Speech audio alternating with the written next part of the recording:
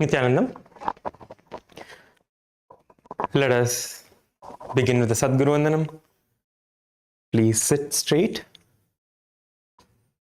with your head, neck and spine in a straight line. Bring your hands to the Anjali Mudra in front of your heart center.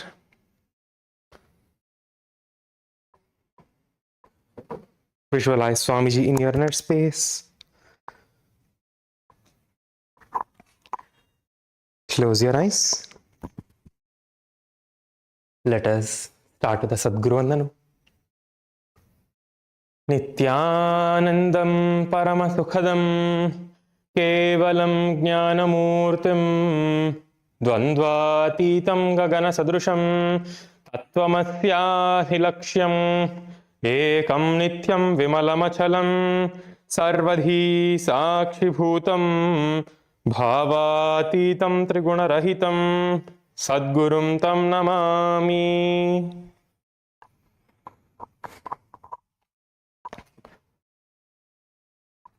Let us now chant the Shiva Mula mantra 11 times internally.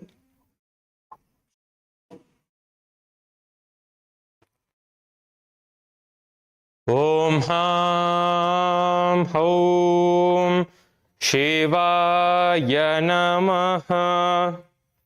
Om Ham Hom Shivaya Namaha.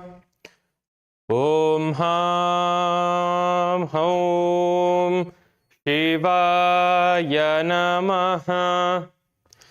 Om Ham Hom Shivaya Namaha. Om Ham Hom Shivaya Namaha. Om Ham Hom Shivaya Namaha. Om Ham Hom Shivaya Namaha. Om Ham Hom Shivaya Namaha. Om Ham Hom Shivaya Namaha. Om Ham Hom Shivaya Namaha. Om Ham Hom Shivaya Namaha.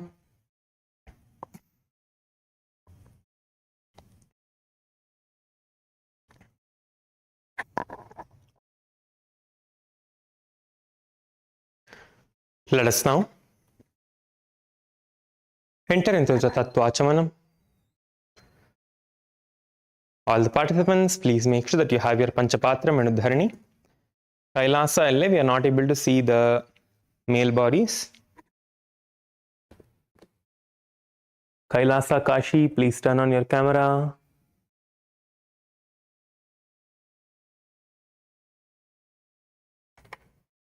Kailasa Kashi, please turn on your camera.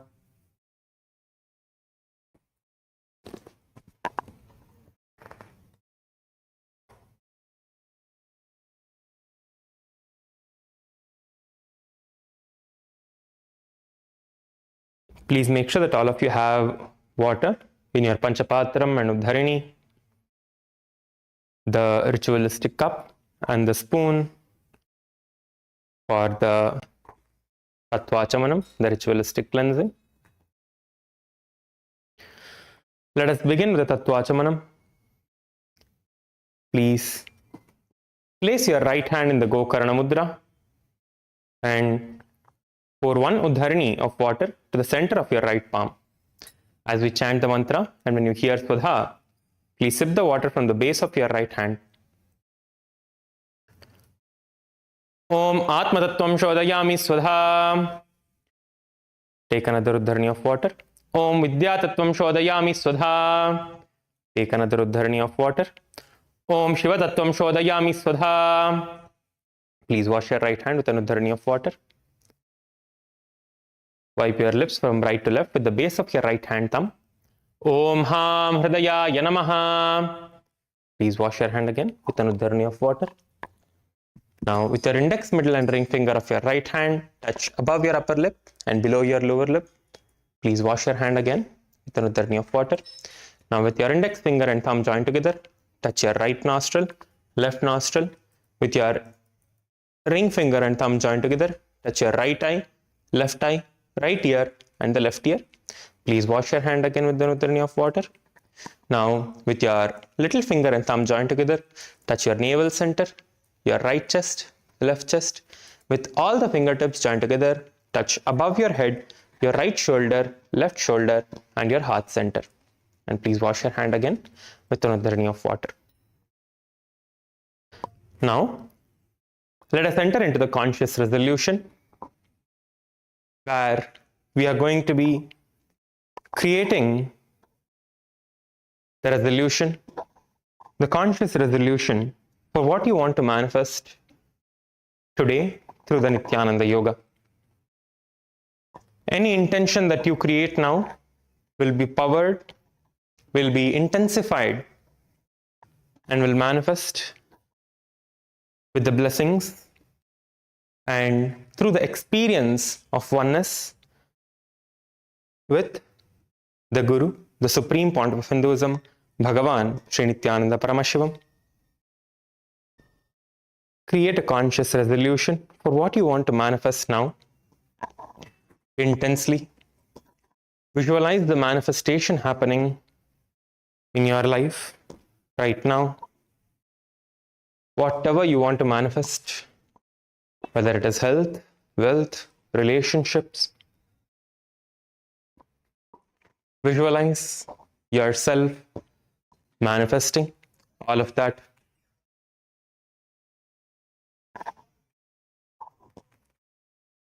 Hold the visualization in your inner space. From this space, let us enter into the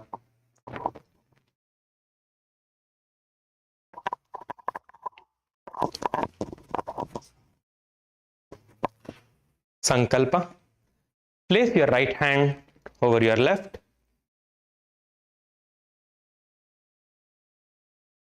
Or left thigh. Close your eyes.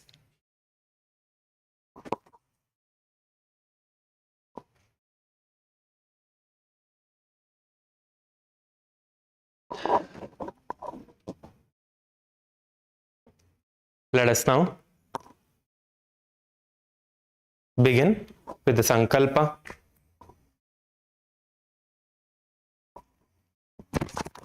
Om Mamopata Samhasta Duritakshayadvara Bhagavat Sri Nithyananda Paramashiva Prityartham Shri Nithyanandeshwari Paramashiva Shakti Sameta Shri Nithyanandeshwara Paramashiva Prityartham Cha Shubhe Shobhane Muhurte Adya Brahmanah Dvitiya Parardhe Shri Shvetavaraha Kalpe Vaivasvatamannvantare Ashtavinshati-tame Nitya-yuge Prathame Pade Jambudvipe Bharatavarshe Bharatakhande Meroho Dakshine Parshve Shakabdhe Asmin Vartamane Vyavaharike Prabhavadinam Shashyaha Samvatsaranam Madhye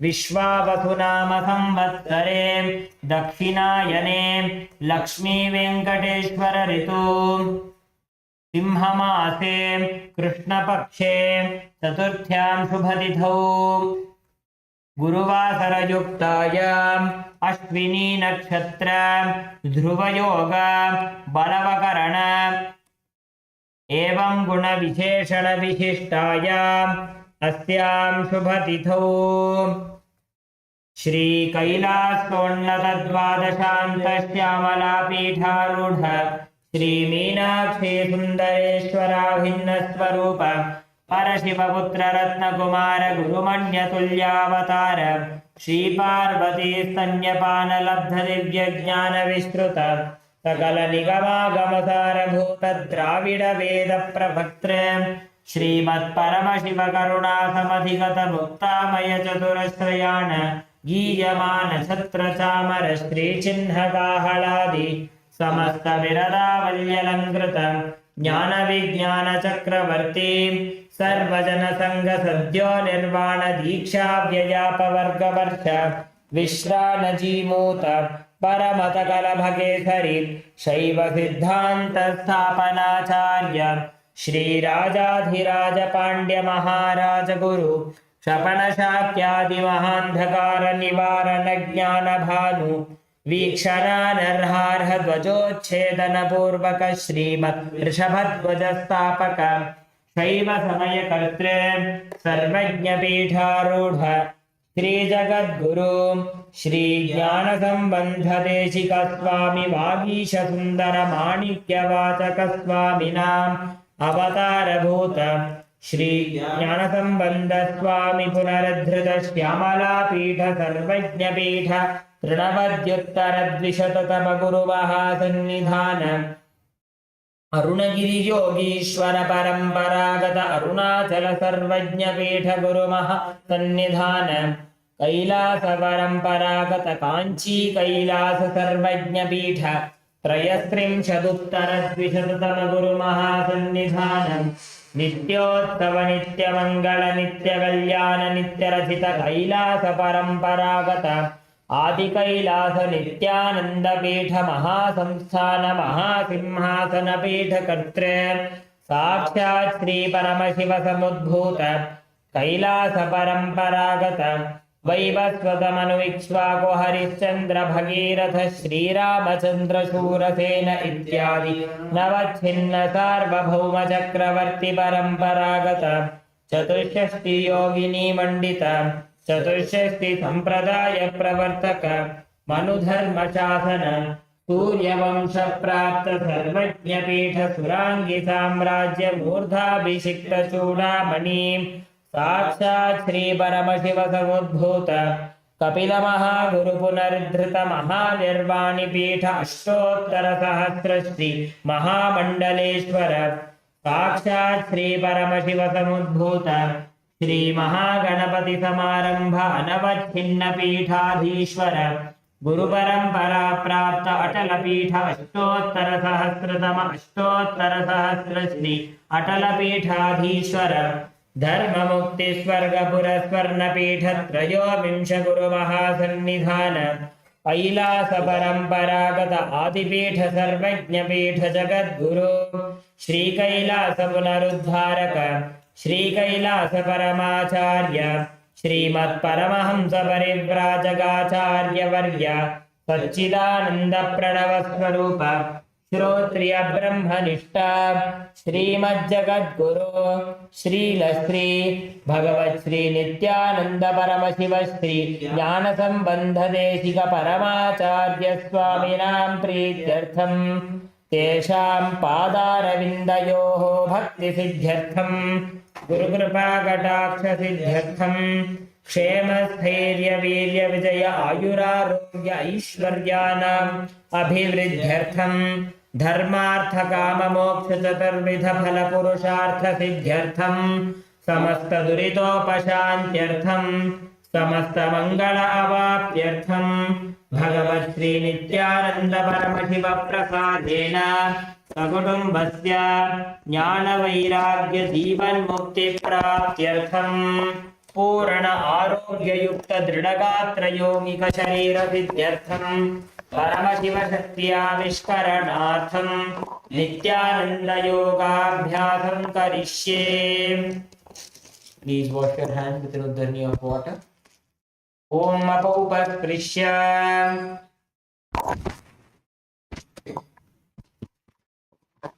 Let us all now stand up on our yoga mats.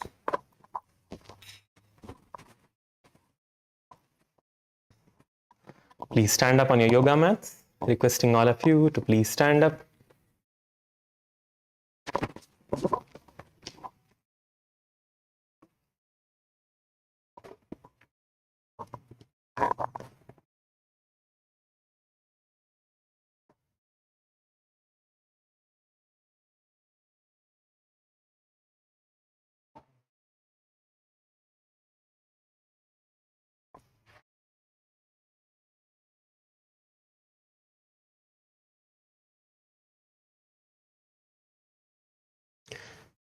Before we entering into the yoga practice, I would like to share a few guidelines.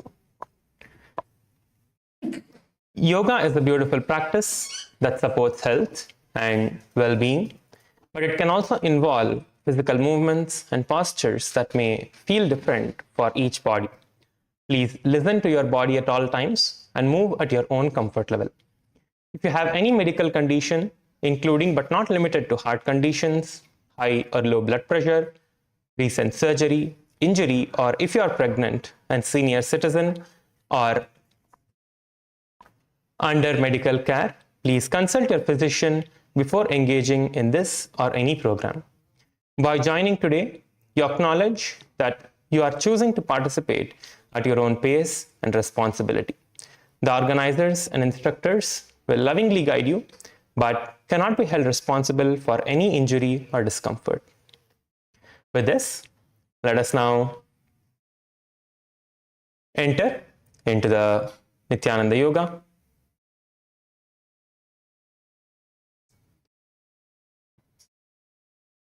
We'll start with the warm-up. Now please start rotating your head. All of you, please start rotating your head. Slowly rotate your head.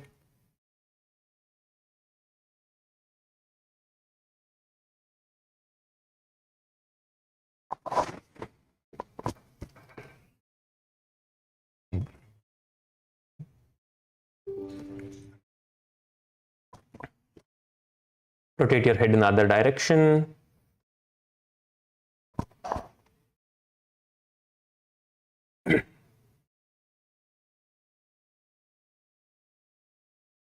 Do it slowly.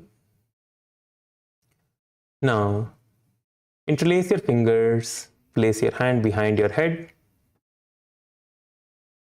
Press your head gently forward using your hands.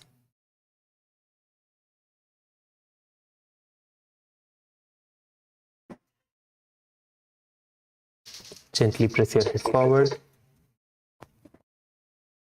and then backward.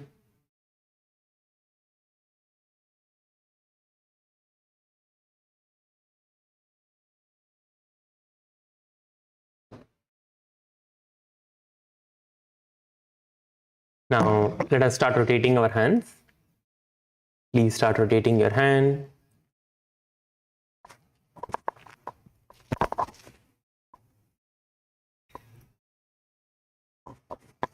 Rotate your hand, rotate your hand.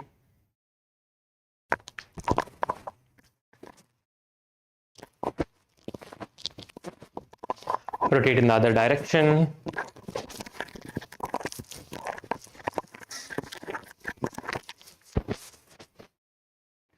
Rotate your hand in the other direction.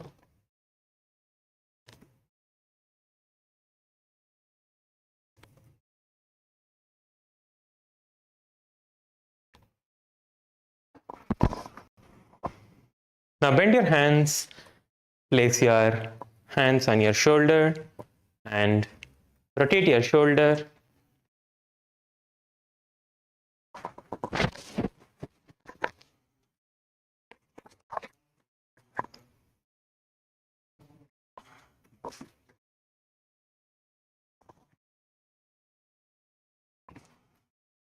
Rotate your shoulder in the other direction.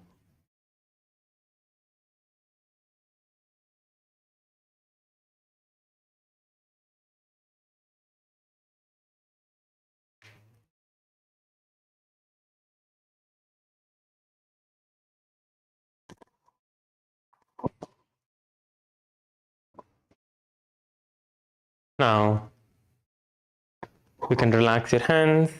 Let us start swinging from side to side. Please swing towards the right and towards the left. Let us all start swinging. Please start swinging. Swing towards the right and towards the left. Nicely swing yourself to the right and to the left. Please keep swinging. Swing, swing, nicely swing your body. Leave your upper body loose and nicely swing.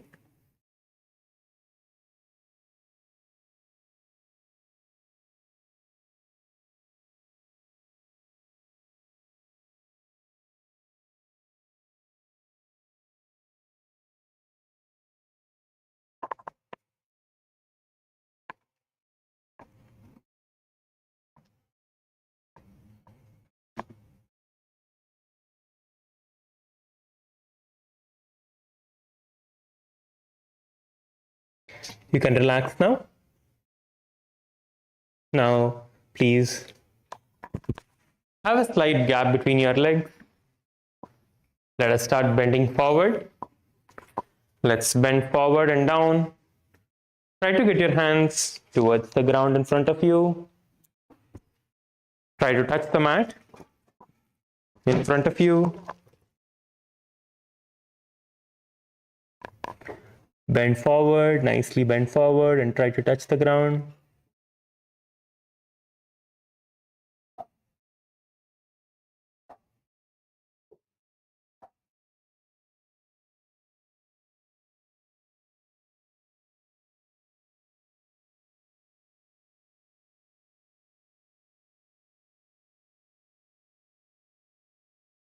You can relax now. Please stand up again. Now, please interlace your fingers and stretch your hands above your head. Interlace your fingers and nicely stretch your hands above your head. Stretch your hands up.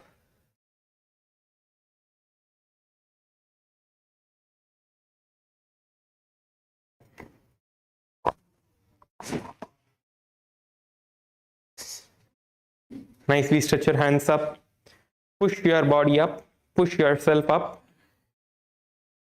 Feel the stretch. And exhale towards the left side and bend. Exhale and bend towards the left side. And repeat this on the right side. Exhale and nicely bend towards either side. Push yourself and nicely bend. You can relax now. Now please interlace your fingers behind your back. Please interlace your fingers behind your back and stretch your hands out and open your hands out.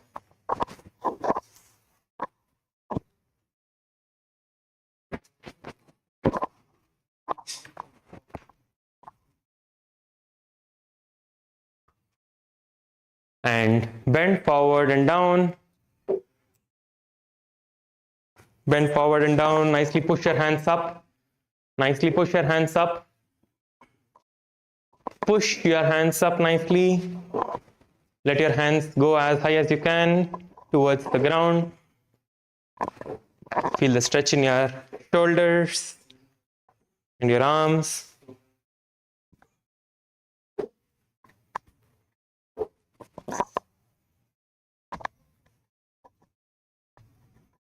You can relax now. Please relax, stand up. Stretch your hands in front of you and rotate your wrists. Please stretch your hands out in front of you and rotate your wrists. Rotate your wrists in the other direction.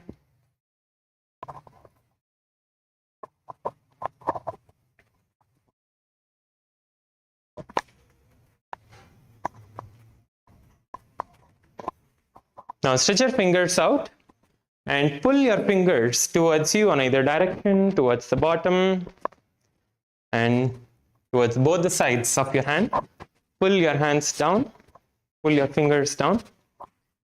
Once you are finished with one hand, you can switch and do it on the other hand.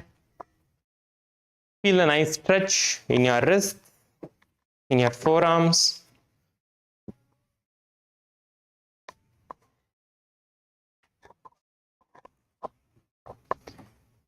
Now place your hands on your hips and let us rotate our hips. Please rotate your hips. All of you, please rotate your hips.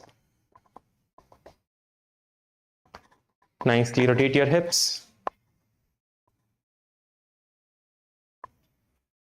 Please rotate your hips. Make full rotations with your hip.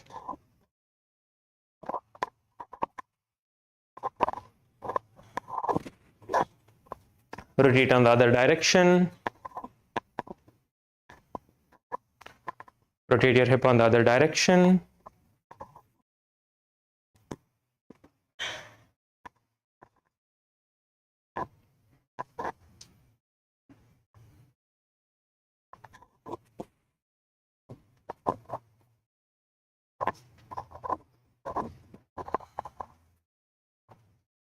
Now place your hands on top of your knees. Let us rotate our knees.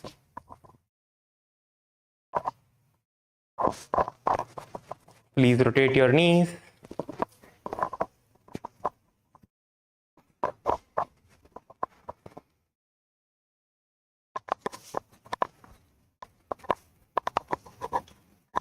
Rotate your knee in the other direction.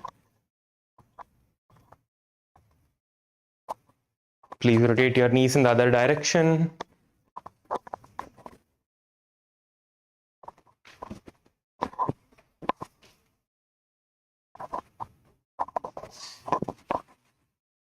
Now stand on your feet.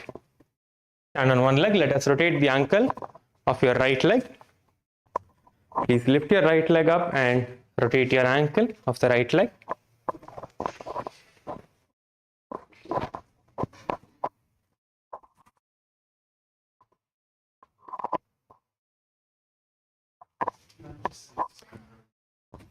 Rotate on the other direction.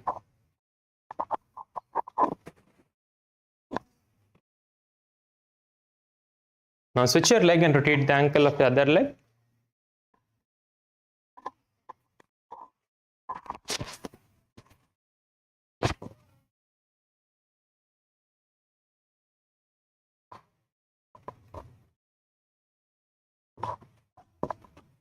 Yes. Now let us get ready to start jumping. We are going to be jumping for 1 minute. So all of you, please get ready to start jumping.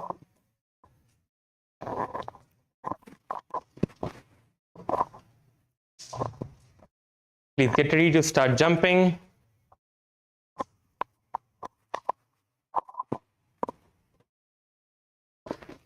Let us start jumping on the count of 3. 3, 2, 1. Let us start jumping for 1 minute now. Please start jumping. All of you start jumping. Jump, jump, jump, jump. Keep jumping. Jump, jump as high as you can. Come on, jump as high as you can. Jump. Jump, jump, jump. Keep jumping, keep jumping. Nice. Keep going, keep going. We have a few more seconds. Keep going. Keep jumping, keep jumping. 30 more seconds.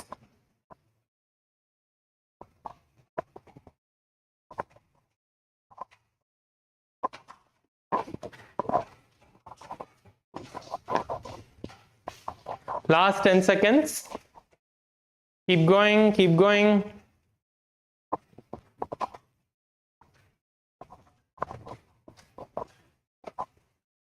You can relax now.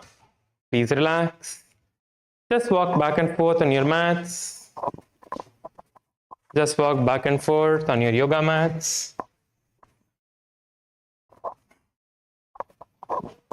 And just relax.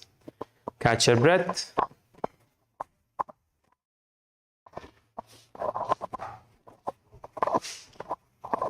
We are now going to enter into the skeleton dance. Just stand still. Close your eyes and visualize yourself as pure bones.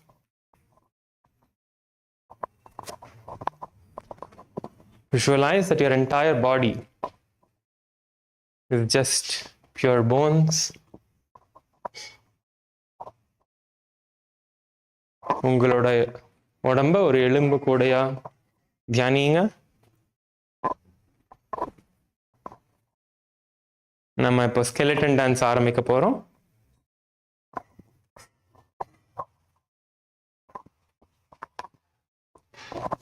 Let us start moving our hands, moving our legs.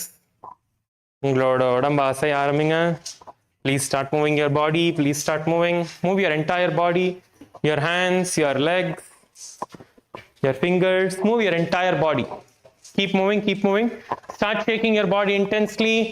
Shake, shake, shake, shake, shake. Shake your body intensely. Move your body. Be intense. Let us start shaking our body intensely. Intensely shake your body. Keep your eyes closed. Stay on your mat. Intensely shake your body. Keep going, keep going.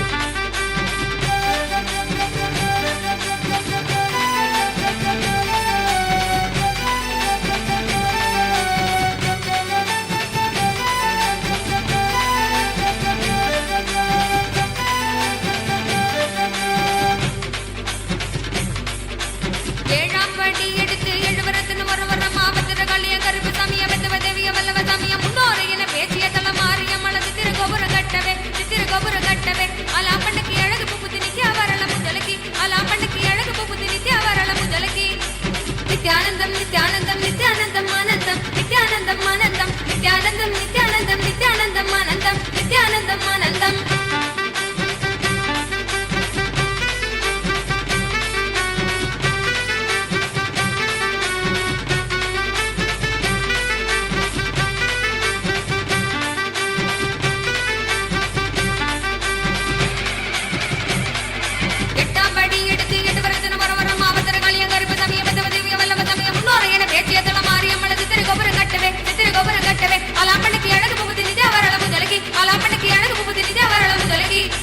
Nithyanandam, Nithyanandam, Nithyanandam, Anandam, Nithyanandam, Anandam, Nithyanandam, Nithyanandam, Nithyanandam, Anandam, Nithyanandam, Anandam, Nithyanandam, Nithyanandam, Nithyanandam, Anandam, Nithyanandam, Anandam, Nithyanandam, Nithyanandam, Nithyanandam, Anandam, Nithyanandam, Anandam. Keep shaking, keep shaking. Keep moving. We have a few more moments. Keep going, keep going. We have another 2 minutes. Keep moving your body. Be intense. Keep shaking, keep shaking.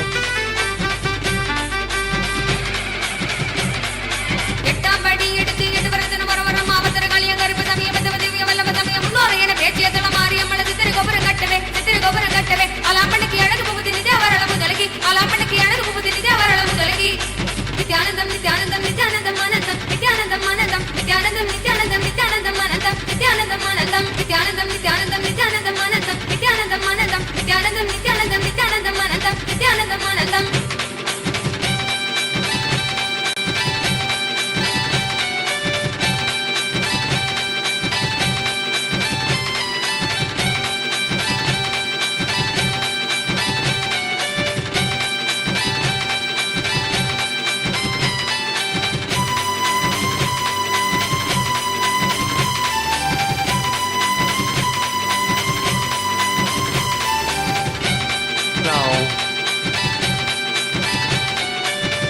Slowly stand still. Stand still. Don't move your body. Don't adjust your mat. Don't do anything. Just stand still. Stand still on your mat. ஆடாம அசையாம நில்லுங்க. Just stand still. Bringing your awareness towards your breath. Inhale deeply and exhale deeply through your nose.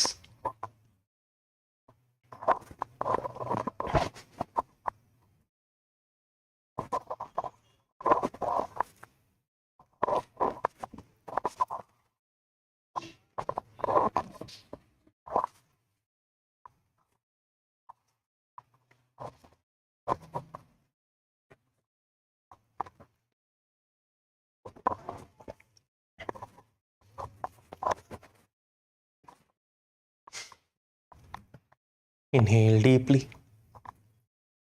and exhale deeply.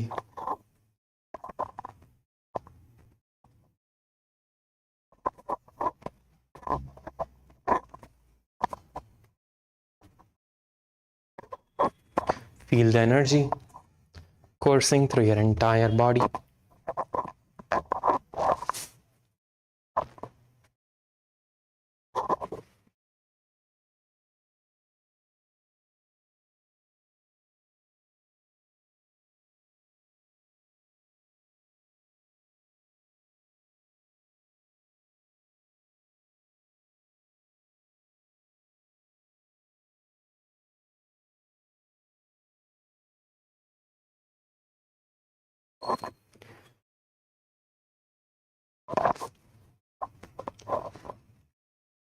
Let us settle down on our yoga mats. Be seated. Please be seated.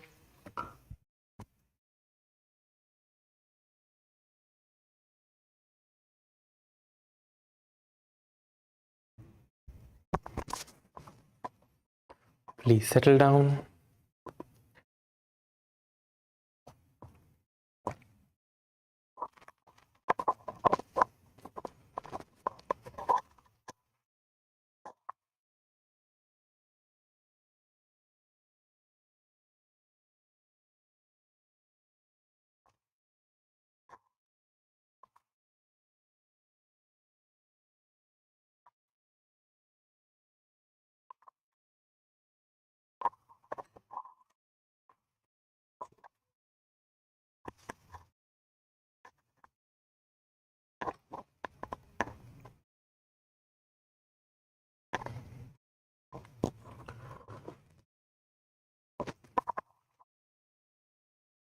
The first asana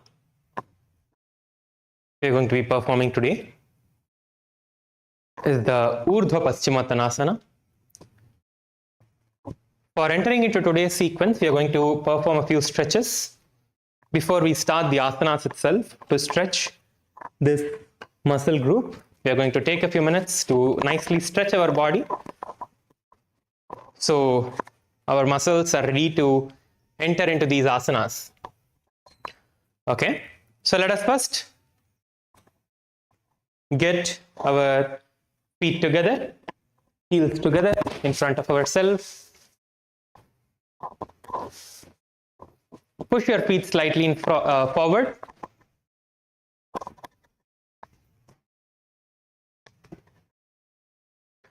From here, you're going to inhale, stretch your hands up and bend forward and down, getting your face towards your heels. Try to touch your forehead towards your heels.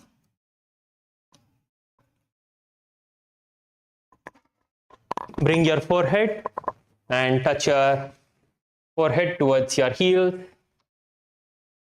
Stretch your hand forward and bring your forehead towards your heels. If you're not able to touch, you can bounce up and down slightly. Just move up and down little bit, little by little, so you feel a little bit more stretch. So try to go down and come back up slowly. So you try to touch your feet. If you're able to touch your forehead towards your heel, then try to touch your chin towards your heel. If you're able to touch your forehead to your heel, then try to touch your chin to your heel, which will stretch your back a little bit more.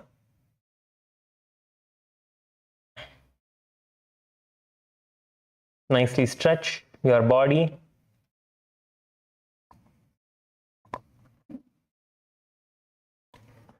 Let us hold in your maximum stretching position, whichever is your maximum stretching position in this asana, where you feel the highest amount of stretch.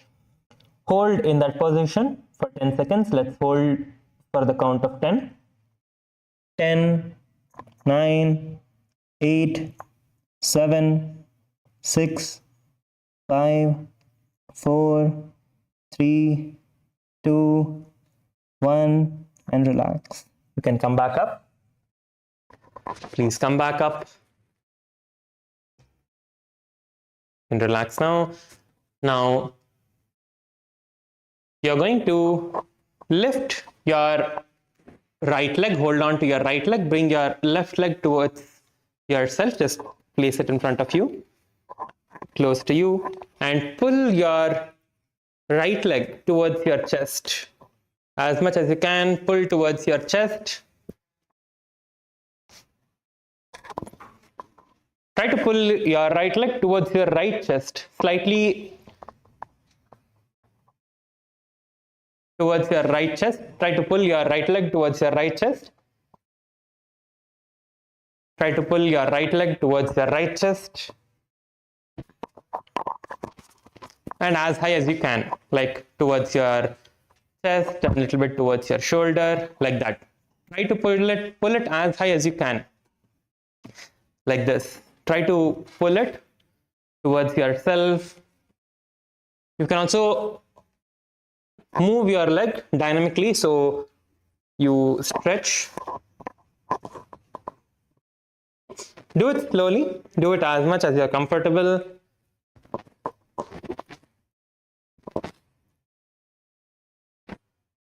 Move your leg, move your leg. You should feel a little bit of stretch. Not too much painful, but a little bit of stretch for the effect to happen. Should not be too comfortable with it. At the same time, don't make it too painful for yourself or you feel like you're going to injure yourself. Keep it in between.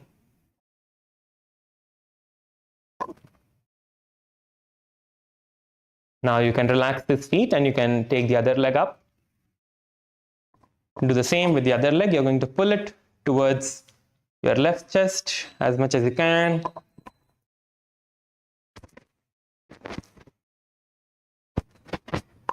Feel the stretch in your hips, in your thighs, wherever you're feeling the stretch in your glutes.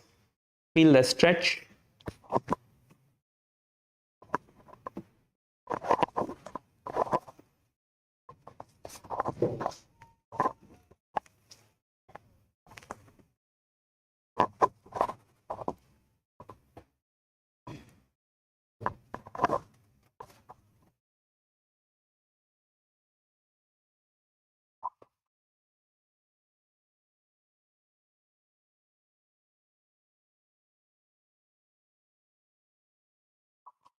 Stretch yourself nicely.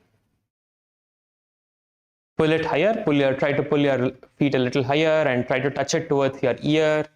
If you can, wherever you can, maybe to your ears, towards your chest, towards your shoulder, how much ever higher you can go. Try to take your leg that high.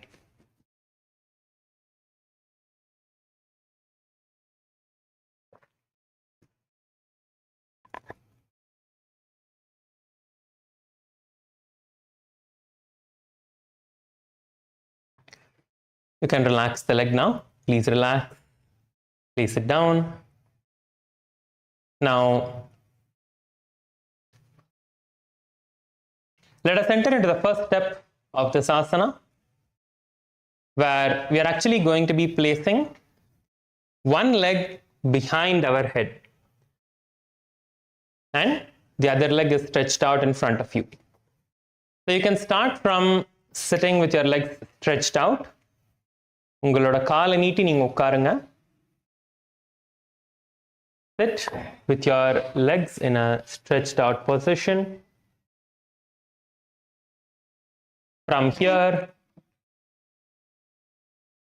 take your right leg, bend your right leg and pull it as high as you can. If it is towards your chest, if it is towards your stomach, if it is towards your shoulder, wherever you can. Pull it as high as you can.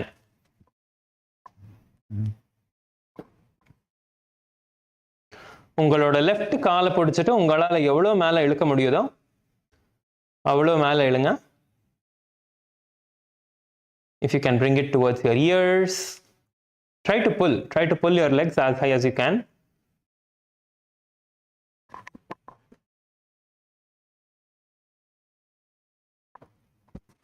And if you can place it behind your head, place it behind your head like this. Like we are showing you on the screen, if you can place it behind your head, Place it behind your head. If you need to place it and hold it there, you can place your leg and hold with both your hands or with one hand. If you need to hold your hand once you place your leg at the back, you can hold. Yes, Kailasa Tiruvannamalai. நல்லா பண்றீங்க ஐயா, நல்லா பண்றீங்க. காலை பிடிச்சுக்கோங்க இப்போ. காலை பிடிச்சுக்கோங்க. S, ரொம்ப நல்லது. கொஞ்ச நேரம் பிடிச்சுக்கோங்க. அங்கேயே கொஞ்சம் செட்டில் ஆகுங்க. ஆடாம அசையாம அங்கேயே இருங்க கொஞ்ச நேரம். ஃபீமேல் சைடில் கூட ஒருத்தவங்க பண்ணிட்டு இருக்கீங்க ஃப்ரண்ட்ல உட்காந்துருக்கிறவங்க. எஸ் மா, அந்த காலை கீழே இருக்கிற காலை முன்னாடி நீட்டி வைங்க. கீழே இருக்கிற காலை முன்னாடி ஸ்ட்ரெச் பண்ணி வைங்க. எஸ், ரைட் காலை இழுத்துக்கோங்க, தலைக்கு மேலே இழுத்துக்கோங்க. தலைக்கு பின்னாடி இழுக்க பாருங்க. ரெண்டு கையும் யூஸ் பண்ணிக்கலாம். நீங்க ரெண்டு கையும் யூஸ் பண்ணிக்கலாம் காலில் பின்னாடி இழுக்கிறதுக்கு. You can use both your hands to pull your legs behind you. Yes, நல்லதுமா. அப்படியே பிடிச்சிக்கோங்க. எங்க உங்களுக்கு பெயின் ஃபீல் ஆகுதோ, எங்க வலிக்குதோ அப்படியே கொஞ்ச நேரம் பிடிச்சிக்கோங்க. கம்ஃபர்டபுளாக இருக்கிற வரைக்கும் அப்படியே ஒரு நிமிஷம் பிடிச்சிங்கன்னா அது டெய்லி உங்களுக்கு அந்த மசில்ஸ் நல்லா ஸ்ட்ரெச் ஆகும். அங்கே பிடிச்சிக்கோங்க. So wherever you are feeling that nice stretch, hold in that position. Just hold for a few moments.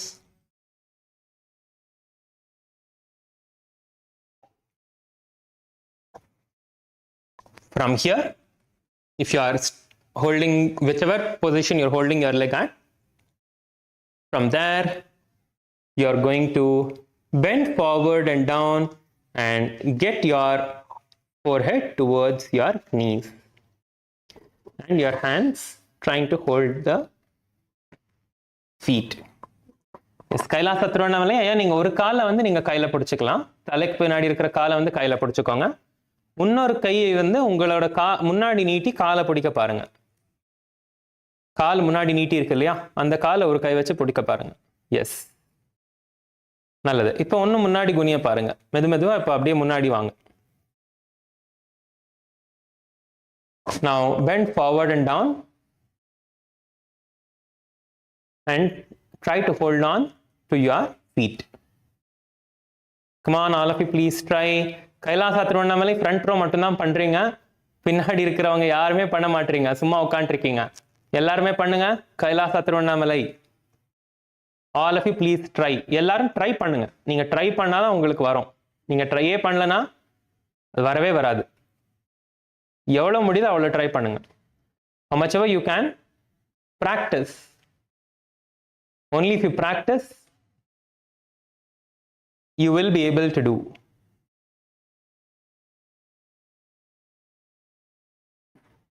So even a little bit of practice, you will see so much of improvements.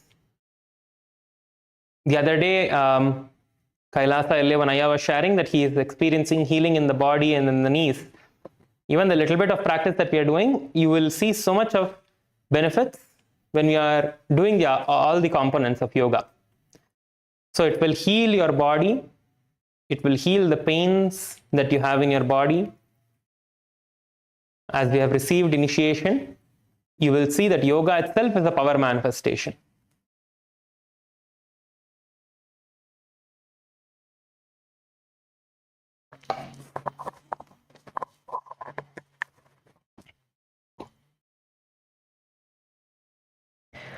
Hold in this asana. Keep your gaze forward. Visualize Swamiji in your inner space. Continue to perform the Sahaja Pratyahara Kumbhaka, Mula Bandha, chanting the japa. Om Nithyananda Paramashivoham. पश्चिमतानवत्सं स्थितिं कृत्वा एकं पादं ग्रीवायां धृत्वा तिष्ठेत्. ऊर्ध्वपश्चिमतानं भवति. You can relax now. Just be seated with your legs stretched out in front of you. Just relax your leg for a few moments.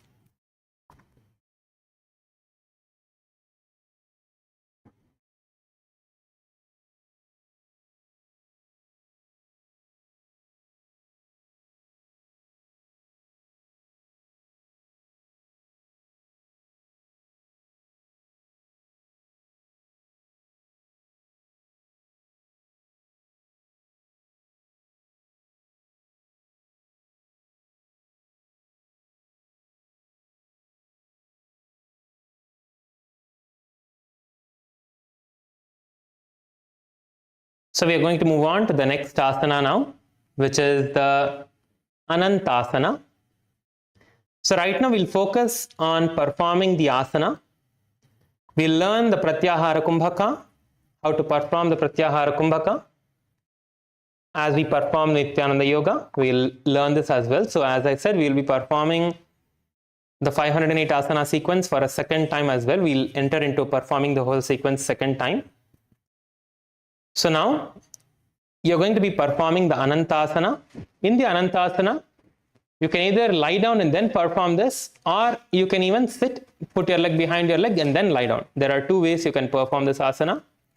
So Anantasana is basically where you put your leg behind your head and lie down. Okay, I see many of the participants are smiling. Come on, all of you, you're going to perform this asana now.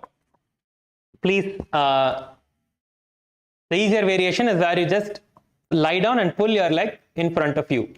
Okay, we'll show you how to do this. Come on, all of you, please lie down. Please lie down on your back and hold on to your leg. Kailasa Thiruvannamalai. ஐயா நீங்க பண்ணலாம்.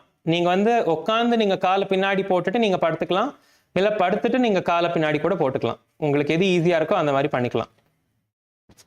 Come on, all of you now please pull your right leg towards your chest.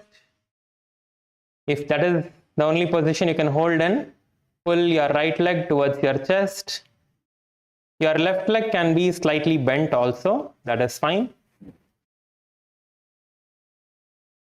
Pull your right leg towards the chest and as high as you can. Try to pull your leg higher and higher.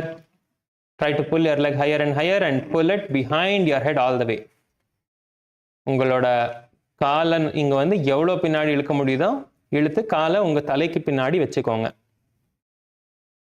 All of you please perform the asana how much ever you can. Pull your leg and try to place it behind your neck. Yes, Kailasa Thiruvannamalai நல்லா பண்றீங்க ஐயா. ரொம்ப நல்லா பண்றீங்க.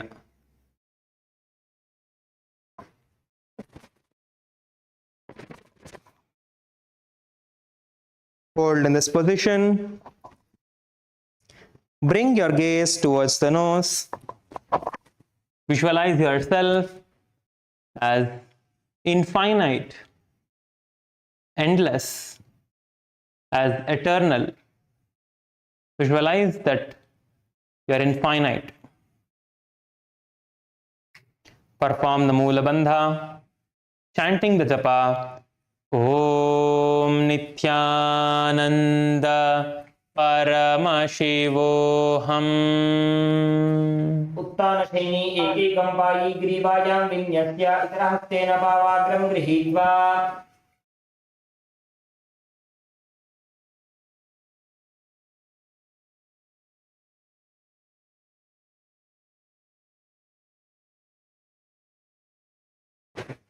The next asana is Ankushasana. So the Ankushasana, you can see it's just a slight variation from here.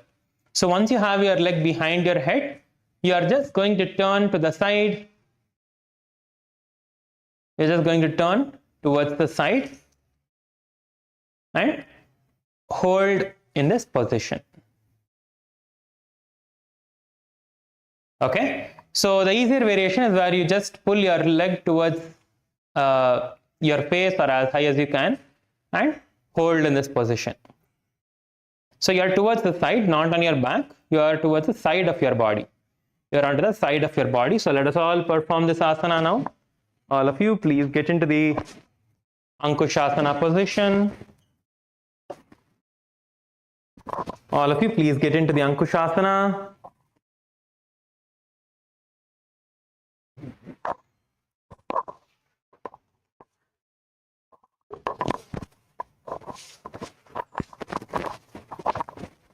Please get into the Ankushasana position. Pull your leg as high as you can and hold it there.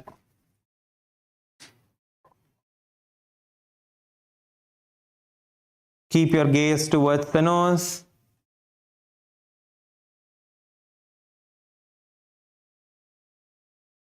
Feel your body that you are completely in control of your body.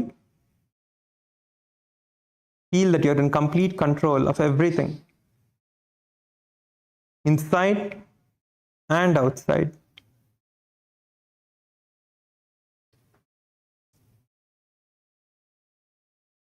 Perform the Mula Bandha.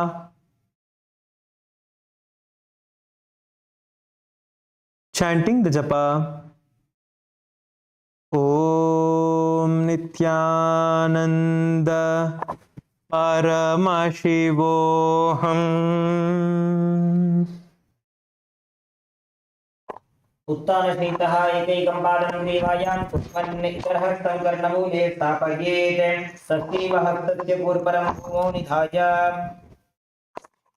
The next asana is the Drishasana. All of you, please now come on to your back and pull your knees towards your chest. Hug your knees towards your chest, holding on to your opposite knees. Hug your knees towards your chest, holding on to your opposite knees. உங்களோட கால் opposite முட்டிகளை பிடிச்சிட்டு உங்களோட முட்டியை நெஞ்சுக்கிட்ட இழுத்துக்கோங்க. Pull your knees towards your chest.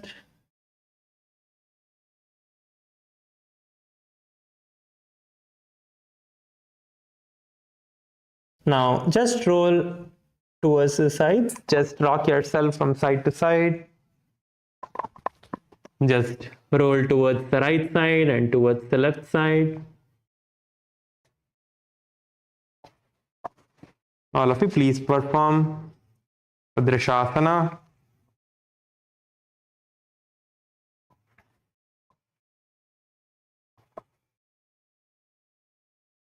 Visualize Swamiji in your inner space. Keep your eyes closed. Perform the Mula Bandha. Chanting the japa. Om Nithyananda Paramashivoham. उत्तानशयनं जानुनी हृदयवष्टम्भजङ्घासहित ऊरोनिकरद्वये बद्ध्वा सव्यापसव्यं लोडयेत्. दृशासनं भवति.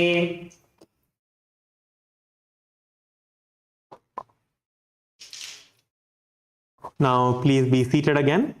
Please sit up. Have your legs stretched out in front of you. Have your legs stretched out in front of you.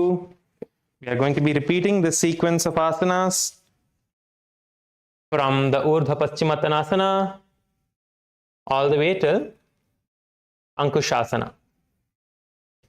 Okay? All of you, please come to a seated position. Kailasa, LA, male body side. All of you, please come to a seated position. Have your legs stretched out. So this time we're going to be performing on the left side. Okay? So now as your right leg is stretched out in front of you, pull your left leg towards your body. Pull your left leg towards yourself as much as you can, whether towards your face or towards your chest or stomach. If you can place it behind, place it all the way behind. Kailasa Tiruvannamalai இப்போ ஐயா நீங்கள் இப்போ அந்த காலை மாற்றுங்க இந்த கால் இப்போ try பண்ணுறோம். S,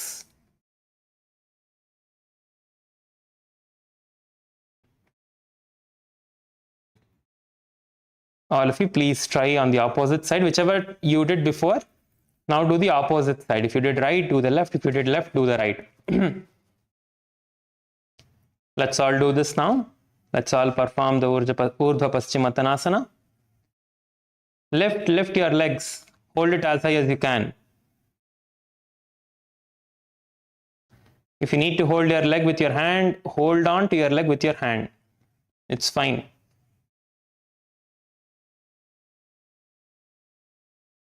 Now, from here, you're going to bend forward and down, getting your forehead towards your knees. Nicely bend forward and down, getting your forehead towards your knees.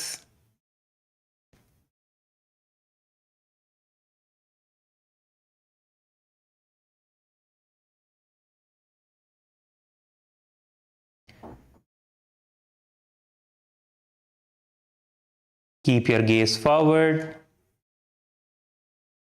Visualize Swamiji in your inner space. Come on, all of you bend forward. I see some of you are just sitting with your legs. Bend forward. Hold your leg and bend forward. நிறைய பேர் சும்மா உட்காந்துருக்கீங்க. காலை உங்களோட left காலை நீங்கள் பிடிச்சிட்டு உங்ககிட்ட இழுத்துட்டு முன்னாடி குனிங்க. அப்போ பশ্চিமத்தனம் செய்ய பாருங்க. Visualize Swamiji. Perform the Moola Bandha, chanting the japa. Om Nithyananda Paramashivoham. पश्चिमदानवत्सं स्थितिं कृत्वा एकं पादं ग्रीवायां धृत्वा तिष्ठेत्.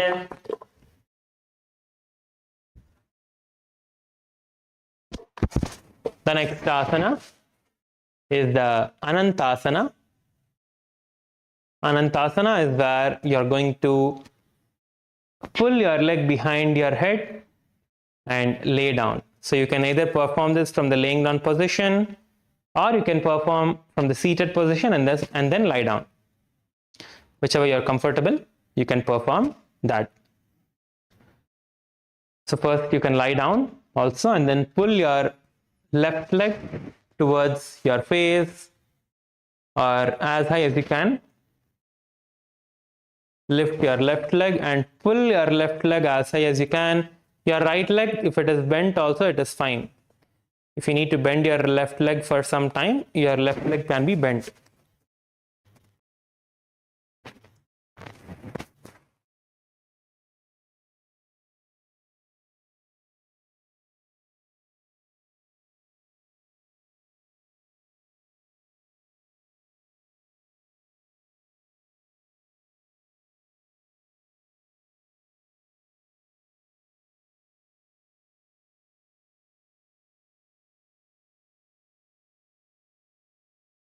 All of you, please hold in the asana, in the Anantasana.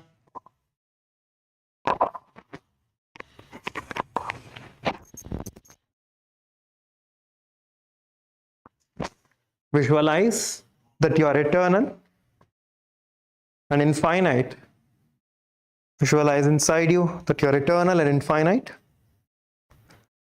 Perform the Moola Bandha and chant the japa.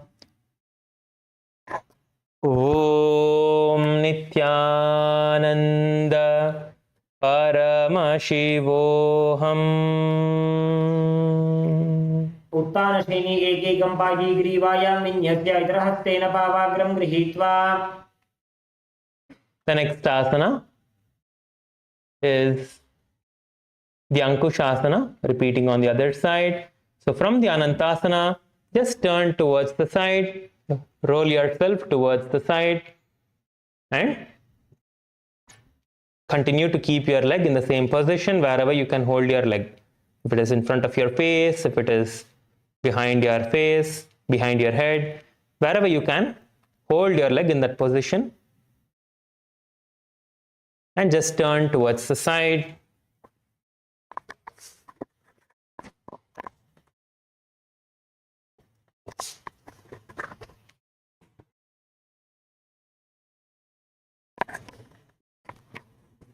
Hold here. Keep your gaze towards the nose from the Ankushasana. Visualize that you're completely in control of everything. Your body, yourself, and your external space, everything. Along with this, perform the Moola Bandha and chant the japa. Om Nithyananda Paramashivoham.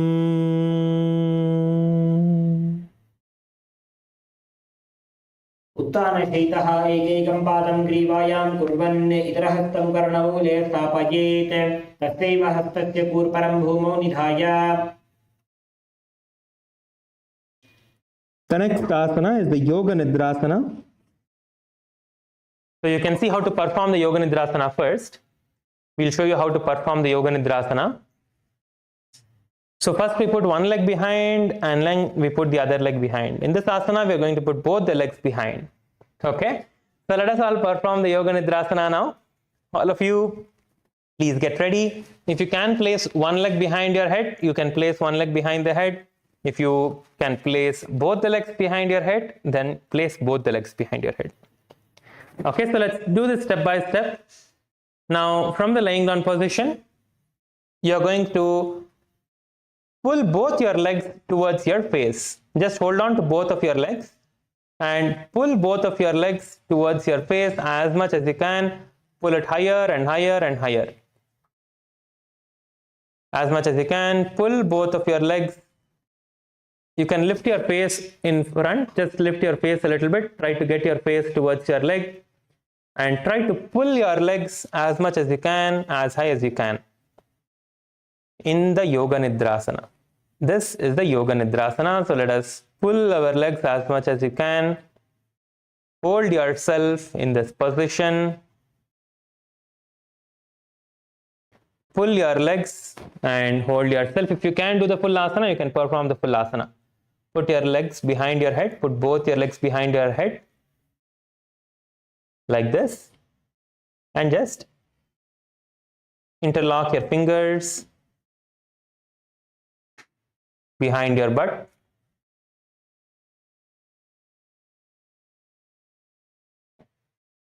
Yes, Kailasa Trivannamalaya. நீங்க first ஒரு காலை பின்னாடி போட்டுக்கோங்க. ஒரு காலை பின்னாடி போட்டுருங்க. இன்னொரு காலை நீங்க ட்ரை பண்ணலாம். இன்னொரு கால் உங்களுக்கு வர மாட்டீங்கன்னா நீங்க அதை பிராக்டிஸ் பண்ணுங்க. ரெண்டு காலும் போயிருச்சா? நல்லது. ரெண்டு காலும் பின்னாடி போயிடுச்சுன்னா நல்லது. அங்கேயே பிடிச்சுக்கோங்க. உங்களோட கையை வந்து உங்களோட பட்டக்ஸுக்கு பின்னாடி நீங்க வச்சுக்கோங்க.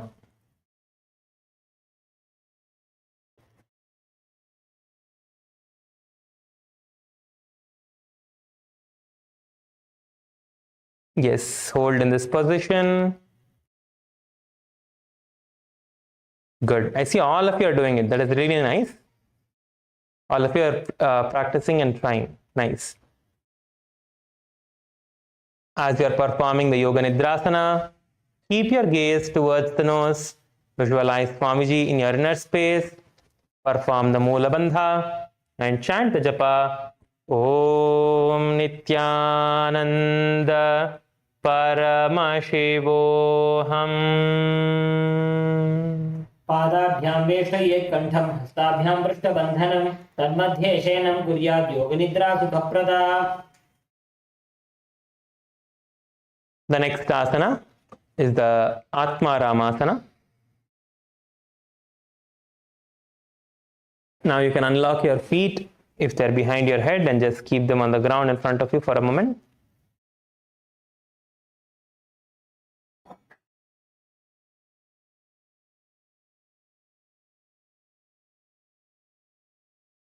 So from here, you can see how to perform the Atma Ramasana. So from the laying down position, you're going to raise your legs towards your chest and put your hands behind like this in front of your legs behind and try to interlace your fingers behind your head. So you're going to put your hands in front of your leg and pull yourself up, pull your legs up and get your hands behind your head. This is the Atma Ramasana. All of you, please perform this. If you are able to just take your hands close to your face also, that is fine. Just try to hold on to your legs first and just pull your legs up. Hold on to your legs from below and pull your legs as high as you can in the Atma Ramasana. Hold in this position.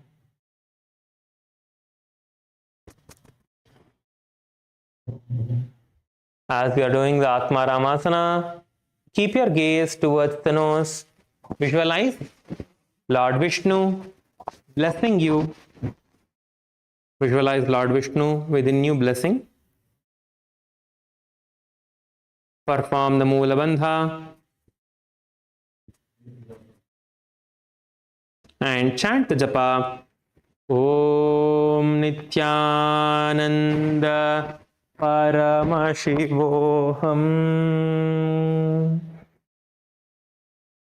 पादाभ्यां वेष्टयेत् कण्ठं हस्ताभ्यां पृष्ठबन्धनम्. The next asana is the Kochikasana. In the Kochikasana, you are going to have your knee towards your chest and your feet to the top. Your foot is facing the sky, facing the top, and your knees are towards your chest. So you're not going to use your hand for this. You're going to just pull your knee towards your chest. Have your hands stretched out to the side and try to get your knees towards your chest with your feet facing the top.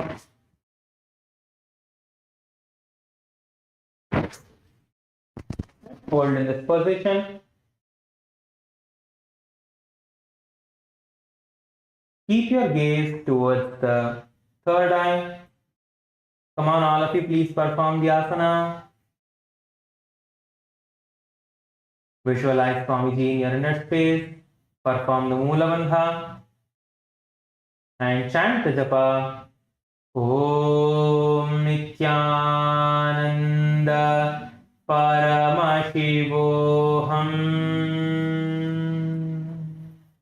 दो हाथ सीधा साकरे तिन सौ बैठ पाकरे पग ऊंचाई आगाने आने बहरी जुगति ऐसे कवि दीवाने. The next asana, we are going to enter into the Jatara Parivritti.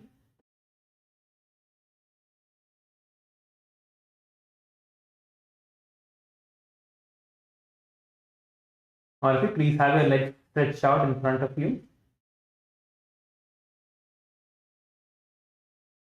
So this asana is multiple step asana.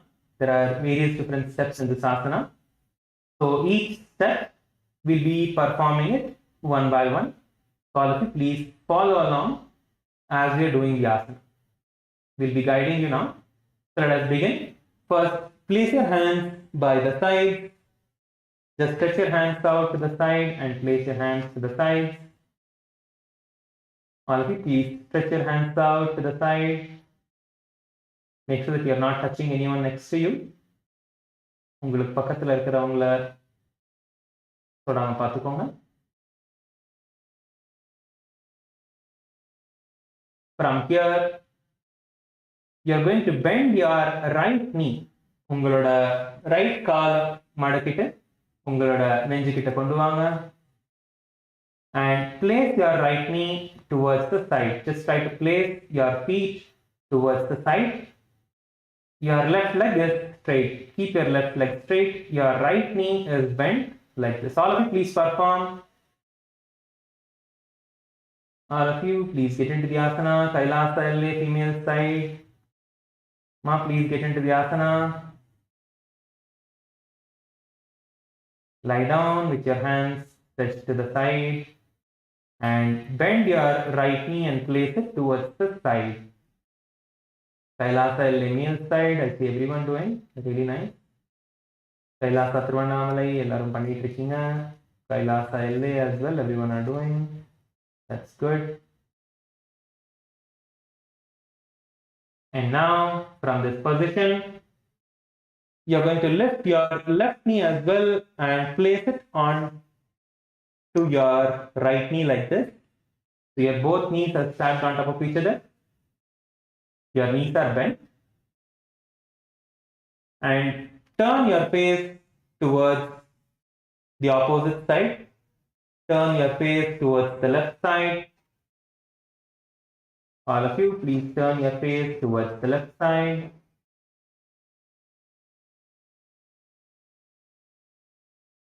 And now you're going to stretch your legs straight in front. Stretch both your legs in front as it is bent. As it is bent, you're going to stretch from to the same position. You're going to stretch your legs towards the right side. Your left hand is straight out to the side, to the left side. Your face is facing the left side. Now hold on to your big toes in the Prana Mudra. Hold on to your big toes in the Prana Mudra.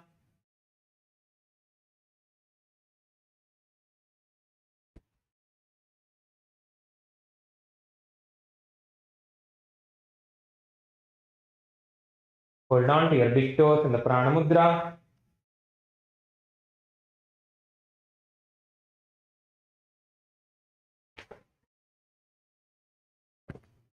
Hold here for a few seconds.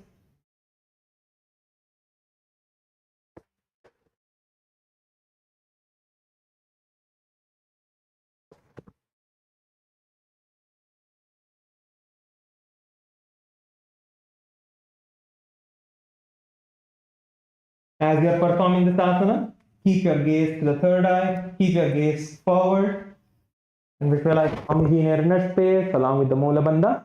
We are now going to be repeating this on the other side. You can again have your legs stretched out in front of you. Please stretch your legs out in front of you and lay down on your back. உங்களோட காலை உங்களுக்கு முன்னாடி நீட்டிட்டு உங்களோட முதுகு மேல படுத்துக்கோங்க. Have your hands stretched out to the side.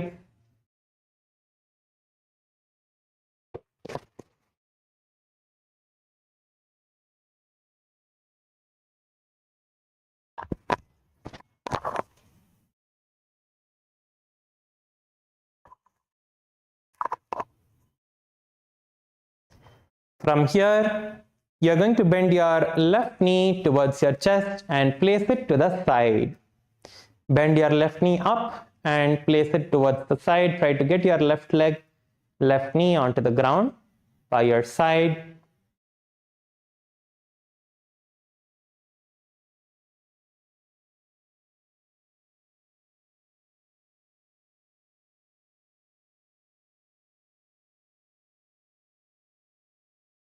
And now take your right leg and stack your right leg over the left with your knees, both knees bent, and turn your face and face the right side. Turn your face towards the right side. If you're doing it on the left side, then you're going to face your face towards the right side. If you're doing it on the other side, then the opposite side. You're going to face your face opposite direction towards where your legs are pointing.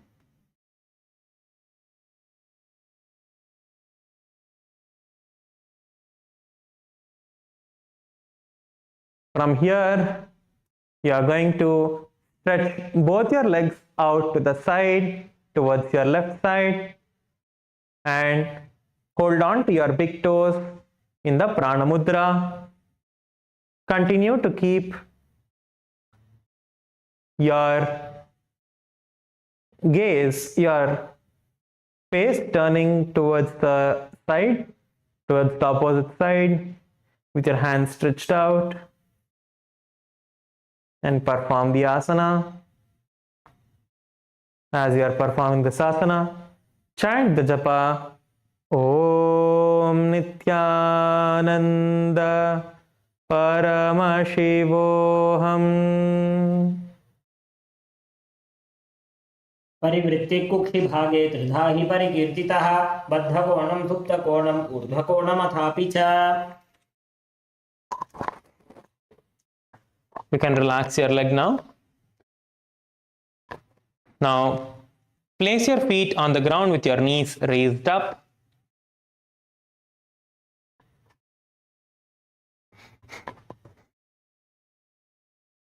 Place your feet on the ground with your knees raised up. We are going to perform the Dvipada Pitam. The name of this asana that we are going to perform is the Dvipada Pitam.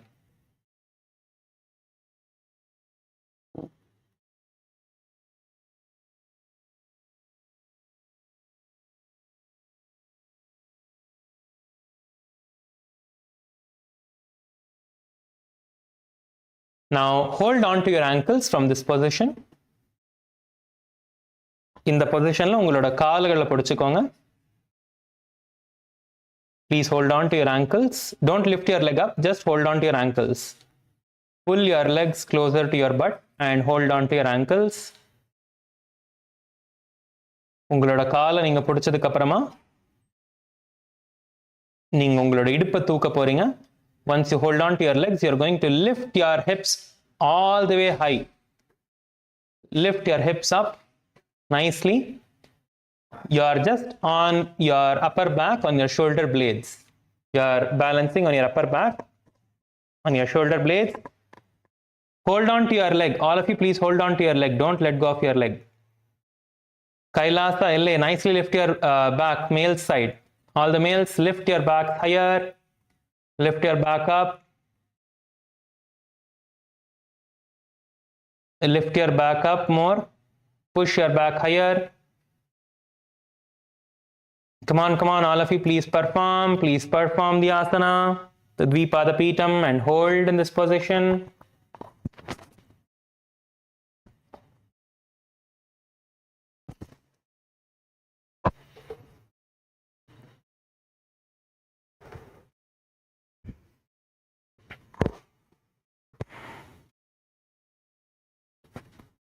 Hold here as you're performing this asana. Keep your gaze towards the third eye. Visualize yourself as the bridge in your inner space. We are going to be performing the Rechaka Kumbhaka here. Means focusing on your exhalation, holding your breath in the exhaled state, and then allowing the breath to come back in and repeating. Along with this, you are going to perform the Jalandhara Bandha, which is the throat lock. So once you inhale and completely exhale, tuck your chin towards the chest. Again, for inhaling, you can just relax and then let the breath come back in, and then again exhale, locking yourself into the bandha. Let us all perform this bandha now, along with the pranayama, and chant the japa. Om Nithyananda Paramashivoham. Lift up and hold, lift up and hold. क्रियायुतं द्वन्द्वपीठ सर्वबलप्रदं गर्भिणीनां दुर्बलानाम् इति Gargi जगादनु.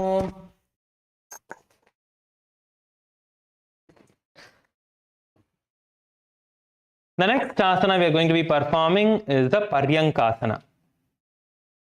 So all of you, please sit up now. Please sit up on the ground. We'll show you how to perform the Paryankasana.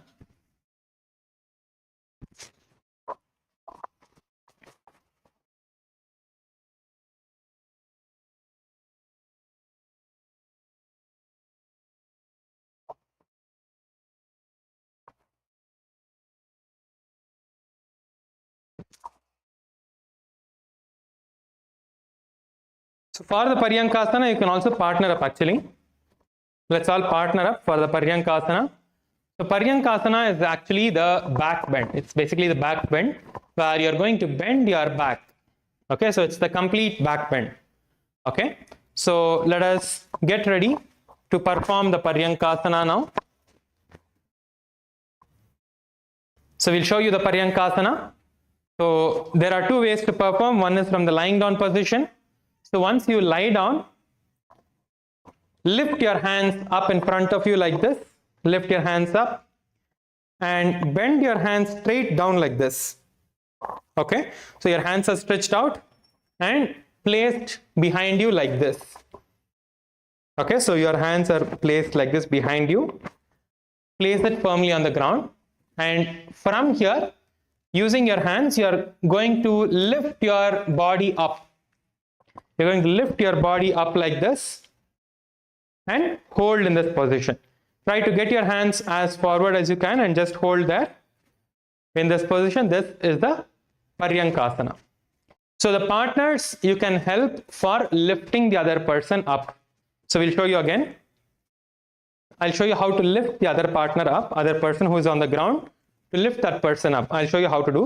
So the person who's on the ground needs to have their hands placed like this, and the person who is helping from the top, you're going to hold on to your partner from the hips, and you're going to lift your partner up like this. Just use a little bit of strength to lift the partner up, and then hold for a few seconds, and again you can relax back. Slowly leave the other person down. Don't suddenly leave them. So slowly leave the other person down. So this is how you can perform. We'll also show you how to perform this asana using a chair. Okay. First, you can start with practicing this asana with your partner, and then we'll show you how to do this with a chair as well. This is the last asana for today. So let us all perform the Paryankasana now. Please perform. Please perform the Paryankasana.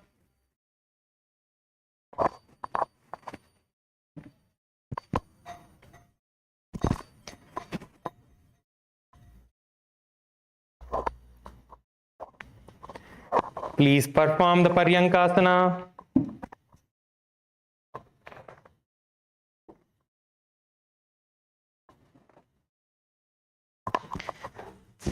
Let us all perform the Paryankasana now.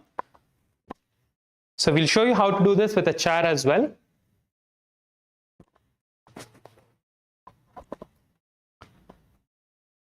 So now, once you have a chair, you cannot use a chair which has handle. You'll have to use chairs that are not having handles. So if you have chairs that do not have handle, you can bring them and place them in front of you, or you can just go to the chair and you can perform the asana. So we'll perform the asana now and show you. So sit in the tip of the chair. You need to sit to the chair's edge, and the partner can just hold on to the chair. The partner just hold on to the chair, and then the person who's doing can bend backwards and place your hand on the ground. Okay, so this is the Paryankasana. So you need to hold on to the chair so the chair doesn't shake or the chair doesn't fall down.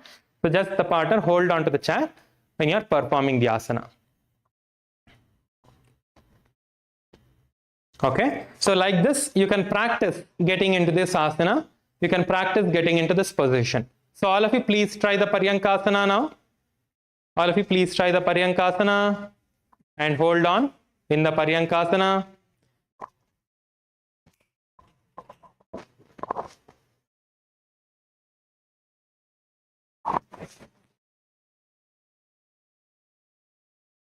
Hold on in the Paryankasana. All of you, please perform the Paryankasana.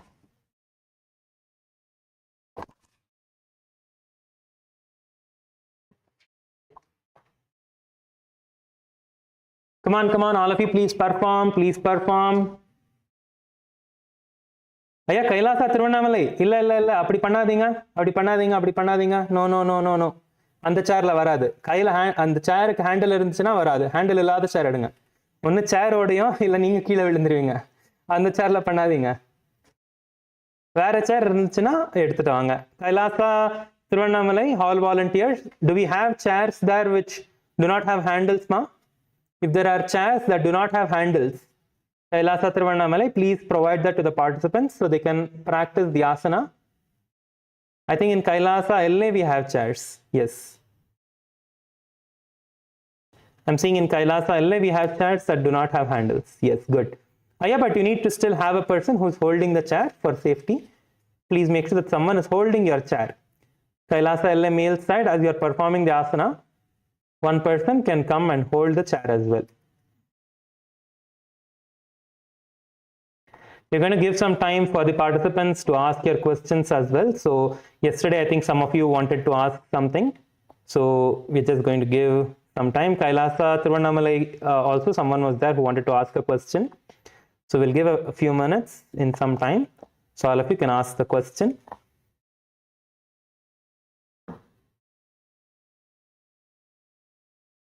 Yes, Kailasa LA male side. Yeah, nice. Is that Fongsin Aya? That's nice, Aya. That's good. Hold, Aya. Hold in that position for as long as you can.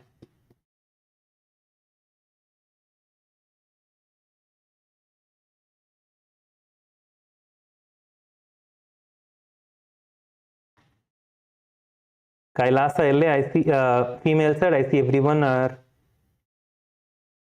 trying to perform. Good. Yes, nice. I see someone is performing in Kailasa, LA. That's nice, ma. That's good. All of you, please perform. That's nice. Help each other. Those of you who are able to do, help the other person who is not able to do. Let's make sure everyone, we are doing it together. Let's make sure all of us are performing the asana, either with a chair or without a chair or without support. However you are comfortable, perform the asana. Yes, now as you are performing this asana, visualize yourself as a stone furniture. You can keep your eyes closed. Perform the Sahaja Kumbhaka, Mula Bandha, and chant the japa. Om Nithyananda Paramashivoham. उत्तानशयनमस्ततलाभ्यां भूमिं वष्टभ्य पादतलाभ्यां भूमिं धृत्वा नाभिप्रदेशम् ऊर्ध्वं कुर्यात्.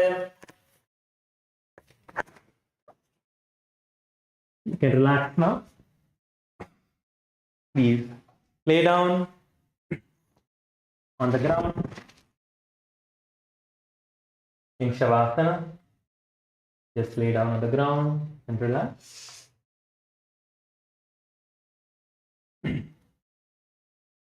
Visualize that the supreme point of Hinduism, Bhagavan Shri Nithyananda Paramashiva, is liberating your body, is liberating you, and relax for a few moments.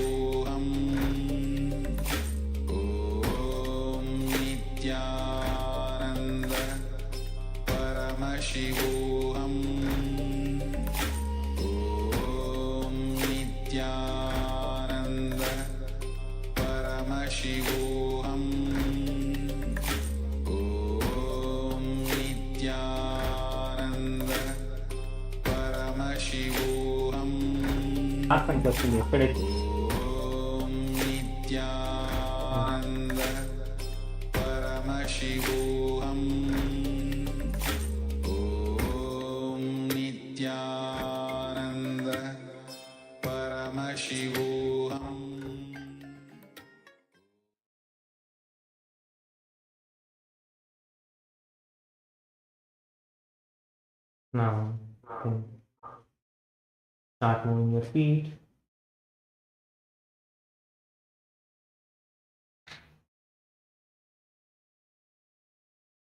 Your hands, your knees.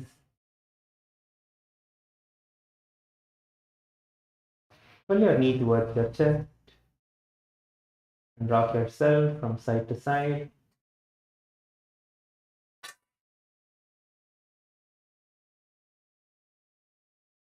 And please sit up.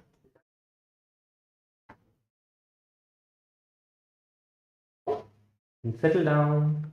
Be seated. Let's just settle down for a few moments in the space of oneness.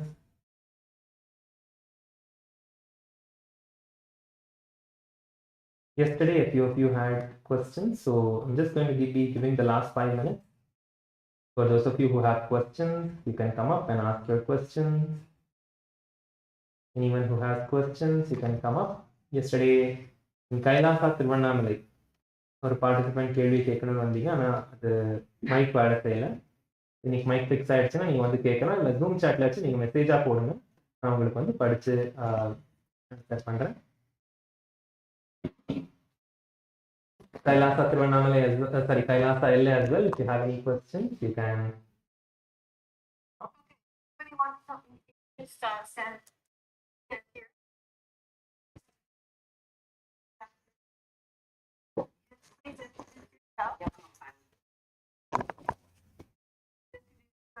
Timeline is Amy, yeah. Nithyanandamma, yes, please go ahead. Nithyanandamma, go ahead, yes.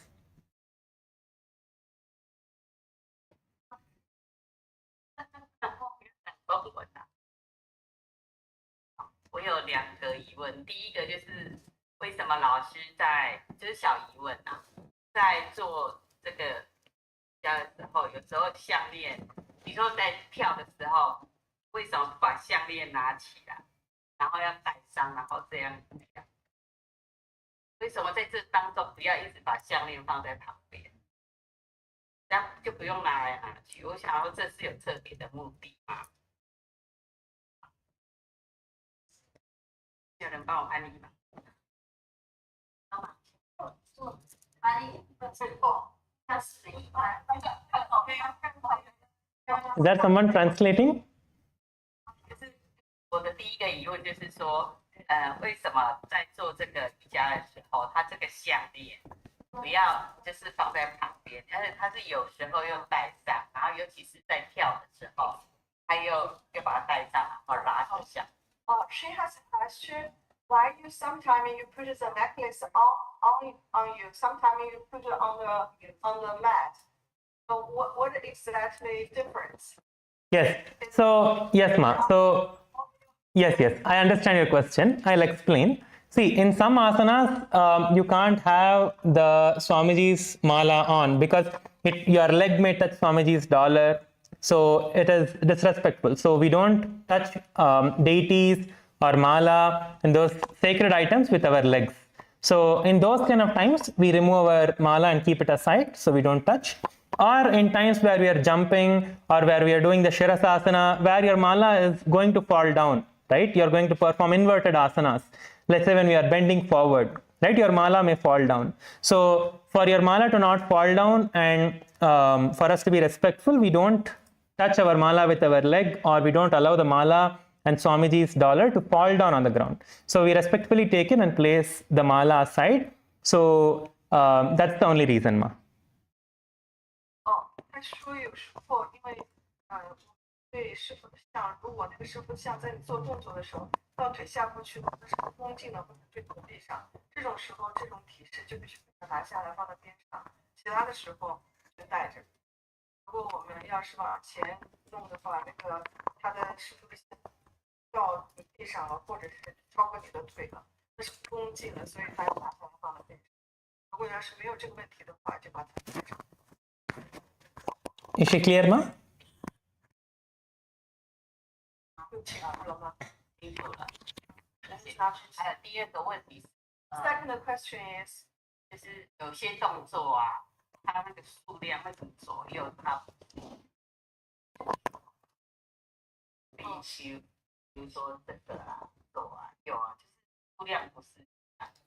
我觉得数量差不多，只是你自己数的。是我自己说的。我给你her second question is, when you do sakala posture, sometimes your left side or right side is not exactly quantity.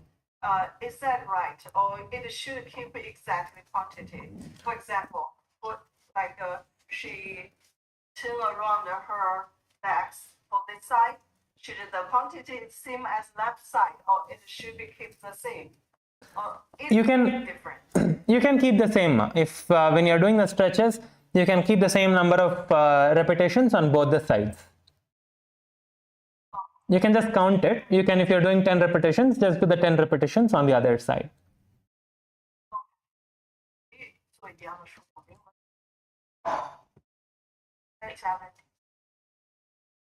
That's all. Yes. Thank you very much. Thank you, ma. Thank you so much. Yes, Kailasa Tirunnamalai நீங்க கேட்கலாங்கம்மா. Unmute பண்ணி நீங்க சொல்லுங்க. இன்னைக்கு mic fix ஆயிடுச்சா? சொல்லுங்கம்மா, கேக்குதுங்கம்மா, சொல்லுங்க. நித்யானந்தம்மா. எனக்கு என்னன்னா, எனக்கு அந்த மூட்டு நிலை L2 L3 L4 L3 வரைக்கும் எனக்கு ப்ராப்ளம் இருக்கு. தென் சர்விக்கல் இஷ்யூஸ் இருக்கு due to the accident by dog. ஒரு நாய் குறுக்க வந்தனால வெஹிக்கிள் போது உள்ள விட்டுட்டேன். இது என்ன அப்படின்னா டாக்டர் எனக்கு சொன்னாங்க ஃப்ரண்ட்ல வந்து பெண்ட் பண்ண வேண்டாம், வெயிட் வந்து எடுக்க வேண்டாம் சொல்லியிருக்காங்க. பேக் வந்து நம்ம பெண்ட் பண்ணிக்கலாம் அப்படின்னு சொல்லியிருக்காங்க. ஸோ அந்த யோகாஸ் மட்டும் நான் பண்ணிட்டு இருக்கேன். ஸோ ஃப்ரண்ட்டை வந்து பெண்ட் பண்ற மாதிரி இருக்கிறதெல்லாம் நான் வந்து ஸ்கிப் பண்ணிட்டு இருக்கேன். அண்ட் தென் வந்து பாத்தீங்கன்னா ஈவன் தான் பேக்ல பெண்ட் பண்ணும்போது வந்து பாத்தீங்கன்னா அந்த என்னோட ஹேண்ட்ஸ்ல வந்து பாத்தீங்கன்னா தம்ப்ல வந்து சிவியர் பெயின் இருக்கு. ஸோ அதனால என்னால யூஸ் பண்ணி பண்ண முடியல. இதே சேம் நான் கண்டினியூ பண்ணலாம் இல்லைங்களா? எஸ்மா, நீங்கள் கண்டினியூ பண்ணுங்கள். டாக்டர் என்ன சொல்லியிருக்கோ நீங்கள் அதை பண்ணலாம். டாக்டர் என்ன சொல்லியிருக்காங்களோ நீங்கள் அதை பண்ணுங்கள். ஆனால் கண்டிப்பாக நீங்கள் வந்து இந்த ஆசனம் செய்கிறதுலேருந்து உங்களுக்கு வந்து இன்னும் எக்ஸ்ட்ரா டேமேஜ் எதுவுமே ஆகாது. இனிமேல் உங்களுக்கு கண்டிப்பாக ஹீல் தான் ஆகும். இந்த ஆசனம் நீங்கள் செய்கிறது எல்லாமே வந்து உங்களுக்கு கண்டிப்பாக இன்னும் ஃபர்தர் ஹீலிங் நடக்கும். ஏன்னா சுவாமிஜியோட தீக்ஷா எல்லாத்தோட மோஸ்ட் பவர்ஃபுல் சுவாமிஜியோட இனிஷியேஷன் இருக்குது. அதுக்கப்புறமா இந்த ஆசனம் எல்லாமே வந்து பரமசிவா டைரெக்டாக கொடுத்துருக்கிறது. ஸோ அதனால் உங்களுக்கு வந்து கண்டிப்பாக ஹீலிங் நடக்கும். எந்த விதமான டேமேஜுமே நடக்காது. நீங்கள் எவ்வளோ முடியுதோ அவ்வளோ மட்டும் செய்யுங்க, அவ்வளோ. Yes, thank you ma, thank you so much Nithyanandam. Yes, so with this let's conclude with the Purna mantra. It is already time for us to go for the puja now. So please sit straight with your head, neck and spine in a straight line. Bring your hands in front of your heart center in the Namaskara mudra. Let us offer our gratitude to Swamiji, the Supreme Pontiff of Hinduism, Bhagavan Sri Nithyananda Paramashivam. Om Purnamadah Purnamidam Purnat Purnamudachyate Purnasya Purnamadhaya Purnamevavashishyate. Om Shanti Shanti Shanti. Hari Om Tat Sat. Sarvam Bhagavat Shri Nithyananda Paramashiva Padukarpanamastu. Om Nithyanandam. Please gather back for puja quickly. Please all of you quickly get ready and gather back for the puja. Thank you, Nithyanandam.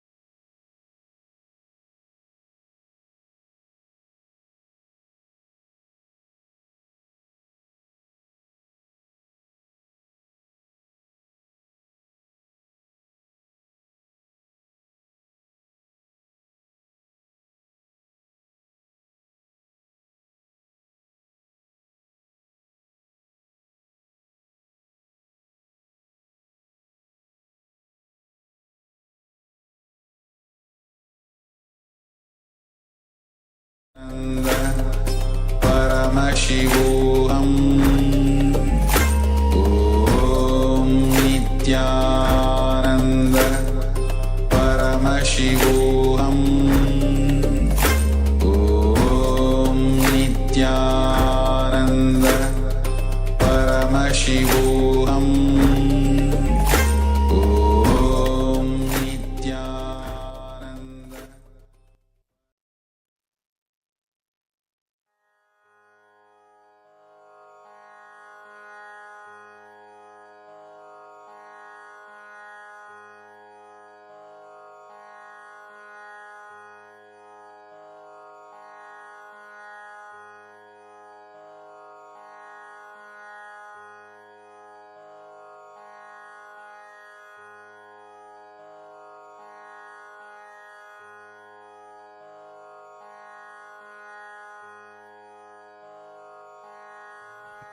Nithyanandam, we request all the participants to settle down with your puja kits. Please settle down. It is time for us to begin the puja.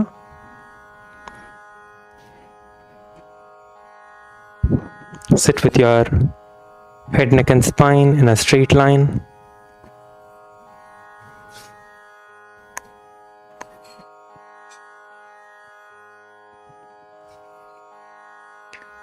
Be seated in a meditative space.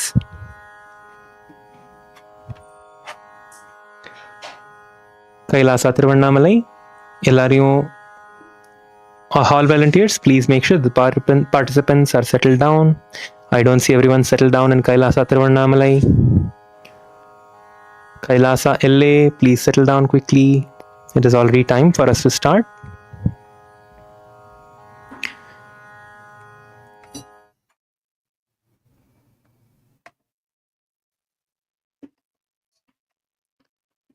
Please sit in a meditative space.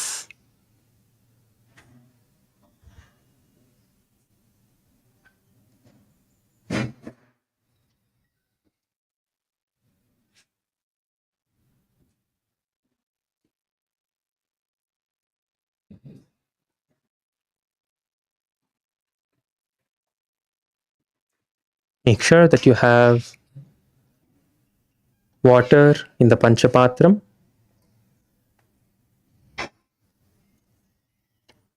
Kailasa Tiruvannamalai, please quickly settle down. எல்லாரும் சீக்கிரமா வந்து உட்காருங்க, time ஆச்சு. இப்போ நம்ம பூஜை ஆரம்பிக்க போகிறோம். Please settle down quickly.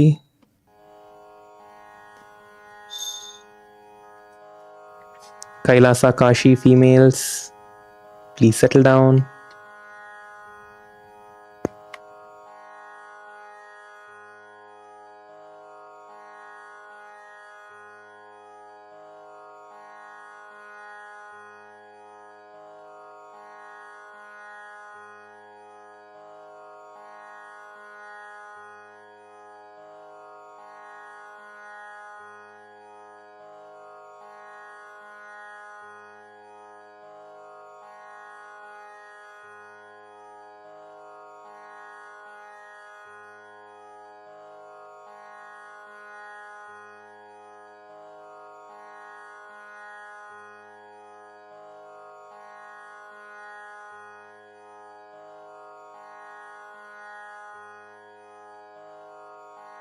Nithyanandam. Let us now get ready to begin the Pada Puja. Please sit with your head, neck and spine in a straight line.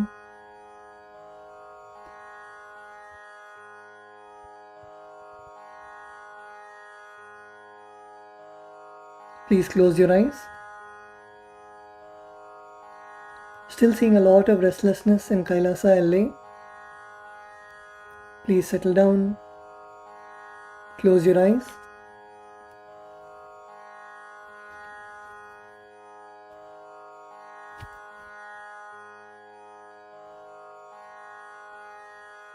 Inhale and exhale deeply and slowly.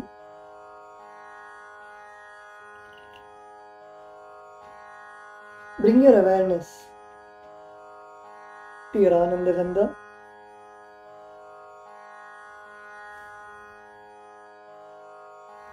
Visualize Swamiji in your Ananda Gandha.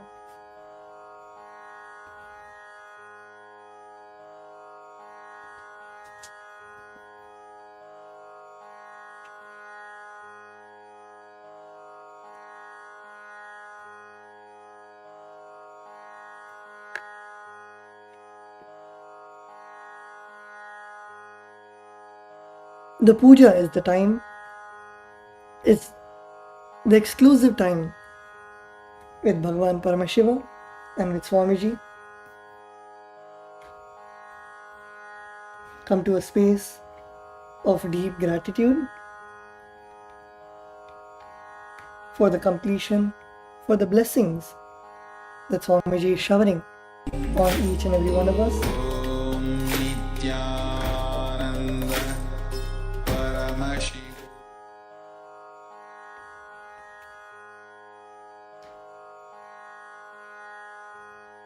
In that space, let us now begin with the declaration, requesting all the participants to declare the following with integrity and authenticity. If you agree to this, please say yes loudly. I authentically cognize, which is internally process, understand, and declare the truth that cosmic energy exists. Yes. I authentically cognize, which is internally process, understand, and declare the truth that Swamiji, Bhagavan Nithyanandeshwara Paramashiva, Devi Nithyanandeshwari Paramashiva Shakti, the Guru Padukas and the Atmalinga are the Chinmaya Vigrahas, the embodiment and representations of that very cosmic energy. Yes. I authentically cognize, which is internally process, understand, and declare the truth that whatever I offer during the Pada Puja and Paramashiva Puja will reach the cosmic source of energy directly. Yes. I authentically cognize, which is internally process, understand, and declare the truth of Soham Asmi, that even when I worship, I am Him. Yes. Let us now begin with the Sadguru Vandanam. In the Sadguru Vandanam, we offer our gratitude to our beloved Swamiji. The meaning of the mantra we are now going to chant is, I surrender to that Guru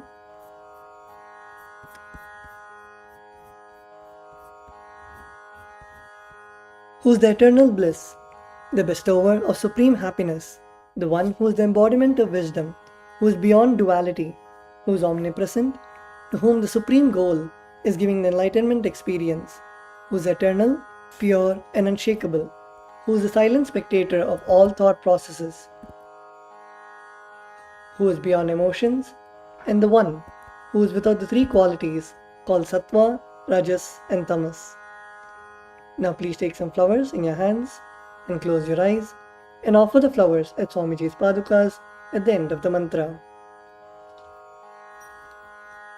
Nithyanandam Paramasukadam Kevalam Jnanamurtim Dvandvatitam Gagana Sadrisham Tattvamasyaadilaksham Ekam Nityam Vimalamachalam Sarvadhi Sakshi Bhutam Bhavatitam Trigunarahitam Sadgurum Tam Namami.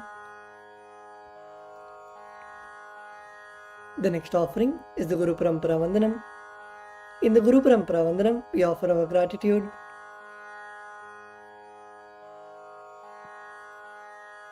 to the eternal lineage of all the Gurus, the enlightened masters. The meaning of the mantra we are now going to chant is, I surrender to the lineage of all my Gurus, which has Bhagavan Nithyanandeshwara Paramashiva as the beginning, Devi Nithyanandeshwari Paramashiva Shakti as the middle, and my Guru, Bhagavan Nithyananda Paramashivam, as the end. Now please take some flowers in your hands, close your eyes, and offer the flowers at Swamiji's Padukas at the end of the mantra. Nithyanandeshwara Paramashiva Samarambham Nithyanandeshwari Paramashiva Shakti Madhyamam Nithyananda Paryantam Vande Guru Paramparam. The next offering is the Arunagiri Yogeshwara Vandanam. In the Arunagiri Yogeshwara Vandanam, we offer our gratitude and respects to Bhagavan Arunagiri Yogeshwara, who is the incarnation of Paramashiva. The meaning of the mantra we are now going to chant is the Arunagiri Yogeshwara, who is the Lord of all beings, who has the sacred musk paste applied on his forehead, who has a glittering stick, who has worn a loin cloth on his glittering hip, who has worn the Dura flower, the king cobra, and a crescent moon on his forehead.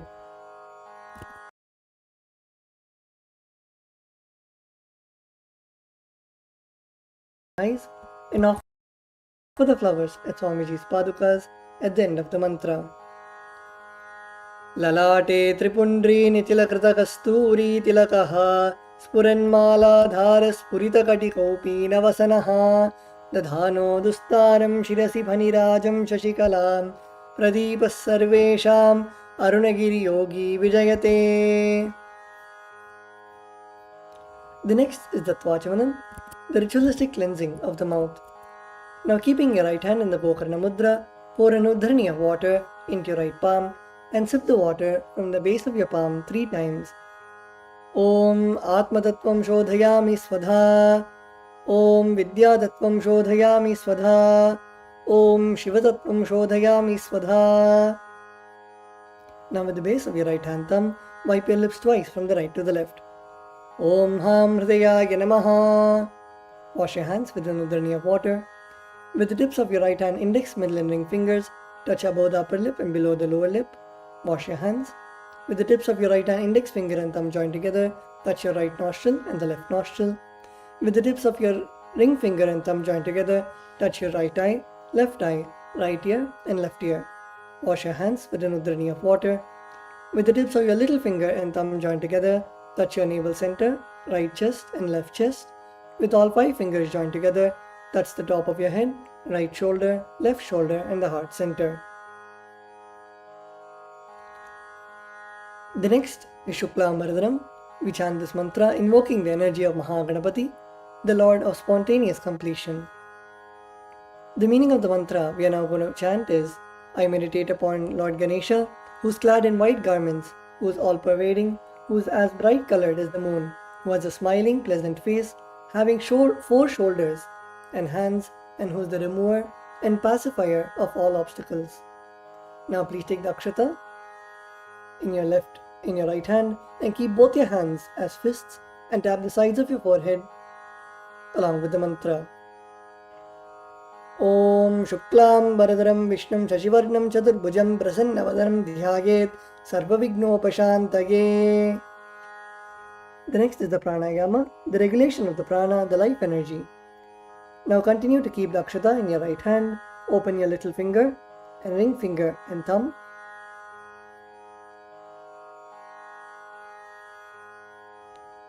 Inhale through the left nostril by closing your right nostril.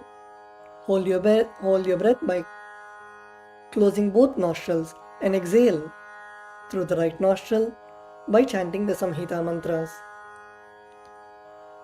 Om Hom Ishanamurdaya Namaha, Om Him Tatpurushavatraya Namaha, Om Hom Bhagavadhaya Namaha, Om Him Vamadevukhyaya Namaha, Om Him Satyojatamurtaya Namaha, Om Hamridaya Namaha, Om Him Shirase Namaha, Om Hom Shikaya Namaha, Om Him Kavachaya Namaha, Om Hom Netrebhyo Namaha, Om Hastraya Namaha, Om Hom Ishanamurdaya Namaha, Om Him Tatpurushavatraya Namaha, Om Hom Bhagavadhaya Namaha, Om Him Vamadevukhyaya Namaha, Om Him Satyojatamurtaya Namaha, Om Hamridaya Namaha, Om Him Shirase Namaha, Om Hom Shikaya Namaha, Om Him Kavachaya Namaha, Om Hom Netrebhyo Namaha, Om Hastraya Namaha, Om Hom Ishanamurdaya Namaha, Om Him Tatpurushavatraya Namaha, Om Hum Bhagavadhaya Namaha, Om Him Vamadevukhyaya Namaha, Om Hum Satyojatamurtaya Namaha, Om Hamridaya Namaha, Om Him Shirase Namaha, Om Hum Shikaya Namaha, Om Him Kavachaya Namaha, Om Hum Netrebhyo Namaha, Om Hastraya Namaha. The next is the Sankalpa, the conscious resolution. When you make a conscious resolution in the presence of the Master, the power of the Master's presence will manifest it as reality. Let us close our eyes and visualize the Sankalpa, the intention that you want to keep in your inner space.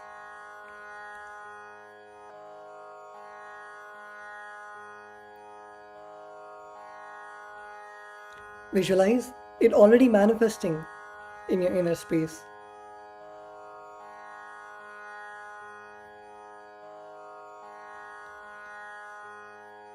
Now, keeping Dakshata in your left palm, close it with your right palm and keep both the hands on the right thigh. Let us now chant the Sankalpa mantra. Om Namo Pata Samasta Duridakshayadvara Bhagavat Shri Nithyananda Paramashiva Prityartham Shri Nithyanandeshwari Paramashiva Shakti Sameta Shri Nithyanandeshwara Paramashiva Prityartham Cha Shubhe Shobhane Muhurte Adya Brahmanaha Dvitiya Parardhe Shri Shvetavaraha Kalpe Vaivasvatamanvantare Ashtavimshatitame Nitya Yuge Prathame Pade जम्बूद्वीपे भारतवर्षे भरतखण्डे मेरोः दक्षिणे पार्श्वे शकाब्दे अस्मिन् वर्तमाने व्यवहारिके प्रभवादीनां षष्ट्याः संवत्सराणां मध्ये विश्वावसुनाम संवत्सरे दक्षिणायने लक्ष्मीवेङ्कटेश्वर ऋतौ सिंहमासे कृष्णपक्षे चतुर्थ्यां शुभजितौ गुरुवासरयुक्तायाम् अश्विनी नक्षत्र ध्रुवयोग कौलवकर्ण एवं गुणविशेषण विशिष्टायाम् अस्यां शुभतिथौ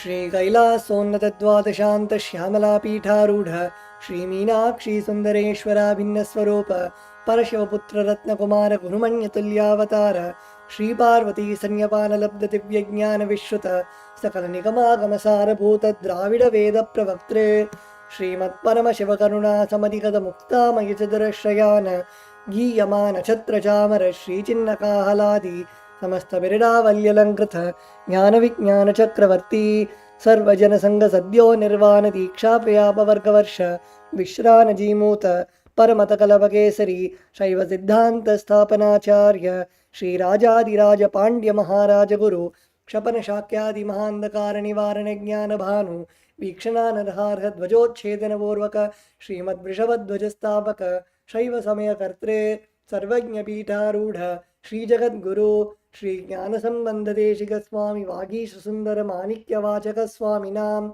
अवतार भूत श्री ज्ञान संबंध स्वामी पुनरुद्धृत श्यामला पीठ सर्वज्ञ पीठ तृणवत्युत्तर द्विशततम गुरु महासन्निधान अरुणगिरि योगीश्वर परंपरागत अरुणाचल सर्वज्ञ पीठ गुरु महासन्निधान कैलास परंपरागत कांची कैलास सर्वज्ञ पीठ त्रयस्त्रिंशदुत्तर द्विशततम गुरु महासन्निधान नित्योत्सव नित्य मंगल नित्य कल्याण नित्य रजित कैलास परंपरागत आदि कैलास नित्यानंद पीठ महासंस्थान महासिंहासन पीठ कर्त्रे साक्षात् श्री परमशिव समुद्भूत कैलास परंपरागत पैवस्वत मनु इक्ष्वाकु हरिश्चंद्र भगीरथ श्रीरामचंद्र शूरसेन इत्याद्यरवच्छिन्न सार्वभौम चक्रवर्ती परंपरागत चतुष्षष्टि योगिनी मंडित चतुष्षष्टि संप्रदाय प्रवर्तक मनुधर्म शासन सूर्यवंश प्राप्त सर्वज्ञ पीठ सुरांगी साम्राज्य बुद्धाभिषिक्त चूड़ामणि साक्षात् श्री परमशिव समुद्भूत कपिल महागुरु पुनरुद्धृत महानिर्वाणि पीठ अष्टोत्तर सहस्र श्री महामंडलेश्वर साक्षात् श्री परमशिव समुद्भूत श्री महागणपति समारंभ अनवच्छिन्न पीठाधीश्वर गुरु परंपरा प्राप्त अटल पीठ अष्टोत्तर सहस्र श्री अटल पीठाधीश्वर धर्म मुक्ति स्वर्गपुर स्वर्ण पीठ त्रयोविंश गुरु महासन्निधान कैलास परंपरागत आदिपीठ सर्वज्ञ पीठ जगद्गुरु श्री कैलास पुनरुद्धारक श्री कैलास परमाचार्य श्रीमत् परमहंस परिव्राजकाचार्य वर्य सच्चिदानंद प्रणव स्वरूप श्रोत्रिय ब्रह्मनिष्ठ श्रीमद् जगद्गुरु श्री भगवत् श्री नित्यानंद परमशिव श्री ज्ञान संबंध देशिक परमाचार्य स्वामिनां प्रीत्यर्थं तेषां पादारविन्दयोः भक्ति सिद्ध्यर्थं गुरुकृपा कटाक्ष सिद्ध्यर्थं क्षेम स्थैर्य वीर्य विजय आयुरारोग्य ऐश्वर्यानाम् अभिवृद्ध्यर्थं धर्मार्थ काम मोक्ष चतुर्विध फल पुरुषार्थ सिद्ध्यर्थं समस्त दुरितोपशान्त्यर्थं समस्त मंगलावाप्त्यर्थं भगवत् श्री नित्यानंद परमशिव प्रसादेन सकुटुम्बस्य ज्ञानवैराग्य जीवन मुक्ति प्राप्त्यर्थं Shri Nithyanandeshwari Paramashiva Shakti Sameta Shri Nithyanandeshwara Paramashiva Avatara Bhuta Shri Sarvadeva Devi Swarupa Bhagavat Shri Nithyananda Paramashiva Pratyakshapada Pujam Karishye Shri Nithyanandeshwari Paramashiva Shakti Sameta Shri Nithyanandeshwara Paramashiva Pujam Cha Karishye Om Apaupasprisya.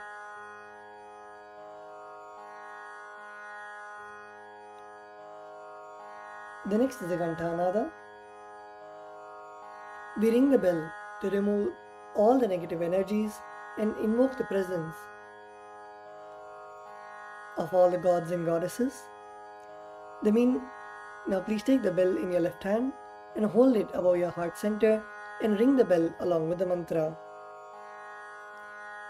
Om Agamarthantu Devanam Gamanarthantu Rakshasam Ghantanadam Karomyadau Devata Manalanchanam Ghanta Devata Bhyo Namaha.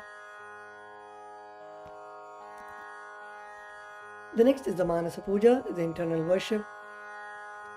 Now please close your eyes and visualize the meaning of the mantra in your inner space.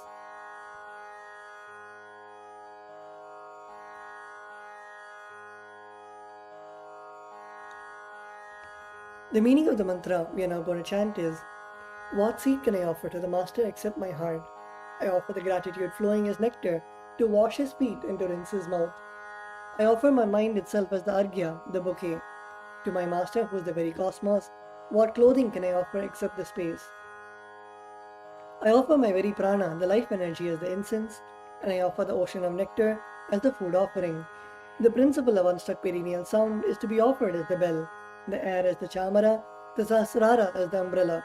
The principle of sound is the music, the actions of the senses, and also the vagaries of the mind as the dance. All the 7 chakras, along with the Shushumna Nadi, is to be offered as a flower garland.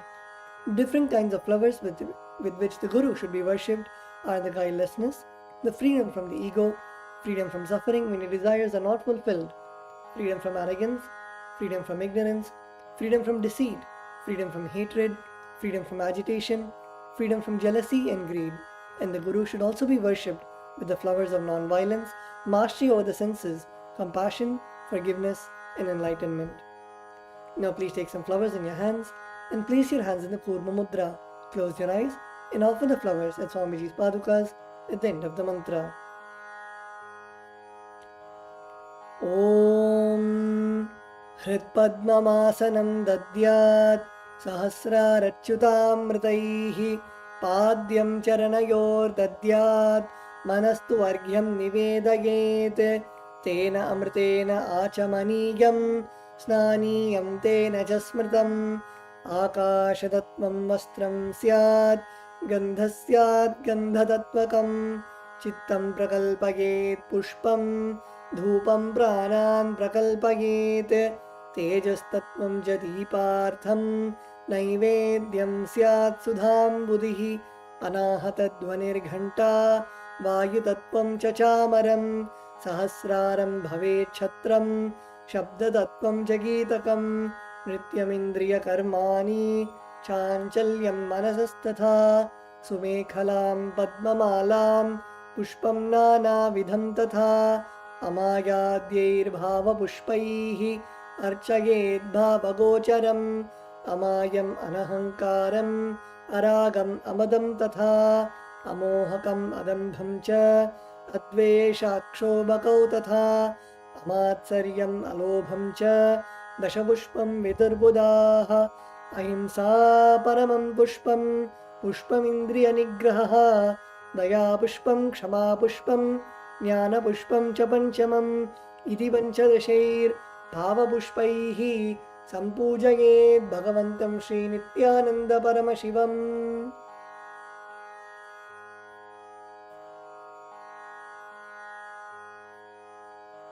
The next is the Upachara Puja. The first is the offering of Asanam, the offering of seat to the Master. Now please take the meaning of the mantra we are now going to chant is, O the One who resides in all the beings, the One who is the very soul of all beings, I offer this seat to you. I surrender, I surrender. Now please take some flowers and akshata in your hands and offer it at Swamiji's padukas along with the mantra.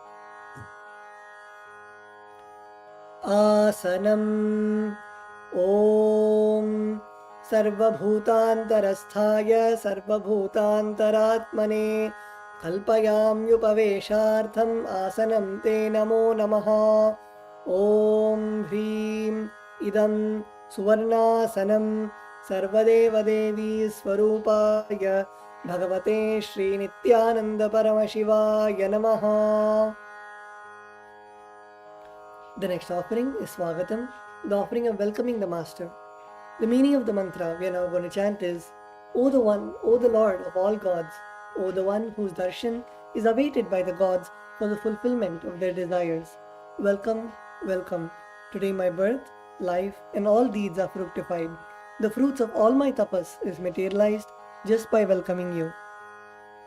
Now please take a flower in your hands and offer it at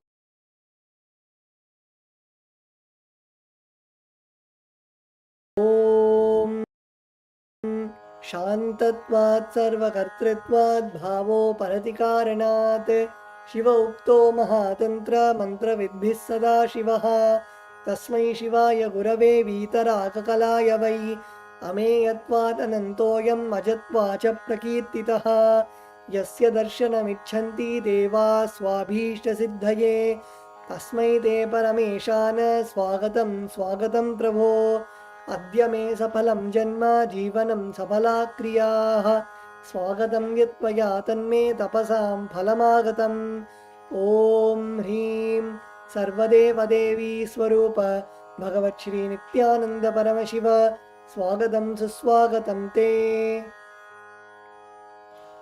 The next offering is Padyam, the offering of water to wash the feet of the Master. The meaning of the mantra we are now going to chant is, I offer Padyam, that is the water for washing the feet of the Supreme God, the very devotion on whom brings about the ultimate bliss.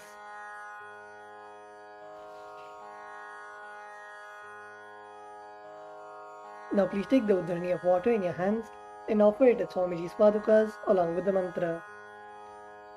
Padyam Om Yadbhaktilesha Samparkat Paramananda Samplavaha तस्मै ते परमेशान पाद्यं शुद्धाय कल्पये ॐ ह्रीं एतत्पाद्यं सर्वदेवदेवी स्वरूपाय भगवते श्रीनित्यानन्द परमशिवाय नमः. The next offering is Arghya, the offering of the traditional bouquet. The meaning of the mantra we are now going to chant is, O Maheshwara, please accept this Arghya, this offering of the traditional bouquet with water to welcome the guest, made of durva grass, a flower, a bilva leaf and a rice pellet, and kept in a beautiful conch. Now please take the conch in your hands and offer the Arghya at Swamiji's padukas along with the mantra. Arghyaha Om Durvakshatasamayuktam Bilvapatram Tatha Param Shobhanam Shankhapatrastham Grahanaryam Maheshwara Om Hrim Yesho Argyaha Sarvadeva Devi Swarupaya Bhagavate Shri Nithyananda Paramashivaya Swaha.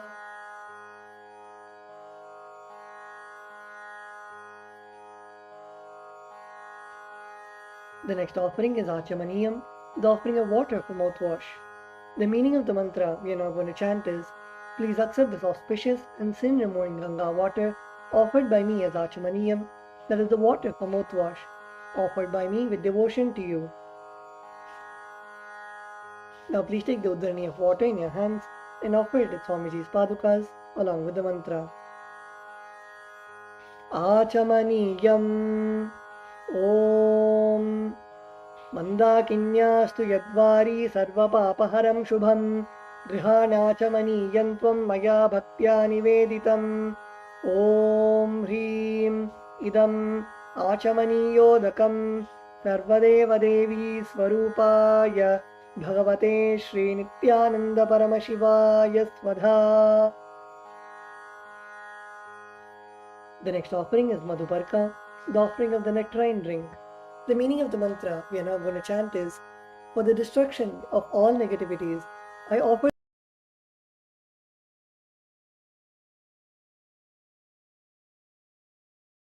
this madhuparka, this drink which is full of nectar. Be pleased towards me.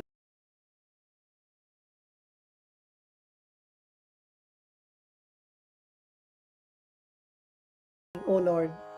Now please take the madhuparka in your hands and offer it at Swamiji's padukas along with the mantra.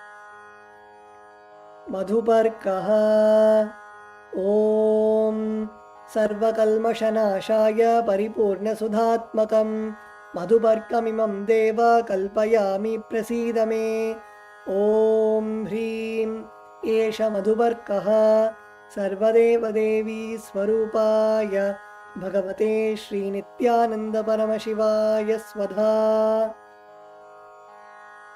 The next offering is Gandhatailam, the offering of scented oil.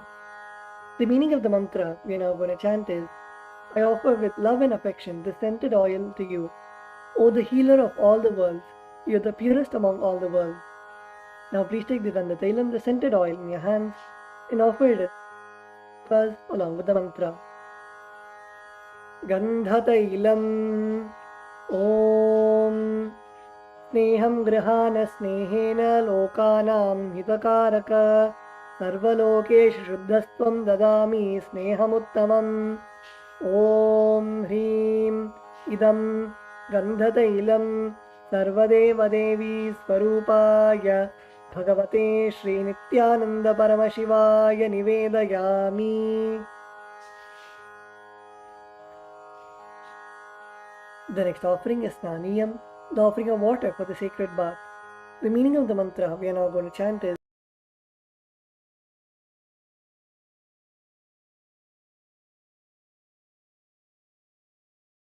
your hands and offer it at Swamiji's padukas along with the mantra, and please ring the bell as you do so. Snaniyam Om Idam Shushitalam Vari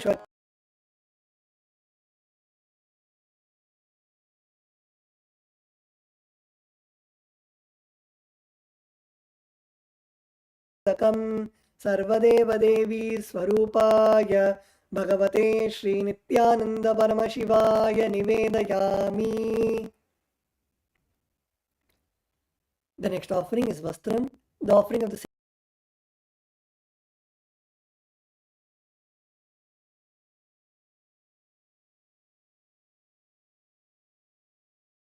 light of enlightenment, who does not have a veil of Maya and has the very space as the dress. Now please take the offering of clothes in your hands and offer it at Swamiji's padukas along with the mantra. Vastram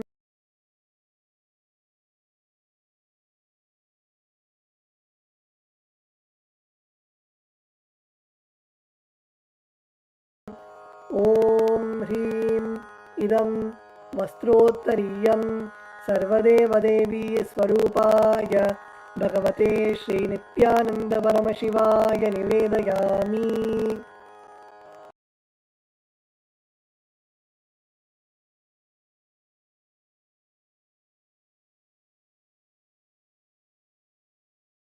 I offer this golden ornament to you, Master, who by the very nature has a gracefully beautiful body and who is the repository of all powers.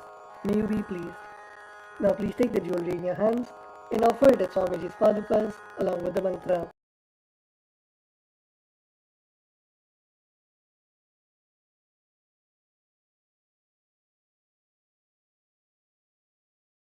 Suvarnam Bhushanam Tubhyam Kalpayami Prasidame Om Hrim Idam Suvarnabharanam Sarvadeva Devi Swarupaya Bhagavate Shri Nithyananda.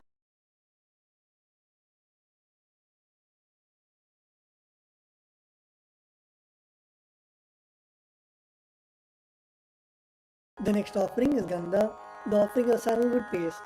The meaning of the mantra we are now going to chant is, I neither know what your body is, nor do I know what your actions are. Please accept and smear the sandalwood paste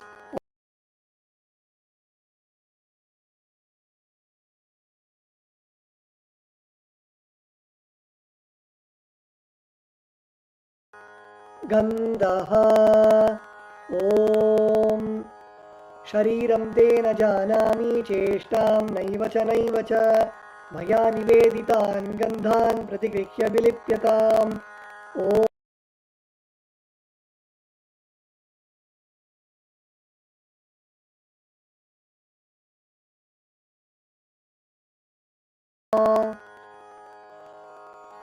The next offering is Pushpam, the offering of the fragrant flowers.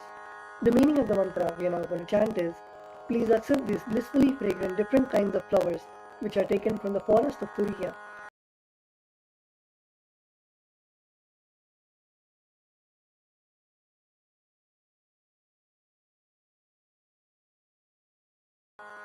पुष्पम् ॐ तुरीयवनसम्पन्नं नानागुणमनोहरम् आनन्दसौरभं पुष्पं गृह्यताम् इदमुत्तमम् ॐ ह्रीं एतानि सचन्दनपुष्पाणि सर्वदेवदेवी स्वरूपाय भगवते श्रीनित्यानन्दपरमशिवाय वौषटे. The next offering is Bilva Patram, the offering of the Bilva leaves. The meaning of the mantra we are now going to chant is, I offer you, O God of all gods, this holy Bilva leaf, in which dwells the goddess of richness and which is so much loved by Lord Shiva. Now please take the Bilva leaf, smear its sandalwood paste in your hands, and offer it at Swamiji's padukas along with the mantra. Bilva Patram Om Amritodbhavam Shrivriksam Shankarasya Sada Priyam Bilvavatram Prayachami Pavitram Te Sureshwara. Om Hrim Etani Sachandana Bilvavatrani Sarvadeva Devi Swarupaya Bhagavate Shri Nityananda Paramashivaya Vaushate.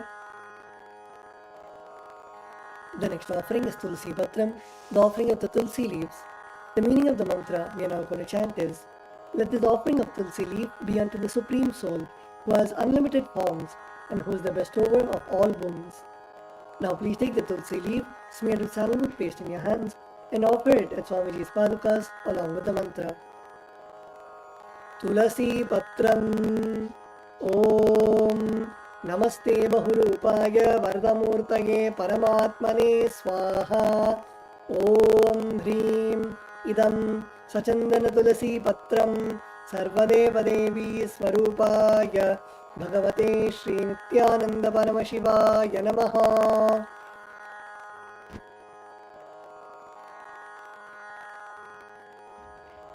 The next offering is Dhupa, the offering of the lit incense.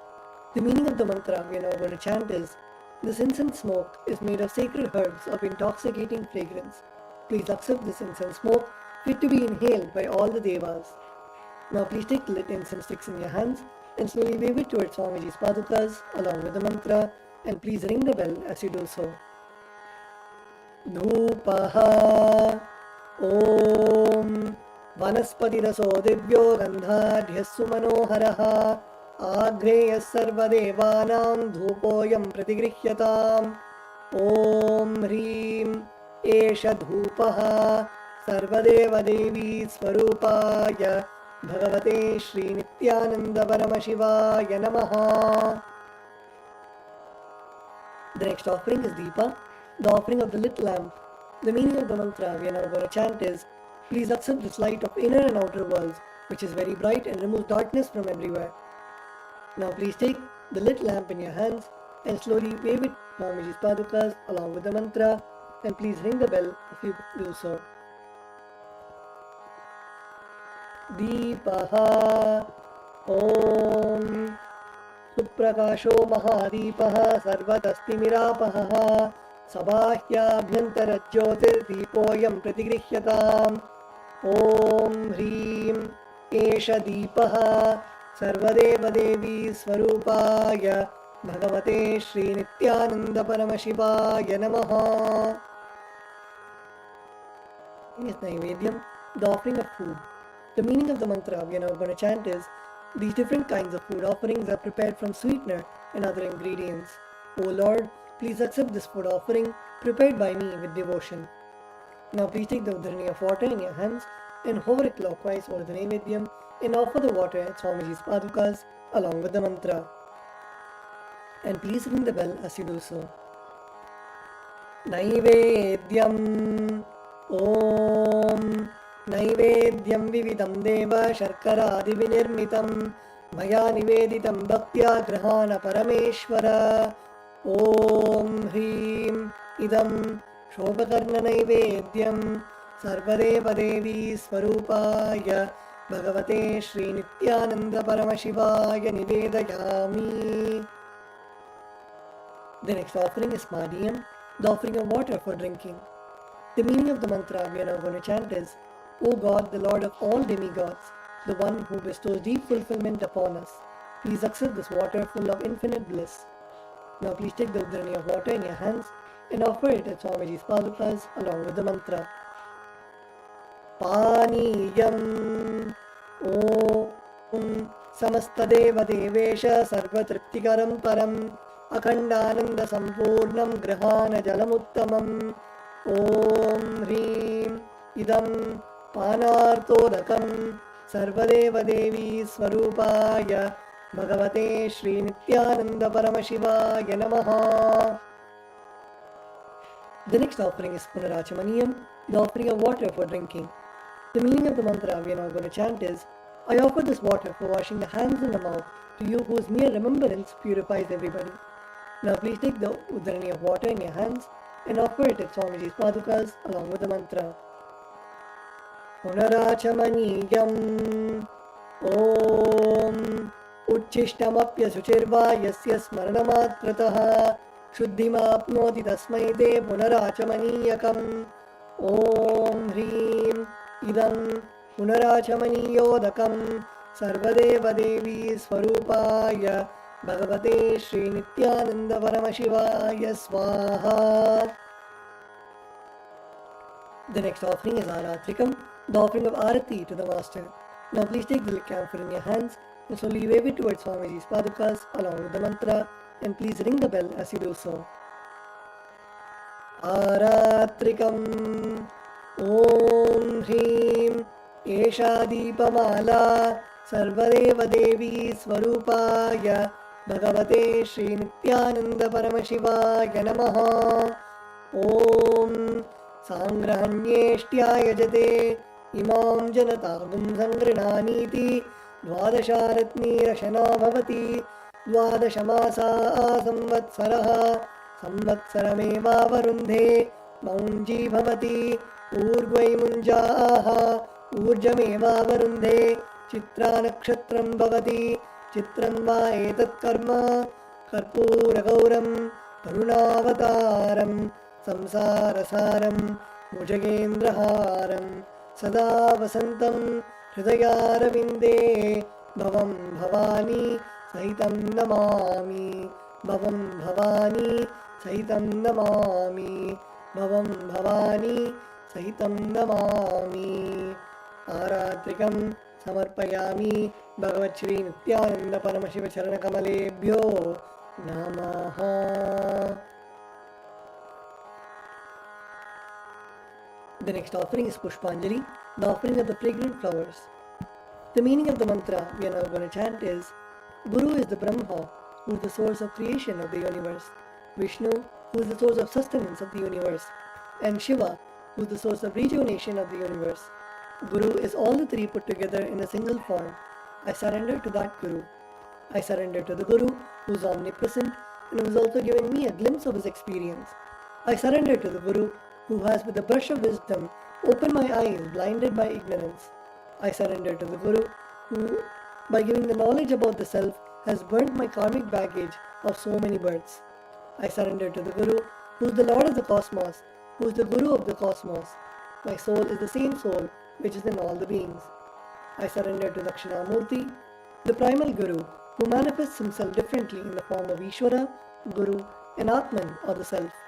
I surrender to that Guru, who is the eternal bliss, the bestower of supreme happiness, the one who is the embodiment of wisdom, who is beyond duality, who is omnipresent, to whom the supreme goal is giving the enlightenment experience, who is eternal, pure, and unshakable, who is the silent spectator of all thought processes, who's beyond emotions, and the one who's without three qualities called Sattva, Rajas, and Tamas.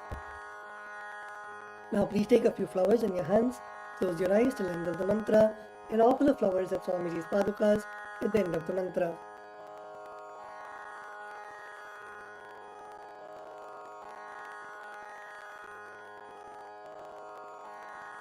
पुष्पाञ्जलिः गुरुर्ब्रह्मा गुरुर्विष्णुः गुरुर्देवो महेश्वरः गुरुसाक्षात् परं ब्रह्म तस्मै श्रीगुरवे नमः। अखण्डमण्डलाकारं व्याप्तं येन चराचरं तत्पदं दर्शितं येन तस्मै श्रीगुरवे नमः। अज्ञानतिमिरान्धस्य ज्ञानाञ्जनशलाकया चक्षुरुन्मीलितं येन तस्मै श्रीगुरवे नमः। अनेकजन्मसम्प्राप्तकर्मबन्धविदाहिने आत्मज्ञानप्रदानेन तस्मै श्रीगुरवे नमः। मन्नाथ श्रीजगन्नाथो मद्गुरु श्रीजगद्गुरुः ममात्मा सर्वभूतात्मा तस्मै श्रीगुरवे नमः। ईश्वरो गुरुरात्मेति मूर्तिभेदविभागिने व्योमवद्व्याप्तदेहाय दक्षिणामूर्तये नमः। नित्यानन्दं परमसुखदं केवलं ज्ञानमूर्तिं द्वन्द्वातीतं गगनसदृशं तत्त्वमस्यादिलक्ष्यम् एकं नित्यं विमलमचलं सर्वधी साक्षिभूतं भावातीतं त्रिगुणरहितं सद्गुरुं तं नमामि। पुष्पाञ्जलिं समर्पयामि भगवच्छ्री नित्यानन्द परमशिवचरणकमलेभ्यो नमः। ॐ नित्यानन्दम्।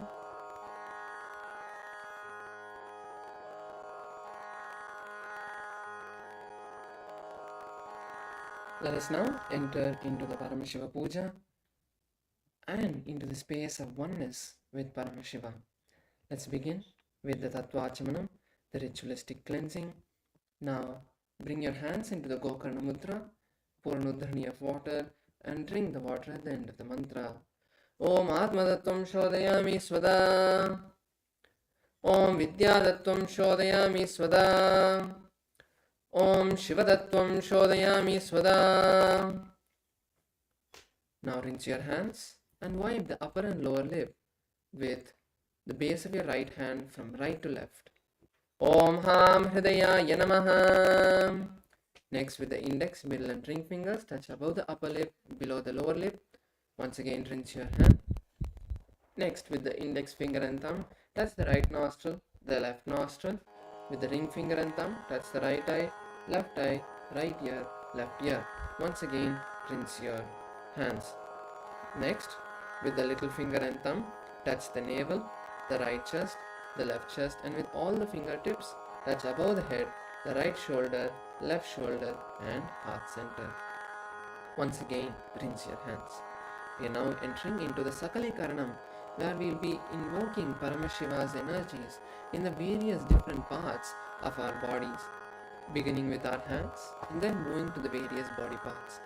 Now, with your left hand, wipe the front and back of your right hand, and with your right hand, wipe the front and back of your left hand twice. Om Hastraya Namaha. Bring your hands in a Namaskar Mudra in front of the third eye. Shaktaye Vaushatem. Open your palms facing you with the thumbs touching the center of the palm. Om Ham Shivasanaya Namaha. Om Ham Shivamurtaye Namaha. Now bring your hands and touch the tip of the little finger and slide the thumb down. Om Ham Satyojatamurtaye Namaha. Bring your thumbs to the tip of the ring finger and slide the thumb down. Om Him Vamadeva Guhyaya Namaha. Touch the middle finger and slide the thumb down. Om Hum Agora Hridayaya Namaha. Touch the tip of the index finger and slide the thumb down. Om Hem Tatpurushavaktraya Namaha. Now with your index finger, touch the tip of the thumb and slide the index finger down. Om Hom Ishanamurdaya Namaha. Touch the thumb to the center of the palm. Om Ham Hom Vidyadehaya Namaha. Open the palms, bend the index, middle and ring fingers to the center of the palm.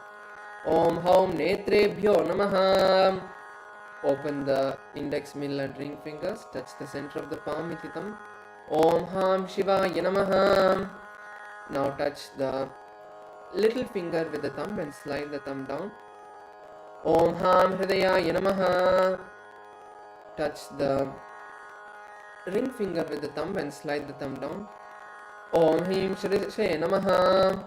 Touch the middle finger with the thumb and slide the thumb down. Om Hum Shikaye Namaha. Touch the index finger with the thumb and slide the thumb down.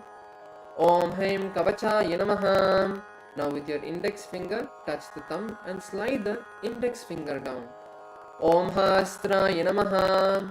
Now bring your hands into a fist with your thumbs inside and rotate your hands once around each other. Om Haim Kavachaya Hum. Now bring your hands in Namaskar Mudra in front of the third eye. Shaktaye Baushate. And now open your palms facing towards you with your thumbs touching the center of the palm. Om Ham Hom Shivaya Namaha. Now with your ring finger and thumb touch your heart center. Om Ham Shivasanaya Namaha. Om Ham Shivamurtaye Namaha. Now with your little finger and thumb of both the hands touch your knees. Om Ham Satyojatamurtaye Namaha. With your ring finger and thumb touch the navel center. Om Him Vamadeva Guhyaya Namaha. With your middle finger and thumb touch the heart center. Om Hum Agora Hridayaya Namaha. With your index finger and thumb touch the upper lip. Om Him Tatpurushabatraya Namaha. With the tip of the thumb touch the top of the head. Om Hom Ishanamurdaya Namaha. With your ring finger and thumb touch the heart center. Om Ham Hom Vidyadehaya Namaha. Now with your index, middle and ring fingers touch the two eyes and the third eye. Om Hom Netrebhyo Namaha. Now with your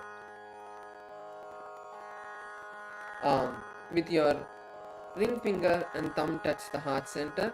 Om Ham Hom Shivaya Namaha. With your little finger and thumb touch the heart center. Om Ham Hridayaya Namaha. With your ring finger and thumb touch the top of the head. Om Him Sharase Swaha. With your middle finger and thumb touch the back of the head. Om Him Shikaye Vashate. Now cross your left hand in front of your right hand and keep the index fingers pointed with the rest of the fingers closed. And now rotate your hands around the head and bring your hands to your sides. Om Haim Kavachaya Hum.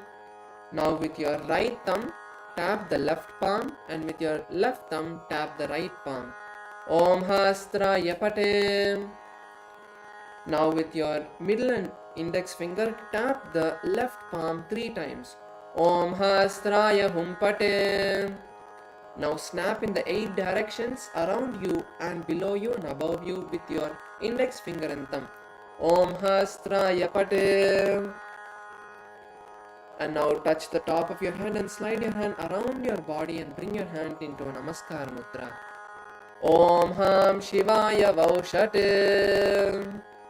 You next enter into the Samanya Argyastapana, preparing the sacred water for the puja to Paramashiva. Place a few akshata, flowers and sandalwood paste into the panchapatram. Cover the mouth of the panchapatram with your right palm.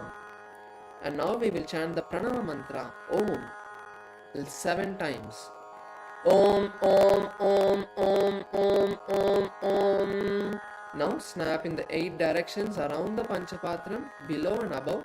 Om Hastraya Pate. Now with your index finger, rotate in a clockwise direction around the panchapatram. Oh. And now show the Dena Mudra to the panchapatram. Om Ham Shivaya Vaushate. Next is the Avahana, the invocation of Paramashiva. Let us now offer a flower at Paramashiva's feet. Om Ham Shivasanaya Namaha. Next, we'll be chanting the Dhyana Shloka, which is the mantra that represents Paramashiva's body and gives us the visualization of his beautiful form. Please take a few flowers in your hand and keep your hands in the Namaskara Mudra. Close your eyes and visualize Paramashiva in your inner space. ललाटे त्रिपुण्ड्री निखिलधृतकस्तूरी तिलकः स्फुरन्मालाधारस्फुरितकटिकौपीनवसनः ददानो दुष्टारं शिरसि फणिराजं शशिकलां प्रदीपः सर्वेषामरुणगिरियोगी विजयते इन्द्वनिभपञ्चमुखहस्तदशयुक्तं शूलमृगटङ्कमसि वज्रमभयं स्यात् पाशवरदाङ्कुशमणिज्वलनवामे श्वेतकमलासन सदाशिवस्वरूपम्. Now offer the flower at Paramashiva's feet. Om Ham Shivamurtaye Namaha. Now we are going to be showing the various Avahanadi mudras to request Paramashiva to be with us during the puja and receive our puja. So first bring your hands into the Namaskar mudra. Om Ham Hom Shivaya Namaha. Shri Nithyanandeshwari Paramashiva Shakti Sameta Shri Nithyanandeshwara Paramashivaya Namaha. Dhyayami Avahayami. Now open your palms and face it in front of Paramashiva. Stapana. Om Ham Hom Shivaya Namaha. Ityavana Mudram Pradashya. Now turn your palms facing downwards. Stapana. Bring your hands into a fist with the thumbs pointed up. Sannidhana. Bring the thumbs inside of the fist.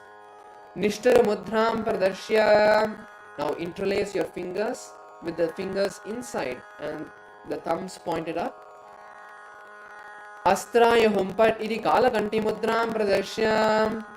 Now cover your left thumb with your right hand fingers and your right palm with your left hand fingers. Keep the right thumb pointed up.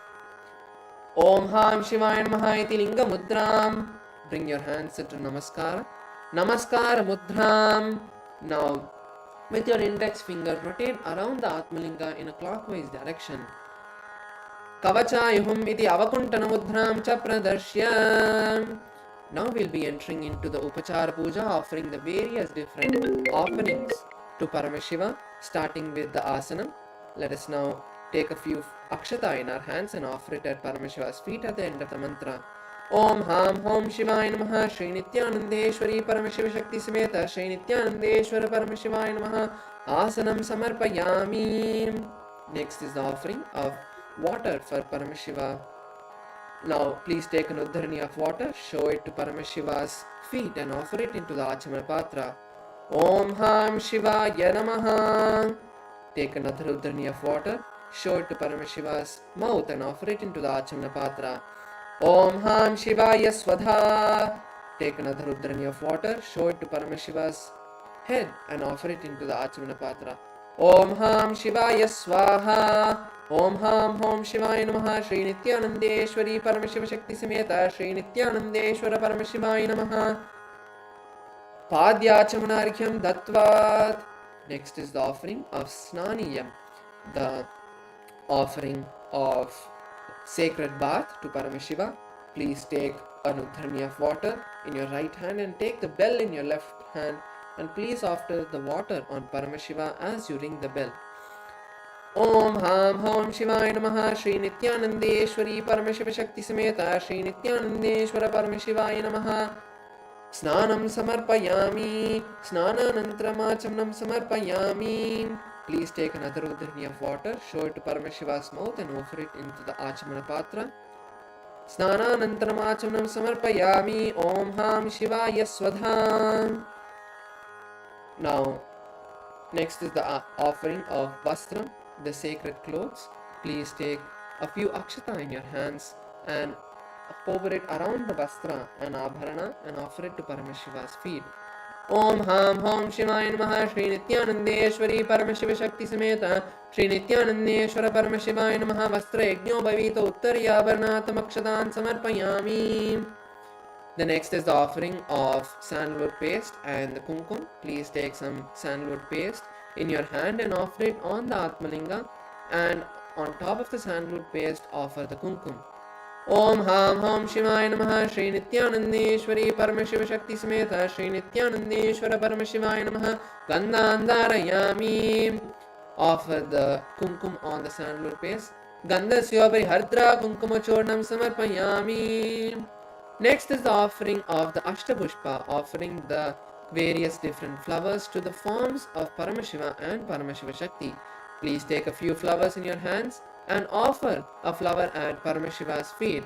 Along at each time the word Namaha is chanted.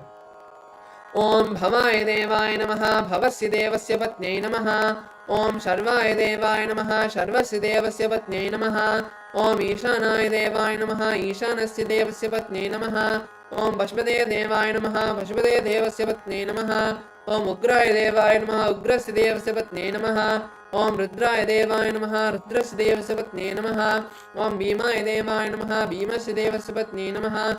Om Vashvadaya Devaya Namaha. Vashvadaya Devasya Patnyai Namaha. Om Ugraya Devaya Namaha. Ugrasya Devasya Patnyai Namaha. Om Rudraya Devaya Namaha. Rudrasya Devasya Patnyai Namaha. Om Bhimaya Devaya Namaha. Bhimasya Devasya Patnyai Namaha. Om Vashvadaya Devaya Namaha. Vashvadaya Devasya Patnyai Namaha.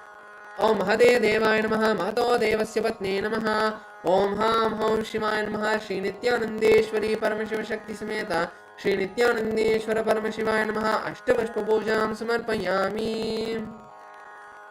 Next is the offering of Bilva Patram, the offering of the bay leaf. Now please take the Bilva Patra or a few flowers in your hand, smear it with sandalwood paste and offer it at Paramashiva's feet at the end of the mantra. Om Ham Hom Shivaya Namaha. Shri Nithyanandeshwari Paramashiva Shakti Sameta Shri Nithyanandeshwara Paramashivaya Namaha. Bilva Patram Samarpayami. The next is the offering of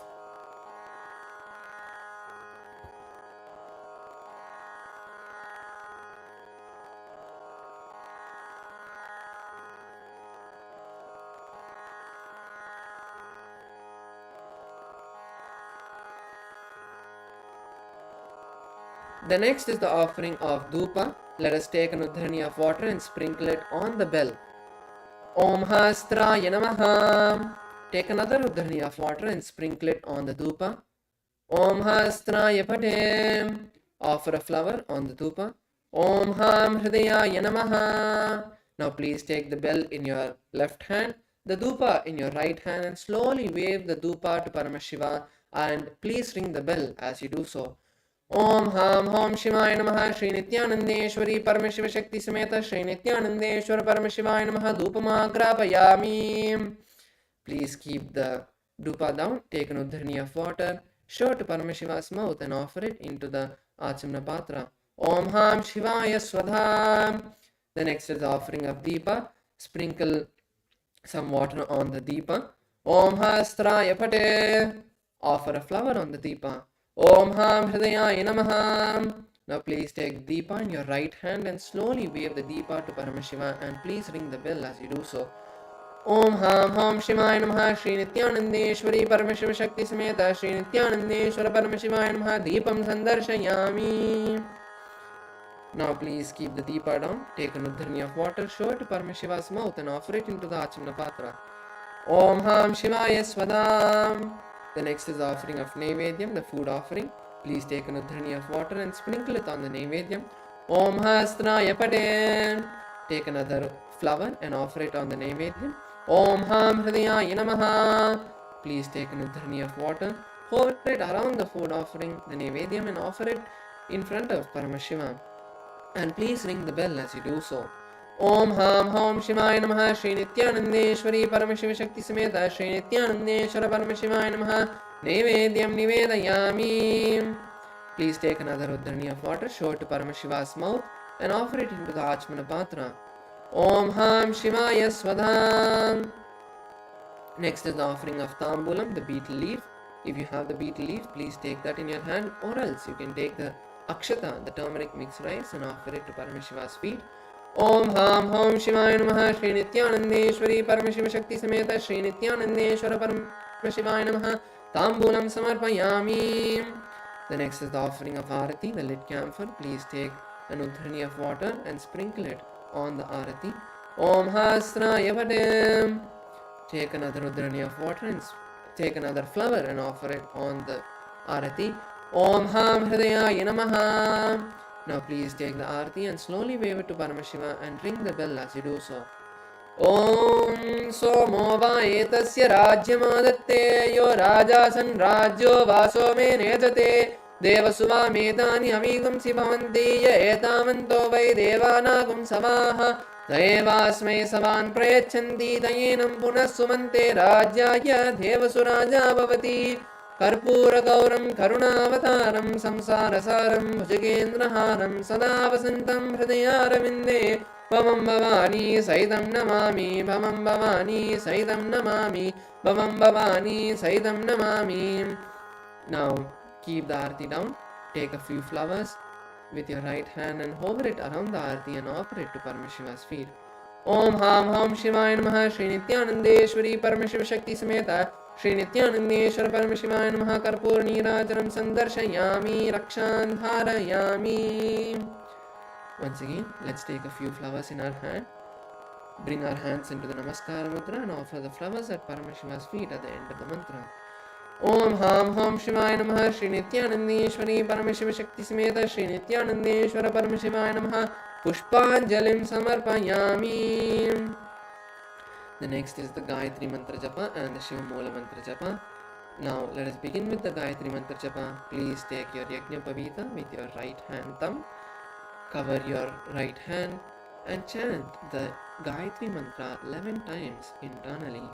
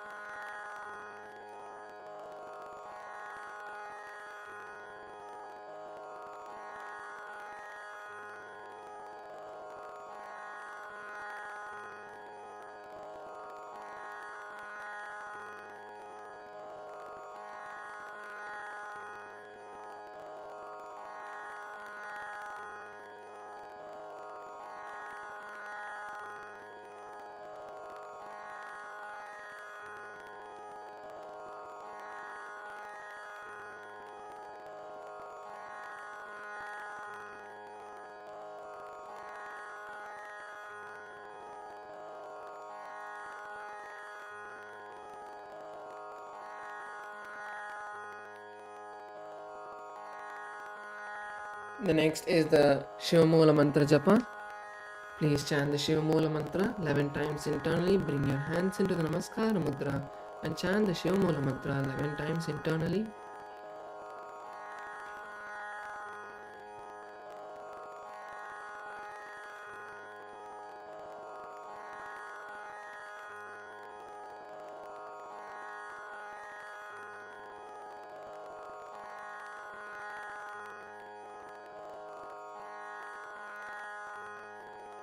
Yes, next let us offer the Shama Prarthana, offering our completion to Paramashiva for any mistakes we have done knowingly or unknowingly during the puja, and requesting him to shower us with all the blessings of offering this puja.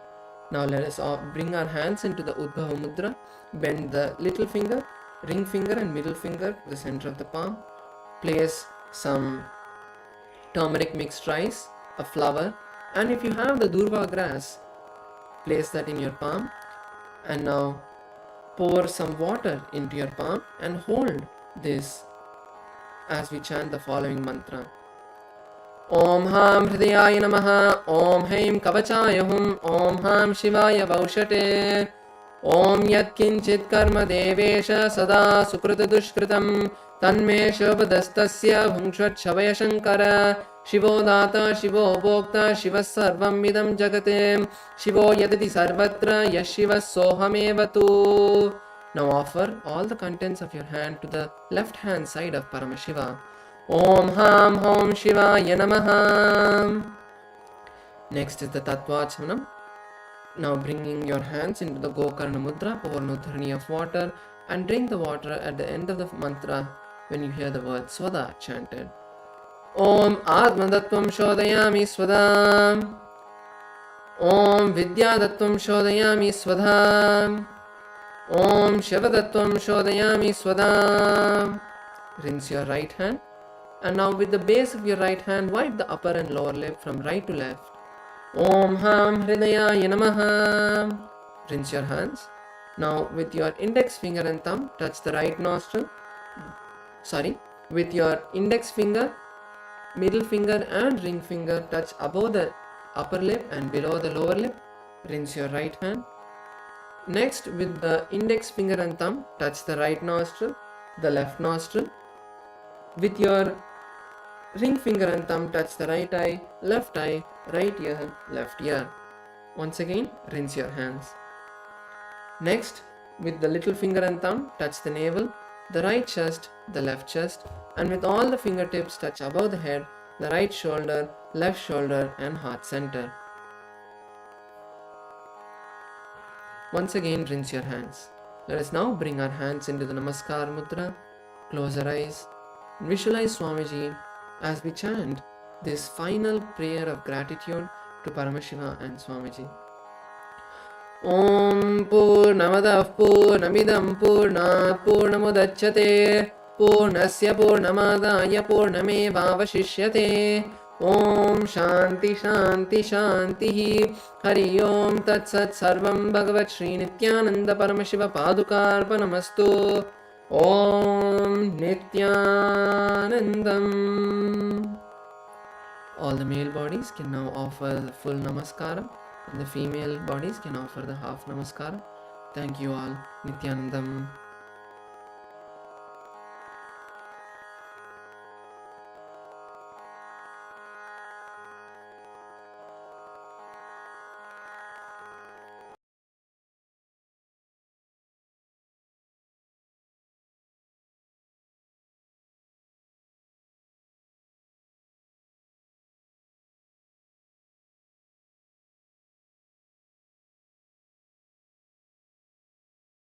Established since 2002 in the United States of America, the United Ancient Nations is an intergovernmental organization currently made up of 160+ members and indigenous nations. The UAN and its work are guided by the purposes and principles contained in its founding charter. The UAN is a manifestation of the profound connection amongst indigenous peoples across the world, including African, Andean, American, European, Caribbean, Oceanic, and Asian regions, rooted in shared wisdom, sustainable practices, and deep reverence for the earth. The United Ancient Nations serves as an international cultural and diplomatic organization focused on uniting indigenous cultures globally. Our governance structure is council-based without territorial claims, led by a collective leadership through our General Secretariat.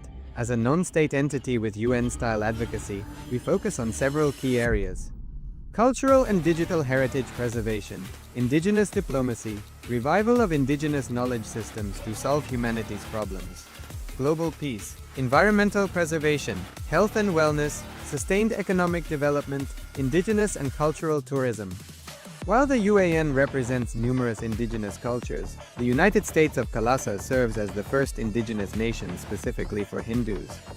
Kailasa's mission is focused on the revival of the ancient enlightened Sanatana Hindu civilization with a formal governance structure including a head of state, ministers, and ambassadors. Under the leadership of SPH, Supreme Pontiff of Hinduism, Bhagavan Nithyananda Paramashivam, Kailasa has achieved recognition as a sovereign subject of international law, possessing distinctive attributes of juridical statehood. The United States of Kailasa is the main sponsor of the proposed UAN headquarters. This initiative would bring forth an estimated $100 million in revenue for the host country through summits, conferences, tourism, and development projects. The proposed UAN headquarters would represent the world's indigenous nations and peoples through its architectural design. It would blend the best of all worlds, featuring top modern architecture, the highest green building standards, and ancient Vastu architectural principles. This headquarters would serve as a central hub for indigenous diplomacy, cultural preservation, and collaborative efforts towards sustainable development and global peace. Through this initiative, we aim to create a dignified platform for indigenous leadership rooted in ancestral wisdom, cultural legitimacy, and collaborative innovation, enhancing global dialogue and regional stability. The establishment of the UAN headquarters would position a host country at the forefront of a global movement promoting indigenous wisdom while creating significant economic opportunities for the nation and its people.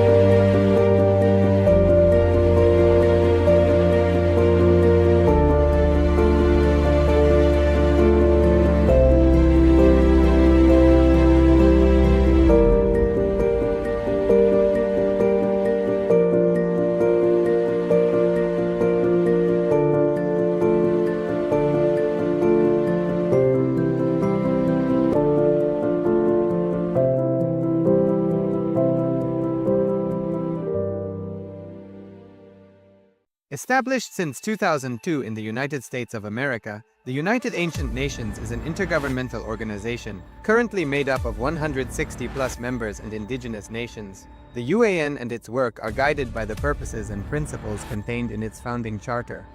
The UAN is a manifestation of the profound connection amongst indigenous peoples across the world, including African, Andean, American, European, Caribbean, Oceanic, and Asian regions, rooted in shared wisdom, sustainable practices, and deep reverence for the earth.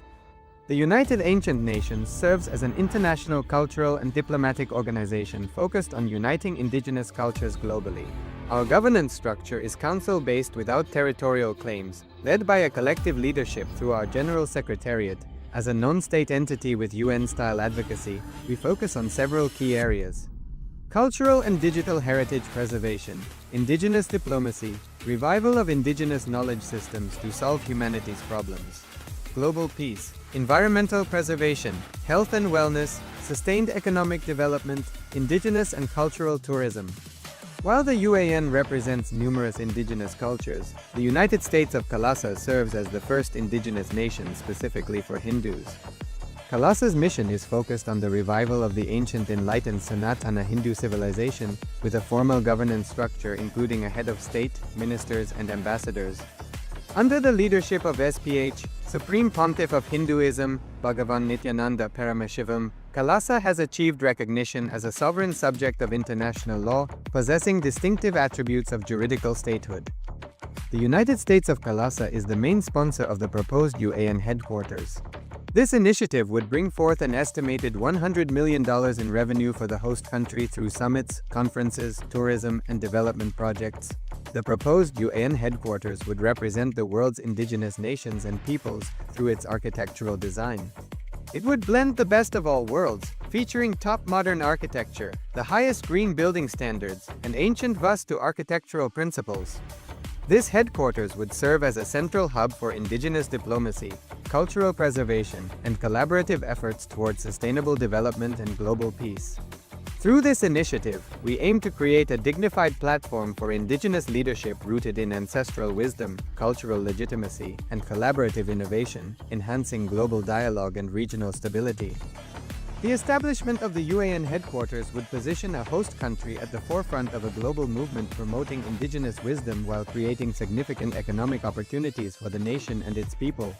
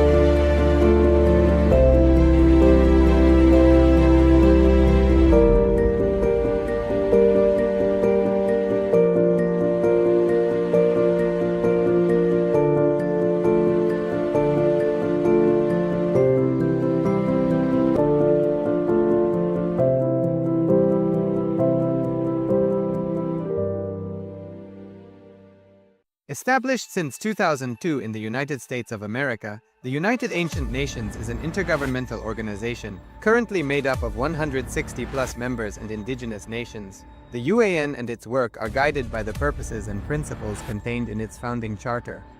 The UAN is a manifestation of the profound connection amongst indigenous peoples across the world, including African, Andean, American, European, Caribbean, Oceanic, and Asian regions, rooted in shared wisdom, sustainable practices, and deep reverence for the earth. The United Ancient Nations serves as an international cultural and diplomatic organization focused on uniting indigenous cultures globally. Our governance structure is council-based without territorial claims, led by a collective leadership through our General Secretariat.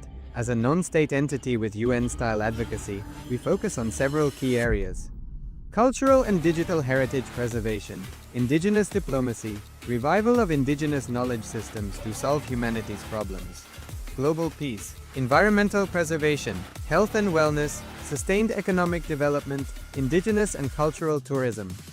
While the UAN represents numerous indigenous cultures, the United States of Kailasa serves as the first indigenous nation specifically for Hindus. Kailasa's mission is focused on the revival of the ancient enlightened Sanatana Hindu civilization with a formal governance structure including a head of state, ministers, and ambassadors. Under the leadership of SPH, Supreme Pontiff of Hinduism, Bhagavan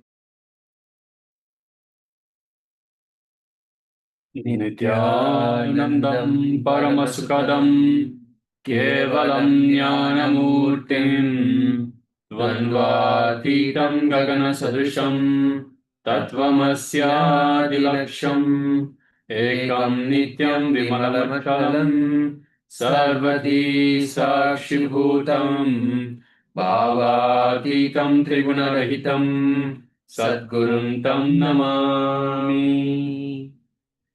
Nithyanandam. Nithyanandam, everyone. Good to have you all with us on this 11th day of the Paramashiva Open program. Today we will be having the Science of Enlightenment Conflict Management to live Advaita. And Swamiji will be gracing us in the Bhavasmadhi Darshan of Kalyana Sundaramurti. But for now, we have just gone through a beautiful yoga sequence and also a beautiful segment of puja where you connect to the divine, you connect to who you truly are. So we are divine beings. So we should be all primed for this next segment, which is coming up, which is now the power manifestation.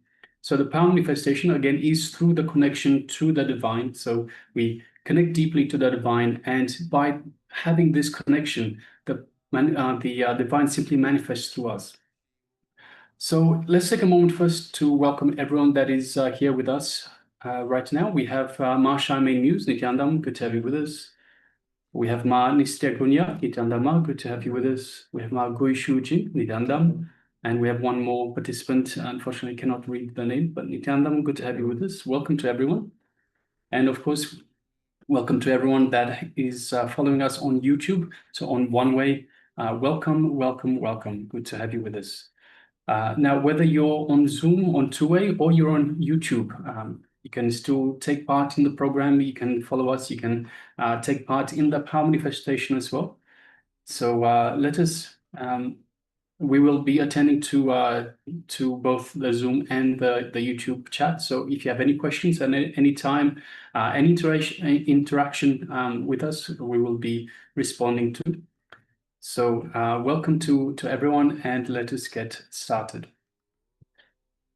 So to start off with, we will be having this first segment of third eye vision. So power manifestation of the third eye. So requesting everyone to gather, first of all, your eye bands to cover your eyes. Now, don't be worried if you don't have an eye band, that's fine. Any piece of cloth will do, anything that can cover your eyes. So we cover the eyes for two reasons. So we don't see out, and also the light doesn't come in. We don't see out, so this way, see, if we just close our eyes, if there's any distractions, any noise in the room where we are tempted to open our eyes to have a look to see what is that noise or whatever it might be. So this way you might see the image that is displayed that we display on your monitor. And of course, once you see the image on the third eye, power manifestation is lost. And secondly, the light doesn't come into your eyes. See, with all the optical stimuli, your eyes will start the process of your mind thinking. And it's important to understand that the mind has nothing to do with the power manifestation. As mentioned, the power manifests from the space of oneness with the divine. It is through this space of oneness, this connection, feeling connection that we have to the divine, that powers manifest. The mind only gets in the way. So any stimuli, any visual stimuli will trigger the mind, and of course you will have barriers in the way to manifesting your power. All right, so with that, once again, welcome to every one of you. Let us get ready. Let us requesting everyone in the two-way, in the Zoom room, to first please switch on your cameras. So if you haven't already done so, please switch on your cameras and be available in the camera frame. And let us all cover our eyes. Let us all cover our eyes and sit comfortably and relaxed as we enter into the Shastra Pramana, which is the scriptural reference to manifest these powers of the third eye. And the Shastra Pramana goes thus. Kapalantarmanonyasya Tishtanmilitalochanaha Ramena manaso dharyat Lakshaye lakshyamuttamam. The translation says, by fixing the mind on the inner space within the crown center and sitting stably without any movement, having the eyes closed, in succession, by that stability of the mind and inner space, one directly sees the ultimate goal by having the vision beyond the sight that reveals any object or place, attaining the space of oneness with the source, Paramashiva.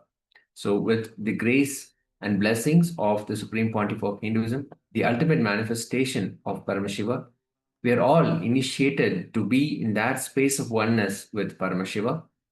So let us sit in that space. Let us visualize the form of the Supreme Pontiff of Hinduism in our inner space.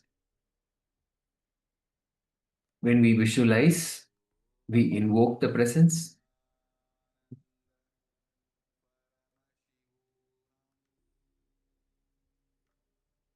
Let Paramashiva's presence be in all of us, in all our inner space. Connect deeply with Paramashiva.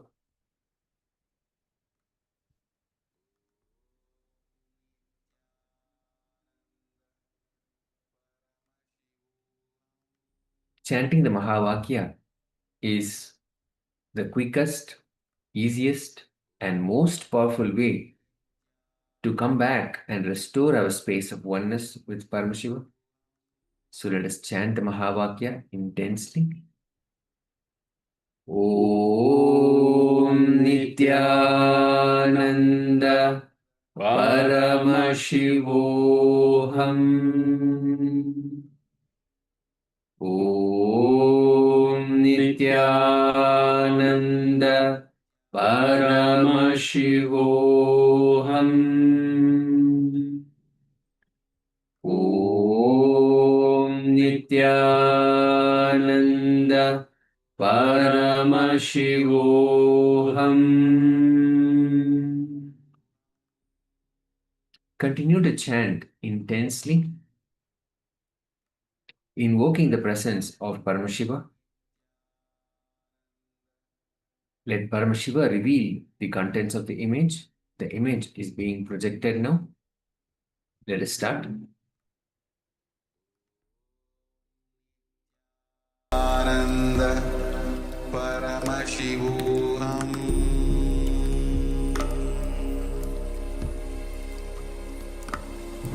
Om Nithyananda Paramashivoham.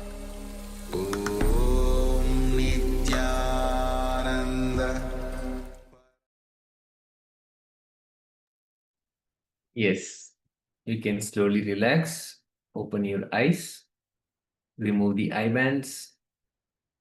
Just take a moment, close, open your eyes, remove the eye bands, remove the piece of cloth around your eyes. It's a powerful space to be in oneness. Having Paramashiva manifest through all of us and reveal the contents, the image to all of us. So let's have a moment of sharing. What did Paramashiva reveal to you? What did you see? What was the whole image about? Let's have a quick moment of sharing when it is still fresh, all the details. Paramashiva is very detail oriented. He reveals a lot of details, more than what we can actually see with our two eyes. So you will actually see many times that what you're not able to see in the two-dimensional image, in that image that we were projecting, even those details you will be able to capture because he is revealing to us through the third eye. It could be in any form, an image, a picture, a word, a few words, or a feeling. He reveals in so many different ways. So let's have a quick moment of sharing. Mastermind Muse, Guik Shujing, and another participant who we are not able to read the name, and all the participants who are joining us on YouTube. We have a message from Uday, Sri Vaishyav, Nithyanandam. Thank you for joining, and do let us know if you were participating in the manifestation, the power manifestation, third eye reading. Let us know how your experience was and what was your revelation, what was revealed to you by Paramashiva.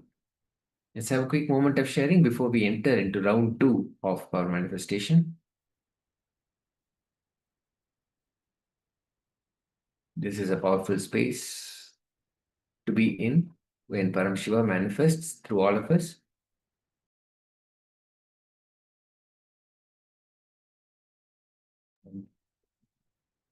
Great. Let's have a quick moment of sharing while we get ready for the further sessions of the day.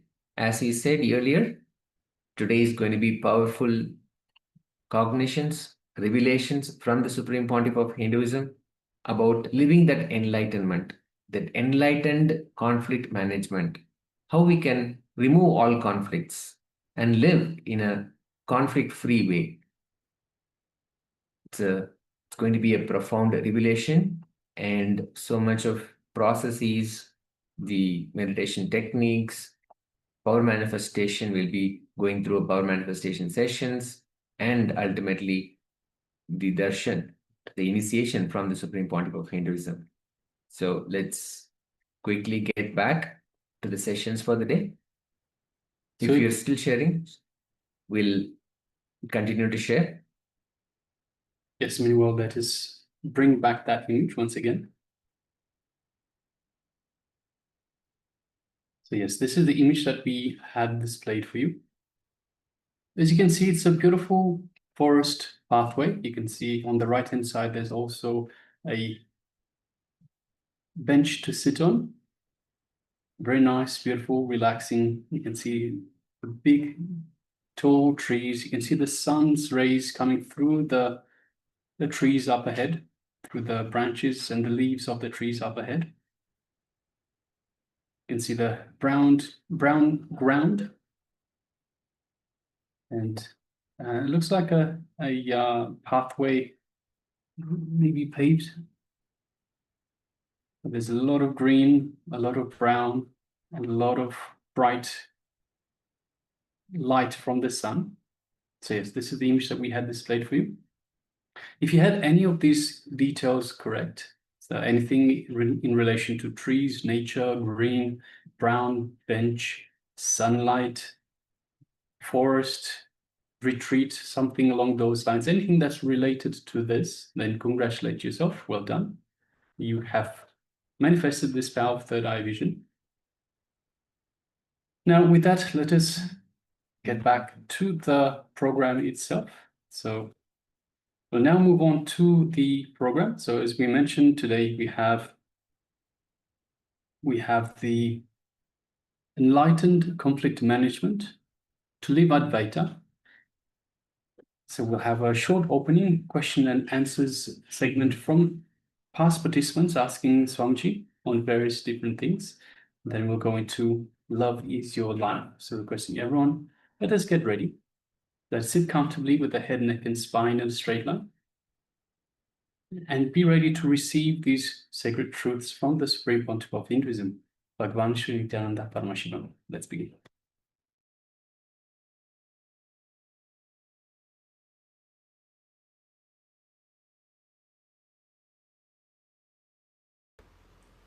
Is the concept twin souls or soulmates true? Oh. My favorite subject, marriage. There is no such thing as soulmates. When you are in love, you feel as if the other person is a fulfillment for you. And he also feels you are a fulfillment for the other person. Just have everything will come out. I always tell people, love is blind, marriage is eye opener. Love is blind, marriage is eye opener. So, all the ideas of soulmates and everything is seasonal. It is only seasonal. It is not eternal. Soul does not need any second person to be in bliss. By its own presence, it is all fulfilling and enjoying and exploding. What is the relationships without expectation? I tell you, without expectation only real relationship can flower. Somebody asked me, in America just like this I was telling, somebody asked me, Swamiji, I am afraid of marrying. Under what layer the fear of marriage comes? What is the layer under which the marriage comes? I told them, marriage comes under all the 4 layers. First thing is the fear of losing the status. Somebody asked me, Swamiji, people say that marriages are decided in heaven. Is it true? I tell them, I don't know whether it is decided in heaven or not. But after that, people live in hell. That much I know. After that, people live in hell. You are talking a lot about marriage and joking about wives. Would you ever get married and have a family? After all, you said at age 14, 21, 28, lamas are allowed to marry. What about swamis? Now, swamis can marry at any time, no problem. And actually, Paramahamsas can marry at any time. There is no problem. First of all, I am not technically a swami, I am technically Paramahamsa. Swami means somebody who is trained by a earlier master to sit in that same seat, like a successor, predecessor. They are only called the Pidadhipatis and they have lineage and they have so many rules and all those things. Paramahamsas are the people who left their house and took this life to achieve enlightenment. They have not left for the sake of some Peetam, to sit in some throne or to be a head of some institution. They left out of their quest for enlightenment. So Paramahamsas are no way bound by the rules and regulations of the Swamis. But one thing, let you be very clear, I am not going to marry. And that I am very clear. And because I have seen many people, and I have some more jokes now, I don't want to tell, enough. And I have now too many jokes coming up. They are all coming and crashing now. The traffic jam is happening in my throat. Everyone is trying, hey, I am coming, So, whose question it is? Okay. Let me be very clear, I am not going to marry. In Hinduism, the idea of divorce never exists. There is no idea of divorce. According to Hindu marriage laws, the divorce is not possible. And I want to tell you one important thing. Still, we don't have a Sanskrit equivalent word for divorce. We don't have a Sanskrit word for divorce. Divorce as such, the very idea is not socially accepted. Because before the marriage, they are very clearly made to understand nobody can suit or match your fantasies. Either you live with your fantasies and get frustrated after seeing 5-6 persons, or drop your fantasies and live with one person happily forever. Only in the fairy tales you get the word. They lived forever happily. They lived forever happily married. Only in the fairy tales you can get the word, not in reality. In reality, only when you drop your fantasies, you can experience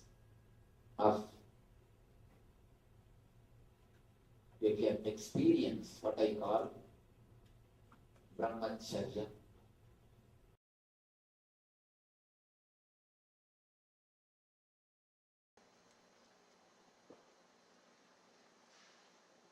I welcome you all with my love and respects. Love is your very life.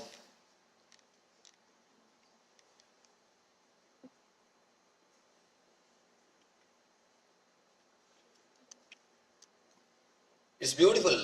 After the Viswarupa Darshana, showing the cosmic form, giving the experience of cosmic consciousness,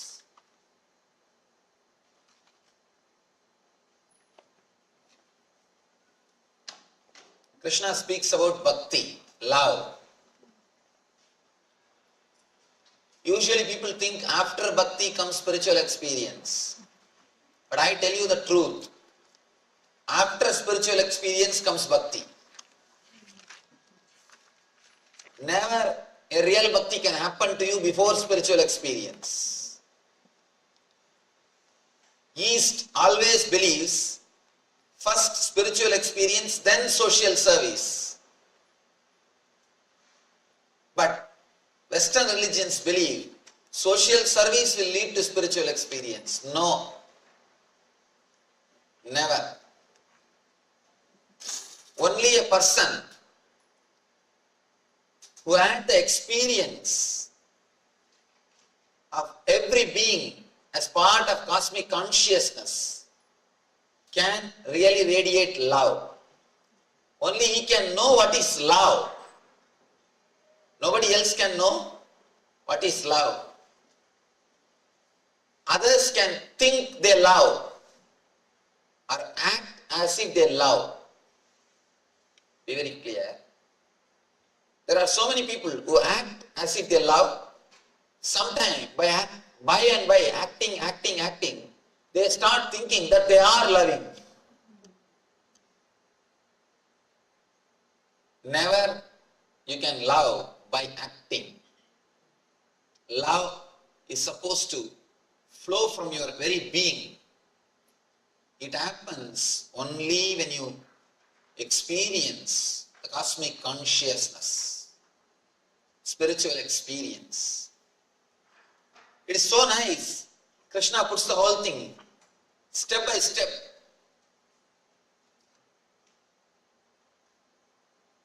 Really, after the spiritual experience, the gratitude, so much of gratitude overflows in your being. So much of love overflows in your being. You start radiating it.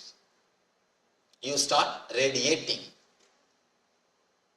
No one can show or experience love unless they have the spiritual experience.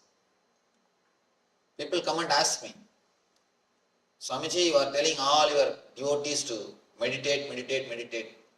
What is the use? Why don't you tell them to do service? There are so many spiritual organizations, I can't say spiritual organizations, so-called spiritual organizations, caught in social service, just for the sake of name and fame and social prestige. There are so many organizations, organized charity, I always tell people, organized charity is beautiful way of cheating yourself and others. Charity can never be organized. It just flows. It can never be organized. The moment you organize it, the whole thing has got different quality, different color, different purpose. Different color, different quality, different purpose. Only when it flows after the experience, it is a solid expression of love. There is a beautiful saying in Zen Buddhism. Whatever Buddha does, even if he kills somebody, it will do only good to him. But an unenlightened man, whatever he does, even if it is a great service, it will do only bad for him and the society. Good or bad is not decided by doing, it is decided by being. When an enlightened man does, even small things lead to great good things or good results in the world. When unenlightened people do, even a great truths lead to misery and destruction. See, a simple word uttered by Buddha, watch your breath, or observe, witness your inhaling and exhaling. Simple truth discovered by Buddha. Thousands of people have become enlightened through this Vipassana meditation. The simple one technique, Vipassana, thousands of people have become enlightened. When Buddha utters even ordinary truth, even ordinary simple truth leads thousands of people to higher consciousness. If an unenlightened person discovers even a great truth leads to destruction. See the atomic bomb.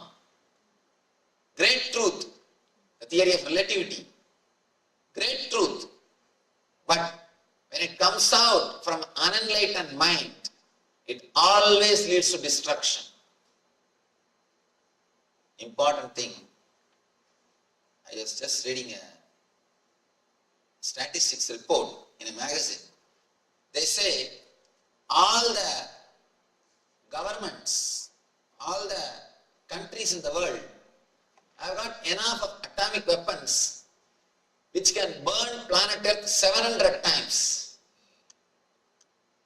Not once or twice. Once burning the planet Earth is enough.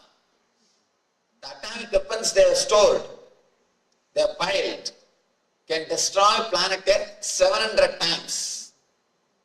Any single person with sadistic attitude, if he goes and sits in the seat or if he gets the power, the whole humanity is in danger. We have everything ready. Just somebody has to come and press the button. He should be mad enough, should be sadistic enough to press the button. The global suicide will happen. So much of atomic weapons are piled. See, it's a great truth. The theory of relativity is such a great truth, but expressed from unenlightened mind. So naturally it leads to destruction. Deed or word by themselves don't do good or bad. It does good or bad based on the consciousness from which it emits. Based on the consciousness from which it expresses. Only after the experience you feel the gratitude. It's your solid experience that every living being is God. You start radiating love. Your very being becomes love. Krishna starts the Bhakti Yoga Viswarupa Darshana Yoga. After that, experience, he starts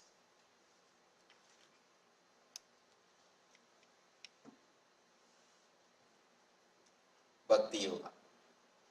Arjuna Uvacha Evam Sadata Yukta Ye Bhaktas Pam Pariyupasade Esapyaksharam Avyaktam Tesham Ke Yoga Vittama.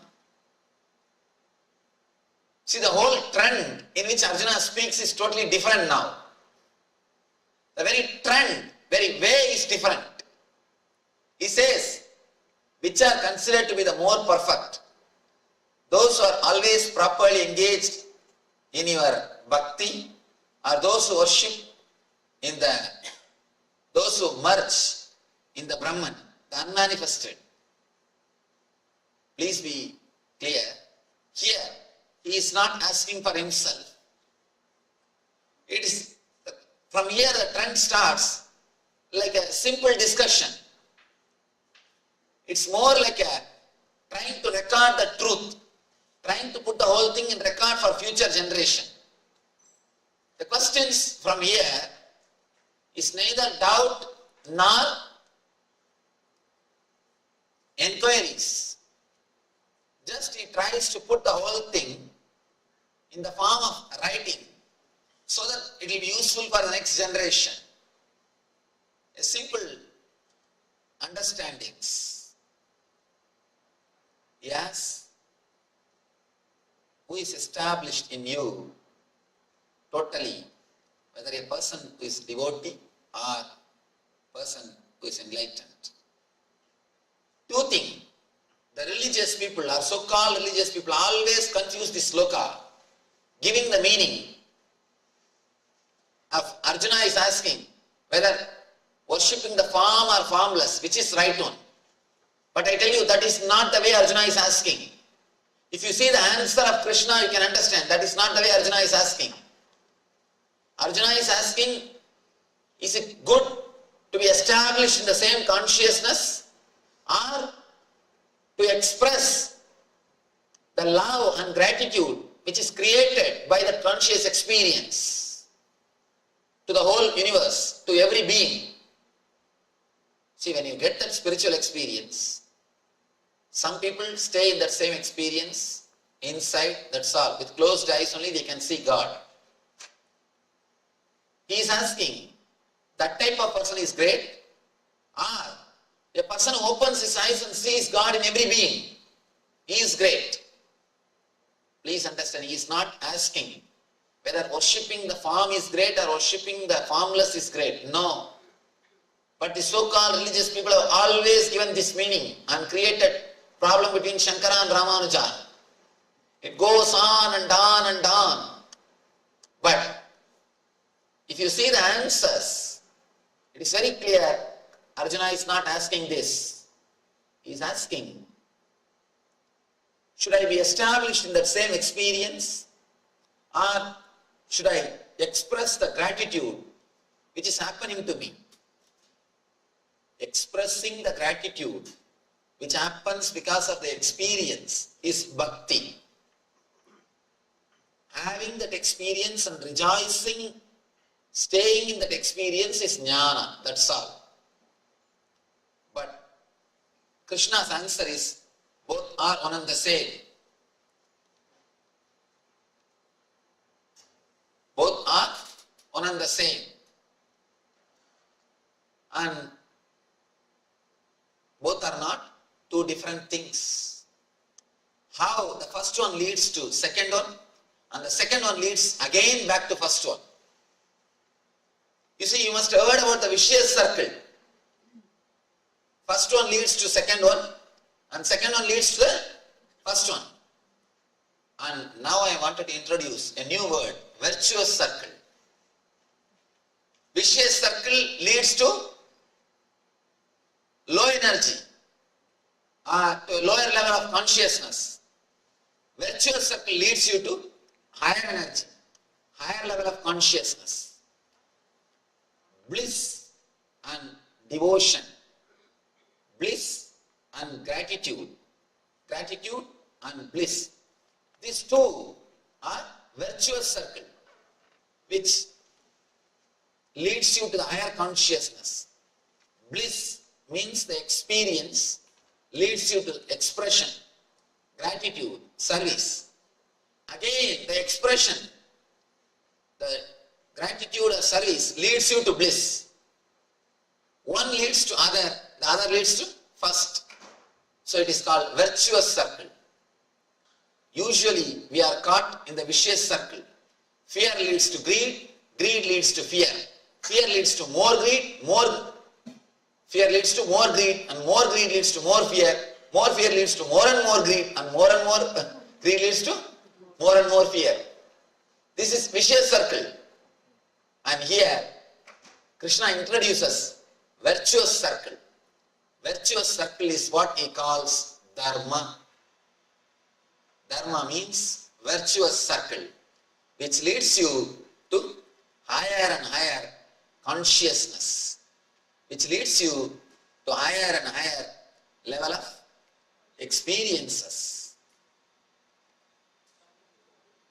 Sri Bhagavan Uvacha Maya Vesya Manoye Mam Nitya Yukta Upasade Shraddhaya Parayo Veda Deme Yukta Tamamada Maya Vesya Manoye Mam Nitya Yukta Upasade Shraddhaya Parayo Veda Deme Yukta Tamamada.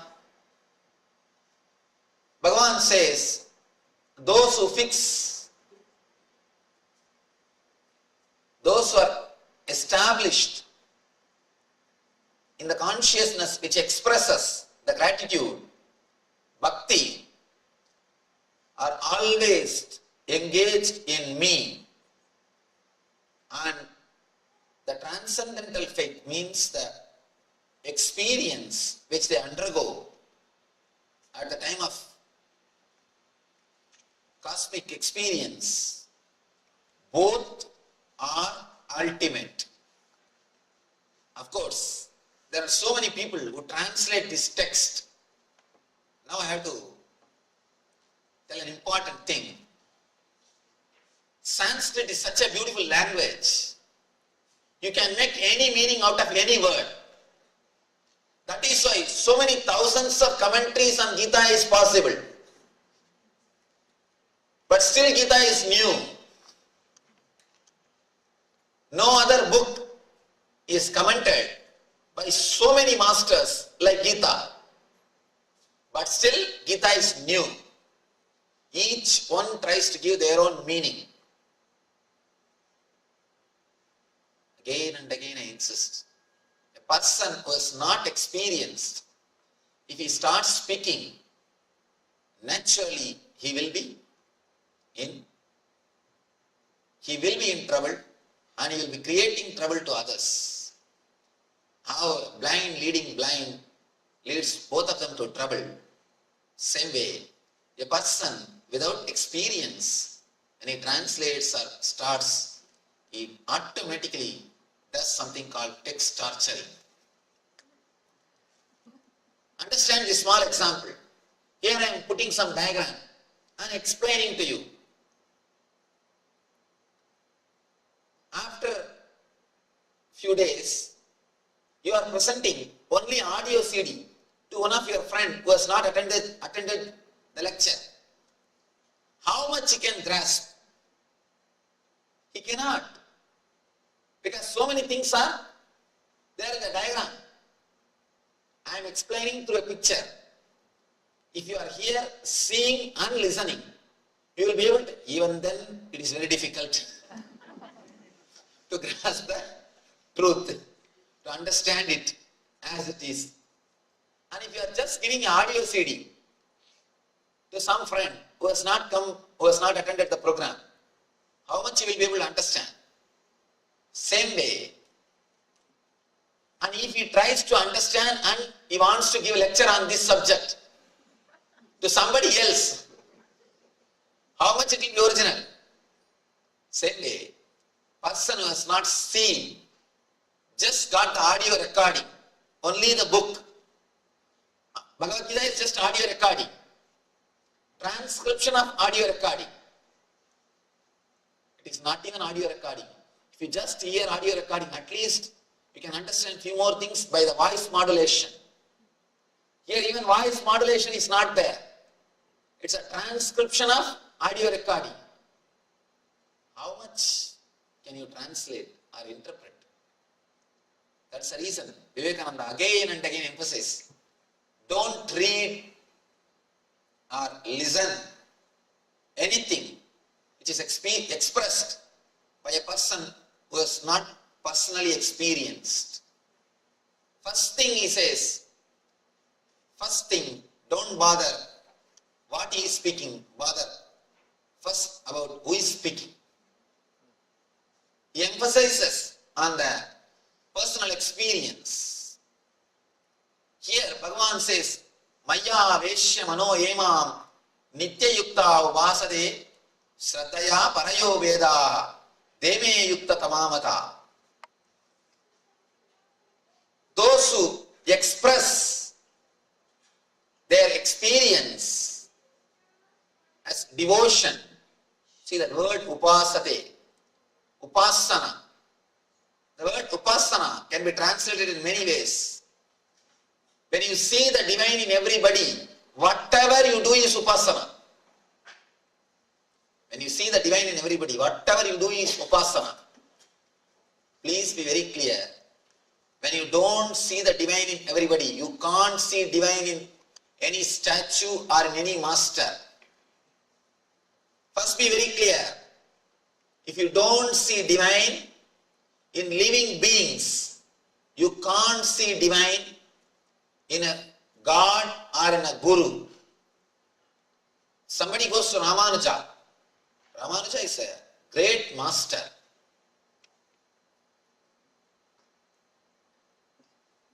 But for Ramanuja, South India would have lost the whole spirituality. Shankara went and settled in North. Even though he is born and brought up in South, he spent most of his time in North. It is because of Ramanuja, the devotion and the spirituality thrived in South India. Till the end, Ramanuja stayed in South India. Not only that, Shankara lived only 32 years, but Ramanuja lived for a long time. He lived in the planet Earth for a long time, and he inspired thousands of people. Ramanuja inspired thousands of people in the path of spirituality and meditation. One young man goes to Ramanuja and asks, Bhagavan, please tell me how to achieve bhakti, how to achieve God, how to achieve the devotion.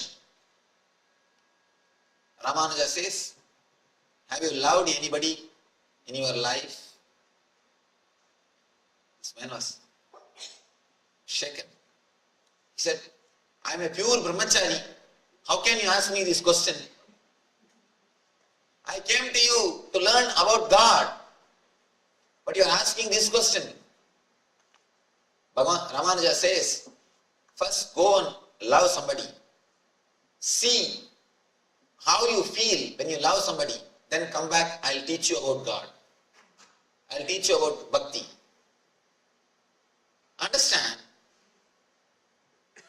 The man was, of course, naturally taken aback. He is not able to understand what Ramanuja says. Unless you love the person whom you are seeing, how you will be able to love the person whom you have never seen? If you can't love human beings whom you are seeing every day, how can you love the form of God or God whom you have never seen? What he says is true. What he says is true. We also should understand, unless you start radiating love in the space where you are staying, you can't love the whole world. Again and again I tell people, loving the whole world is very easy, but loving your wife is very difficult. Loving the whole world is easy because you don't have to do anything. Just say, I love whole world, I love whole world. But when you love your wife, you have to change your attitude. You have to change your mind. You have to change your words. You have to do something. You have to do something. Being established in the consciousness or expressing it towards the universe, both are one and the same. And only one more thing, when a person is merged, when a person is established, automatically he will radiate. Automatically he will radiate. Please be very clear. If the love is not happening, if the expression is not happening, be very clear, the person has not experienced. When a real experience happens, it automatically expresses. Experience is not something you can possess and keep it in your cupboard. No. Experience will possess you and it will sing through you. Somebody asks a Zen master, will enlightened man speak? Master says, no. Enlightened man will never speak. Only a person who don't know will speak. Then he asks, then enlightened master will keep quiet? Master says, no. An enlightened man can never keep quiet. If he keeps quiet, be very clear, he don't know. He is not enlightened. The disciple was puzzled. He was taken aback. You say neither he will speak, nor he will keep quiet. What he will do? Master replies, he will sing. His very being will sing. He will neither speak nor keep quiet. His very being will sing. Because you can't possess experience. Experience will possess you. When experience possesses you, whatever you do will be a song.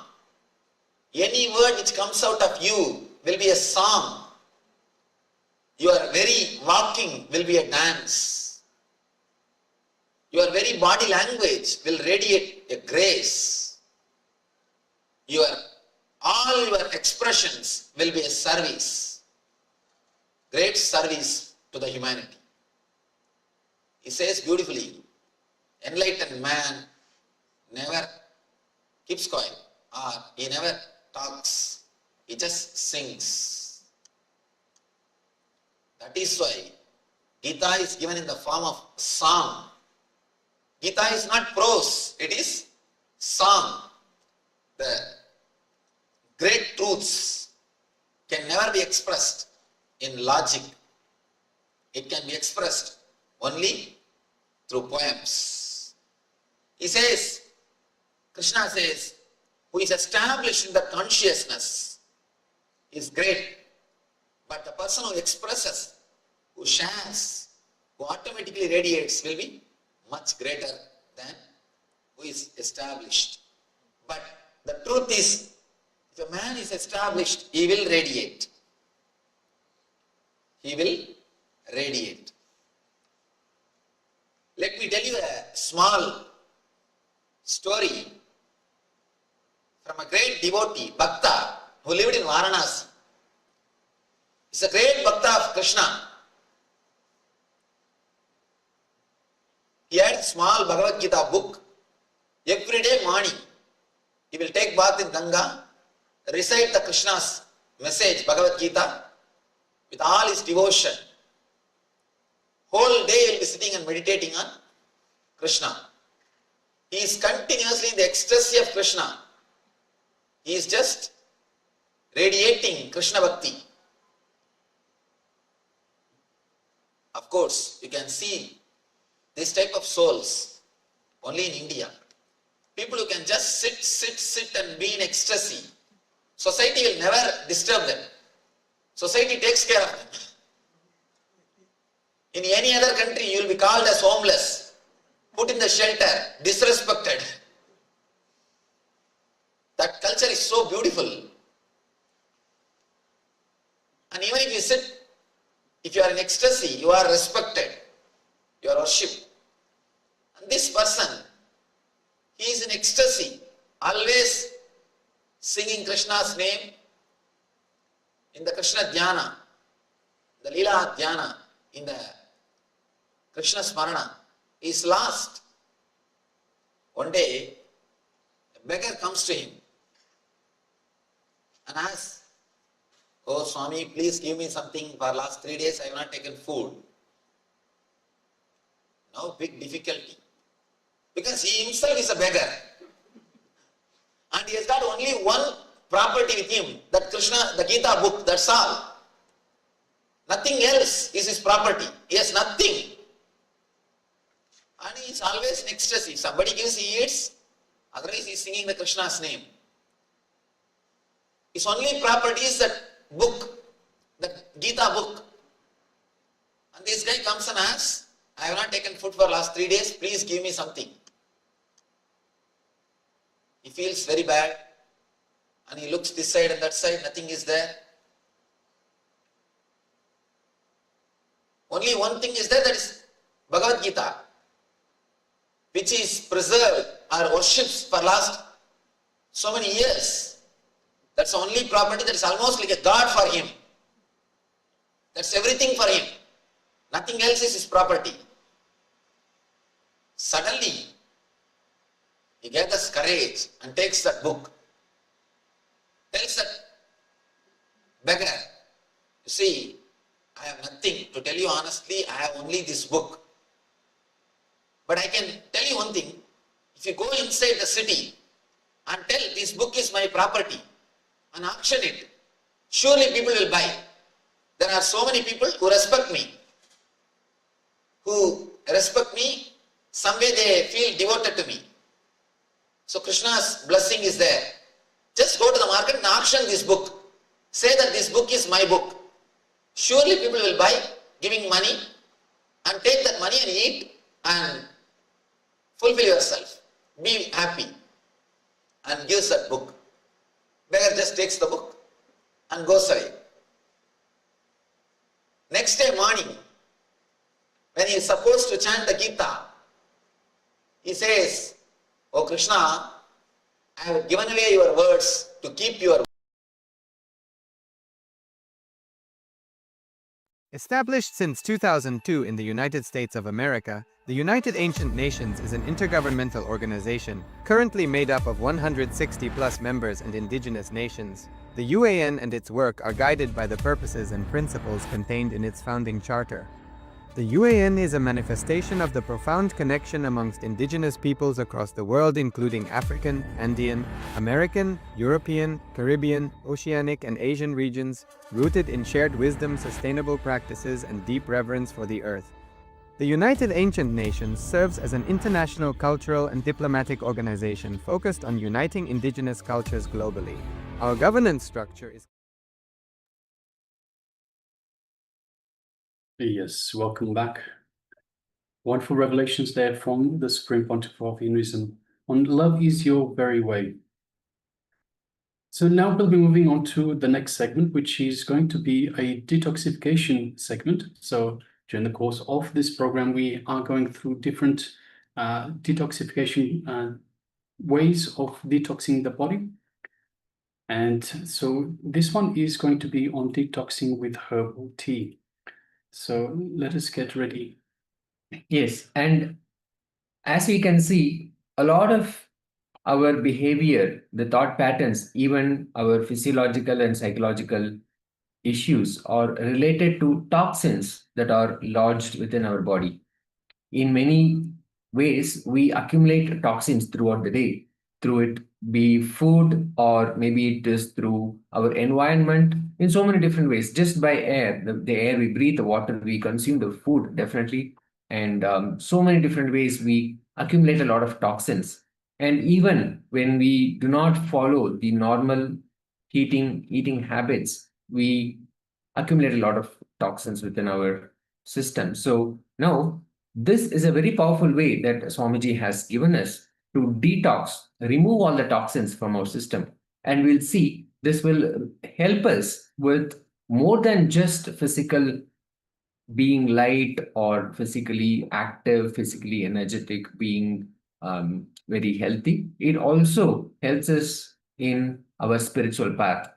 With an empty stomach, when the gut is clean, our consciousness is clean, our mind is clean. So it's a very powerful way for us to even sit and receive the initiation from the Supreme Pontiff of Hinduism. Because when all the toxins are removed, then we are ripe.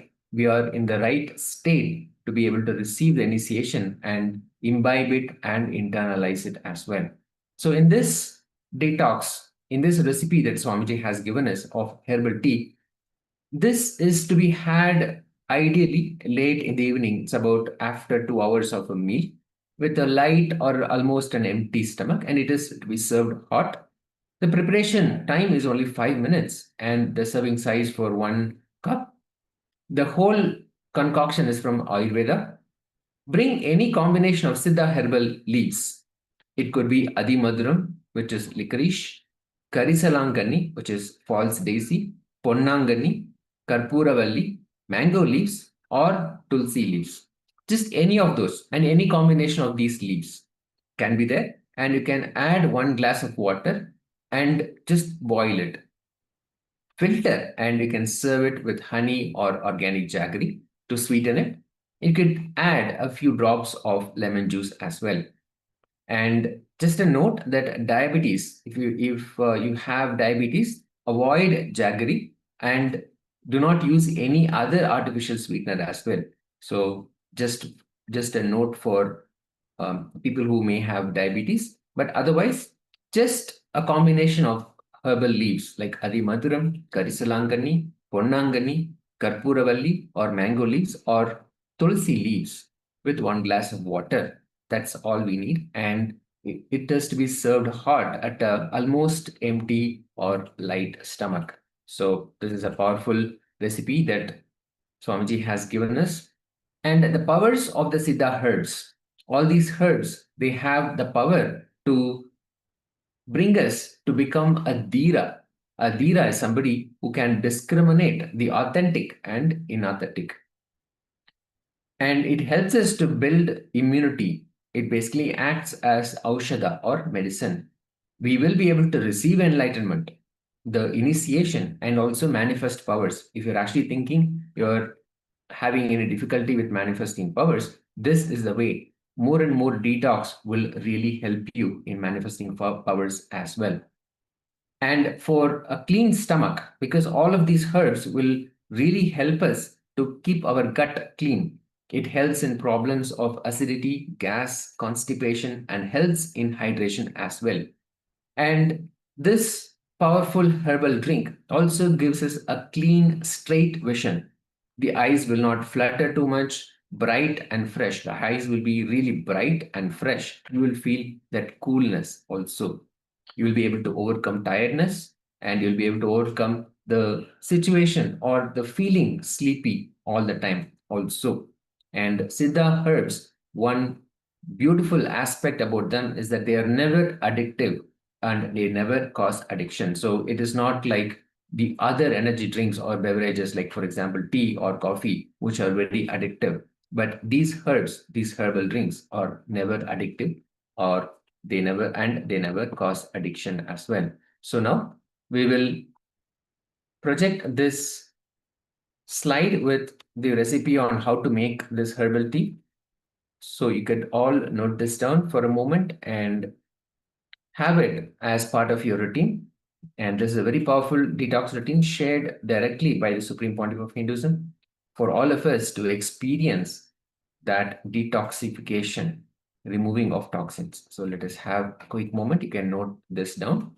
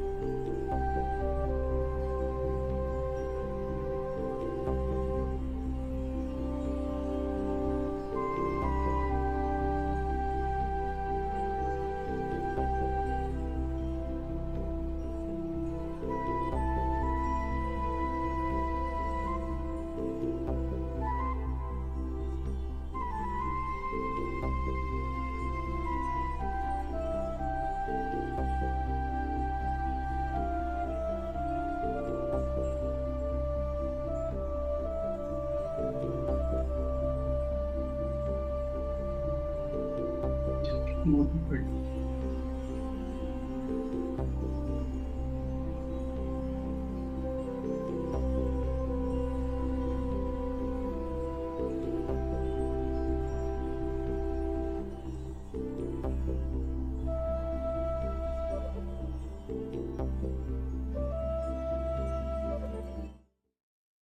Yes, we had a moment to note down this powerful detox recipe shared by Swamiji.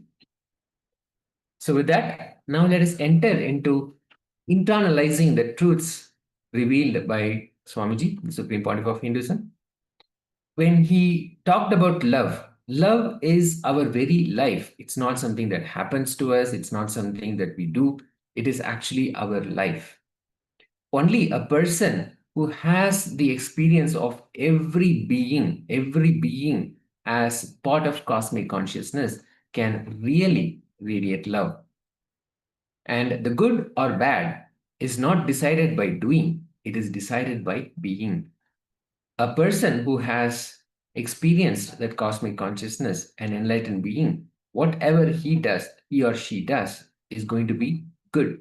And a person who has not experienced that, who has not tasted that being part of cosmic consciousness, no matter how much of charity or how much of good deeds he may do, it will only end up as bad. So the good or bad is not decided by the actions, but the space from which it comes from, the being that it comes from.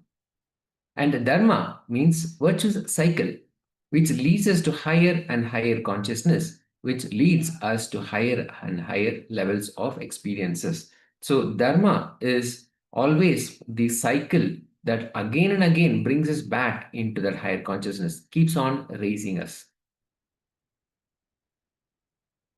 Now, we'll be entering into a meditation. A meditation to feel the overflowing love in us. For this, let us first sit down comfortably. Sit as comfortably as possible, as straight as possible. Just make sure that there is no tension anywhere in the body.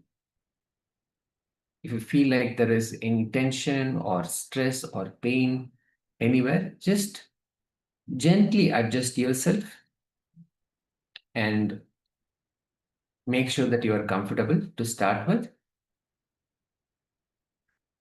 Inhale and exhale slowly and deeply.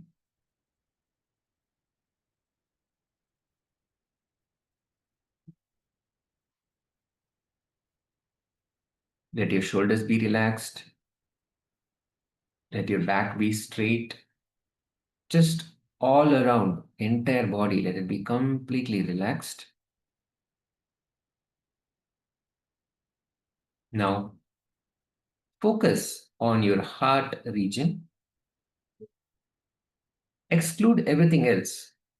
Only focus on the heart region.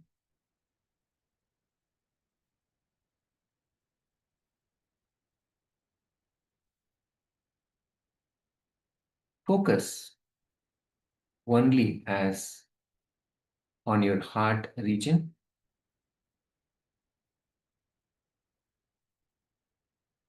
Visualize that your heart is an endless reservoir from where blessings can continuously flow. With your closed eyes, focus only on your heart. Visualize your heart is an endless reservoir where blessings continue to pour out. Feel every heartbeat deeply.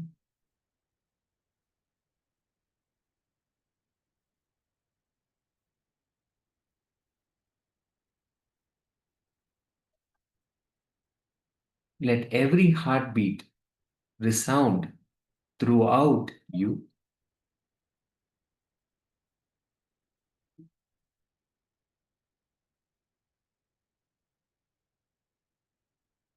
Feel your heartbeat deeply. Let every beat resound throughout you.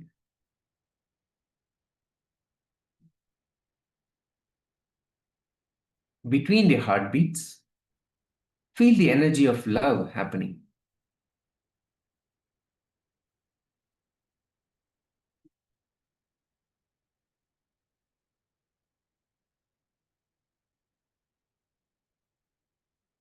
Connecting deeply with your heart, focusing only on your heart.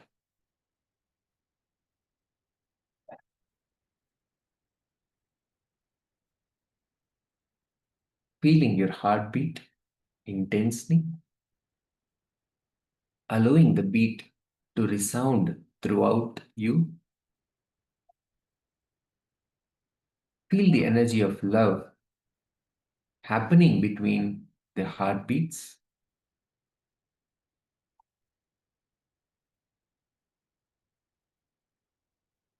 In the deepest parts of your body, mind, and soul, the love energy is simply waiting to be acknowledged.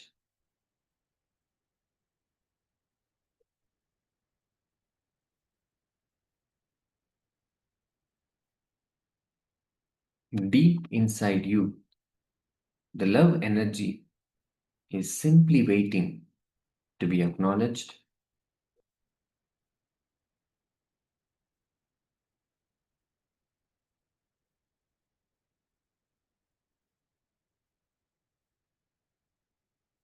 Invite the love energy of the heart to flow and fill these deepest parts of your body, mind, and soul. Just allow the love energy of the heart flow and fill all the parts of your body, mind, and soul.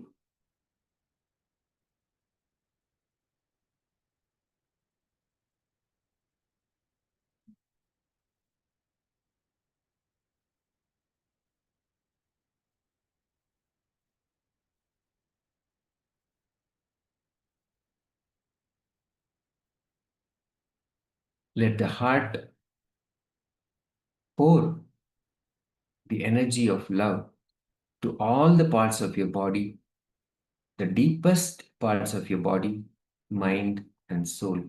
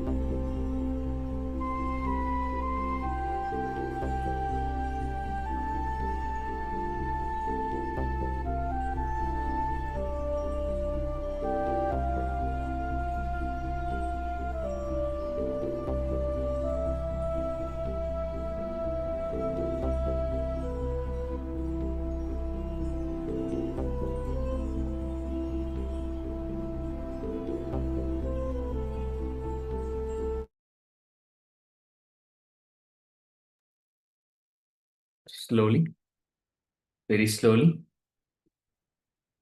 you can relax and open your eyes. Great. Such a beautiful and very powerful meditation from the Supreme Pontiff of Hinduism. From this beautiful space of oneness, let us now enter into a power manifestation session. In this session, we'll be manifesting the power of clairvoyance. Let's first listen to the Shastra Pramana, the scriptural reference for the power of clairvoyance. Jnana nacha pratimam tasya trikal vishayam abhavet durashruti durasetihi swechaya kagatam vrajet. Here, Paramashiva reveals he gets immeasurable experiential knowledge, knows the past, present, and future time, has Dura Drishti, power to listen to anything at far off great distances, Dur Drishti, power to have direct vision of anything at great distances anywhere, Kagatam, the power to walk, move in air by own will, like a kaga, which is a flying bird, and ability to speak in any unknown subject, omniscience. So all of these powers are attained when we have the initiation, which we have already had. The Supreme Pontiff of Hinduism has already initiated all of us to be in that space of oneness with Paramashiva. And from that space, from that beautiful space of oneness, we'll be able to radiate the power of clairvoyance, manifest Paramashiva through all of us. So let us sit comfortably with our head, neck, and spine in a straight line.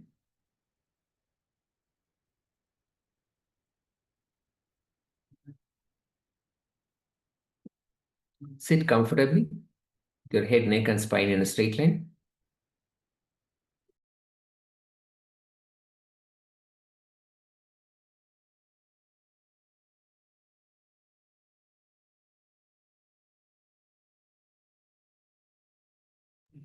Now, in this process, power manifestation, the acharyas will have an image displayed in front of them. Through the power of clairvoyance, all the participants will be able to see what exactly the acharyas are seeing without that image being projected on the screen here. And we have a quick question from Taylor Albright. Yes, you are in the right place. Taylor, you are in the right place, and welcome. Welcome to Paramashivoha. We are just entering into manifesting the power of clairvoyance. So let us sit back. Sit in that space of oneness with Paramashiva.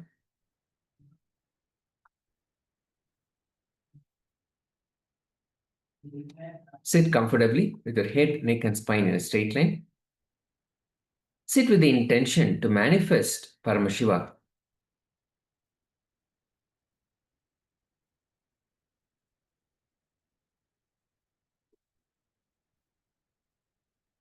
Now,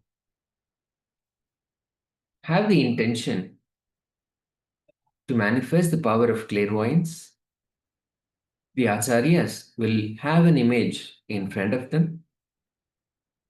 Hold the intention to see what the acharyas are seeing. Chanting the Mahavakya intensely will bring us back again and again to that space of oneness with Paramashiva. So let us chant intensely.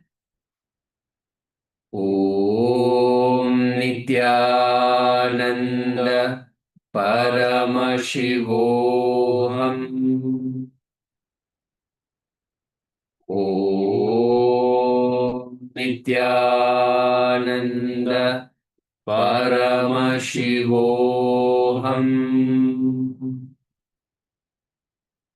Om Nithyananda Paramashivoham.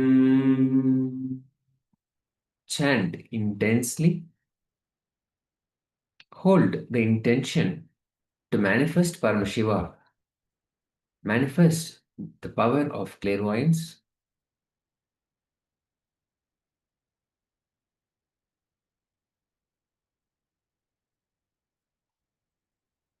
The acharyas have an image in front of them. Continue to chant intensely, connecting again and again with Paramashiva, invoking his presence in your inner space, allowing him to manifest the power of clairvoyance. Let Paramashiva reveal the image that the acharyas are seeing to all of us. Let us start.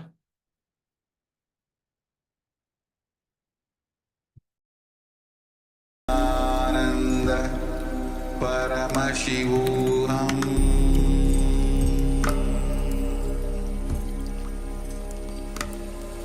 Om Nithyananda Paramashivoham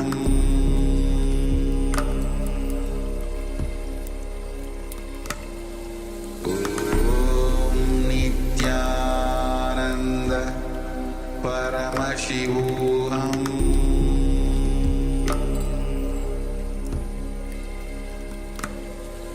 Om Nithyananda Paramashivoham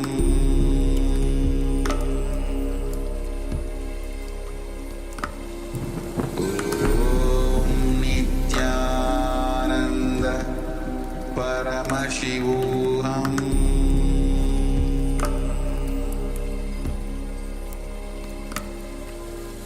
Om Nithyananda Paramashivoham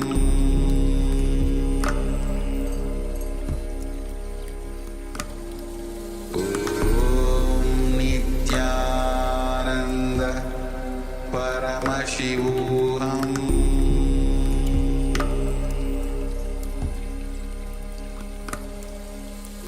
Om Nithyananda Paramashivoham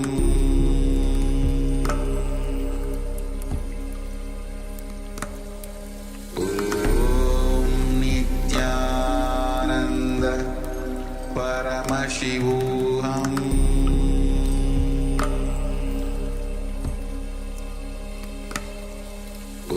Om Nithyananda Paramashivoham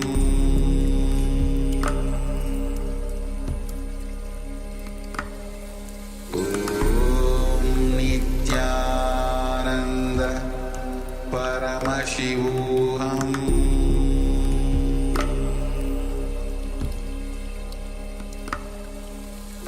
Om Nithyananda Paramashivoham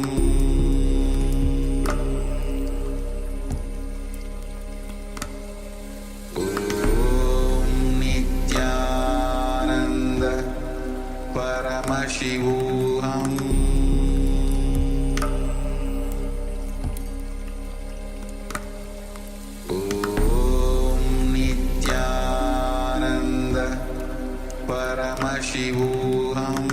Om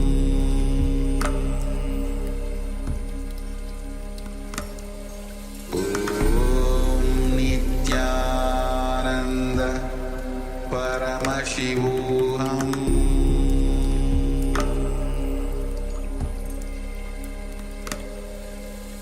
Om Nithyananda Paramashivoham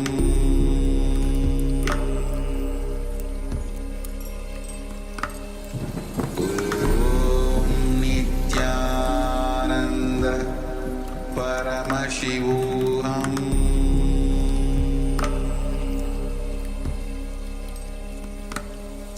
Om Nithyananda Paramashivoham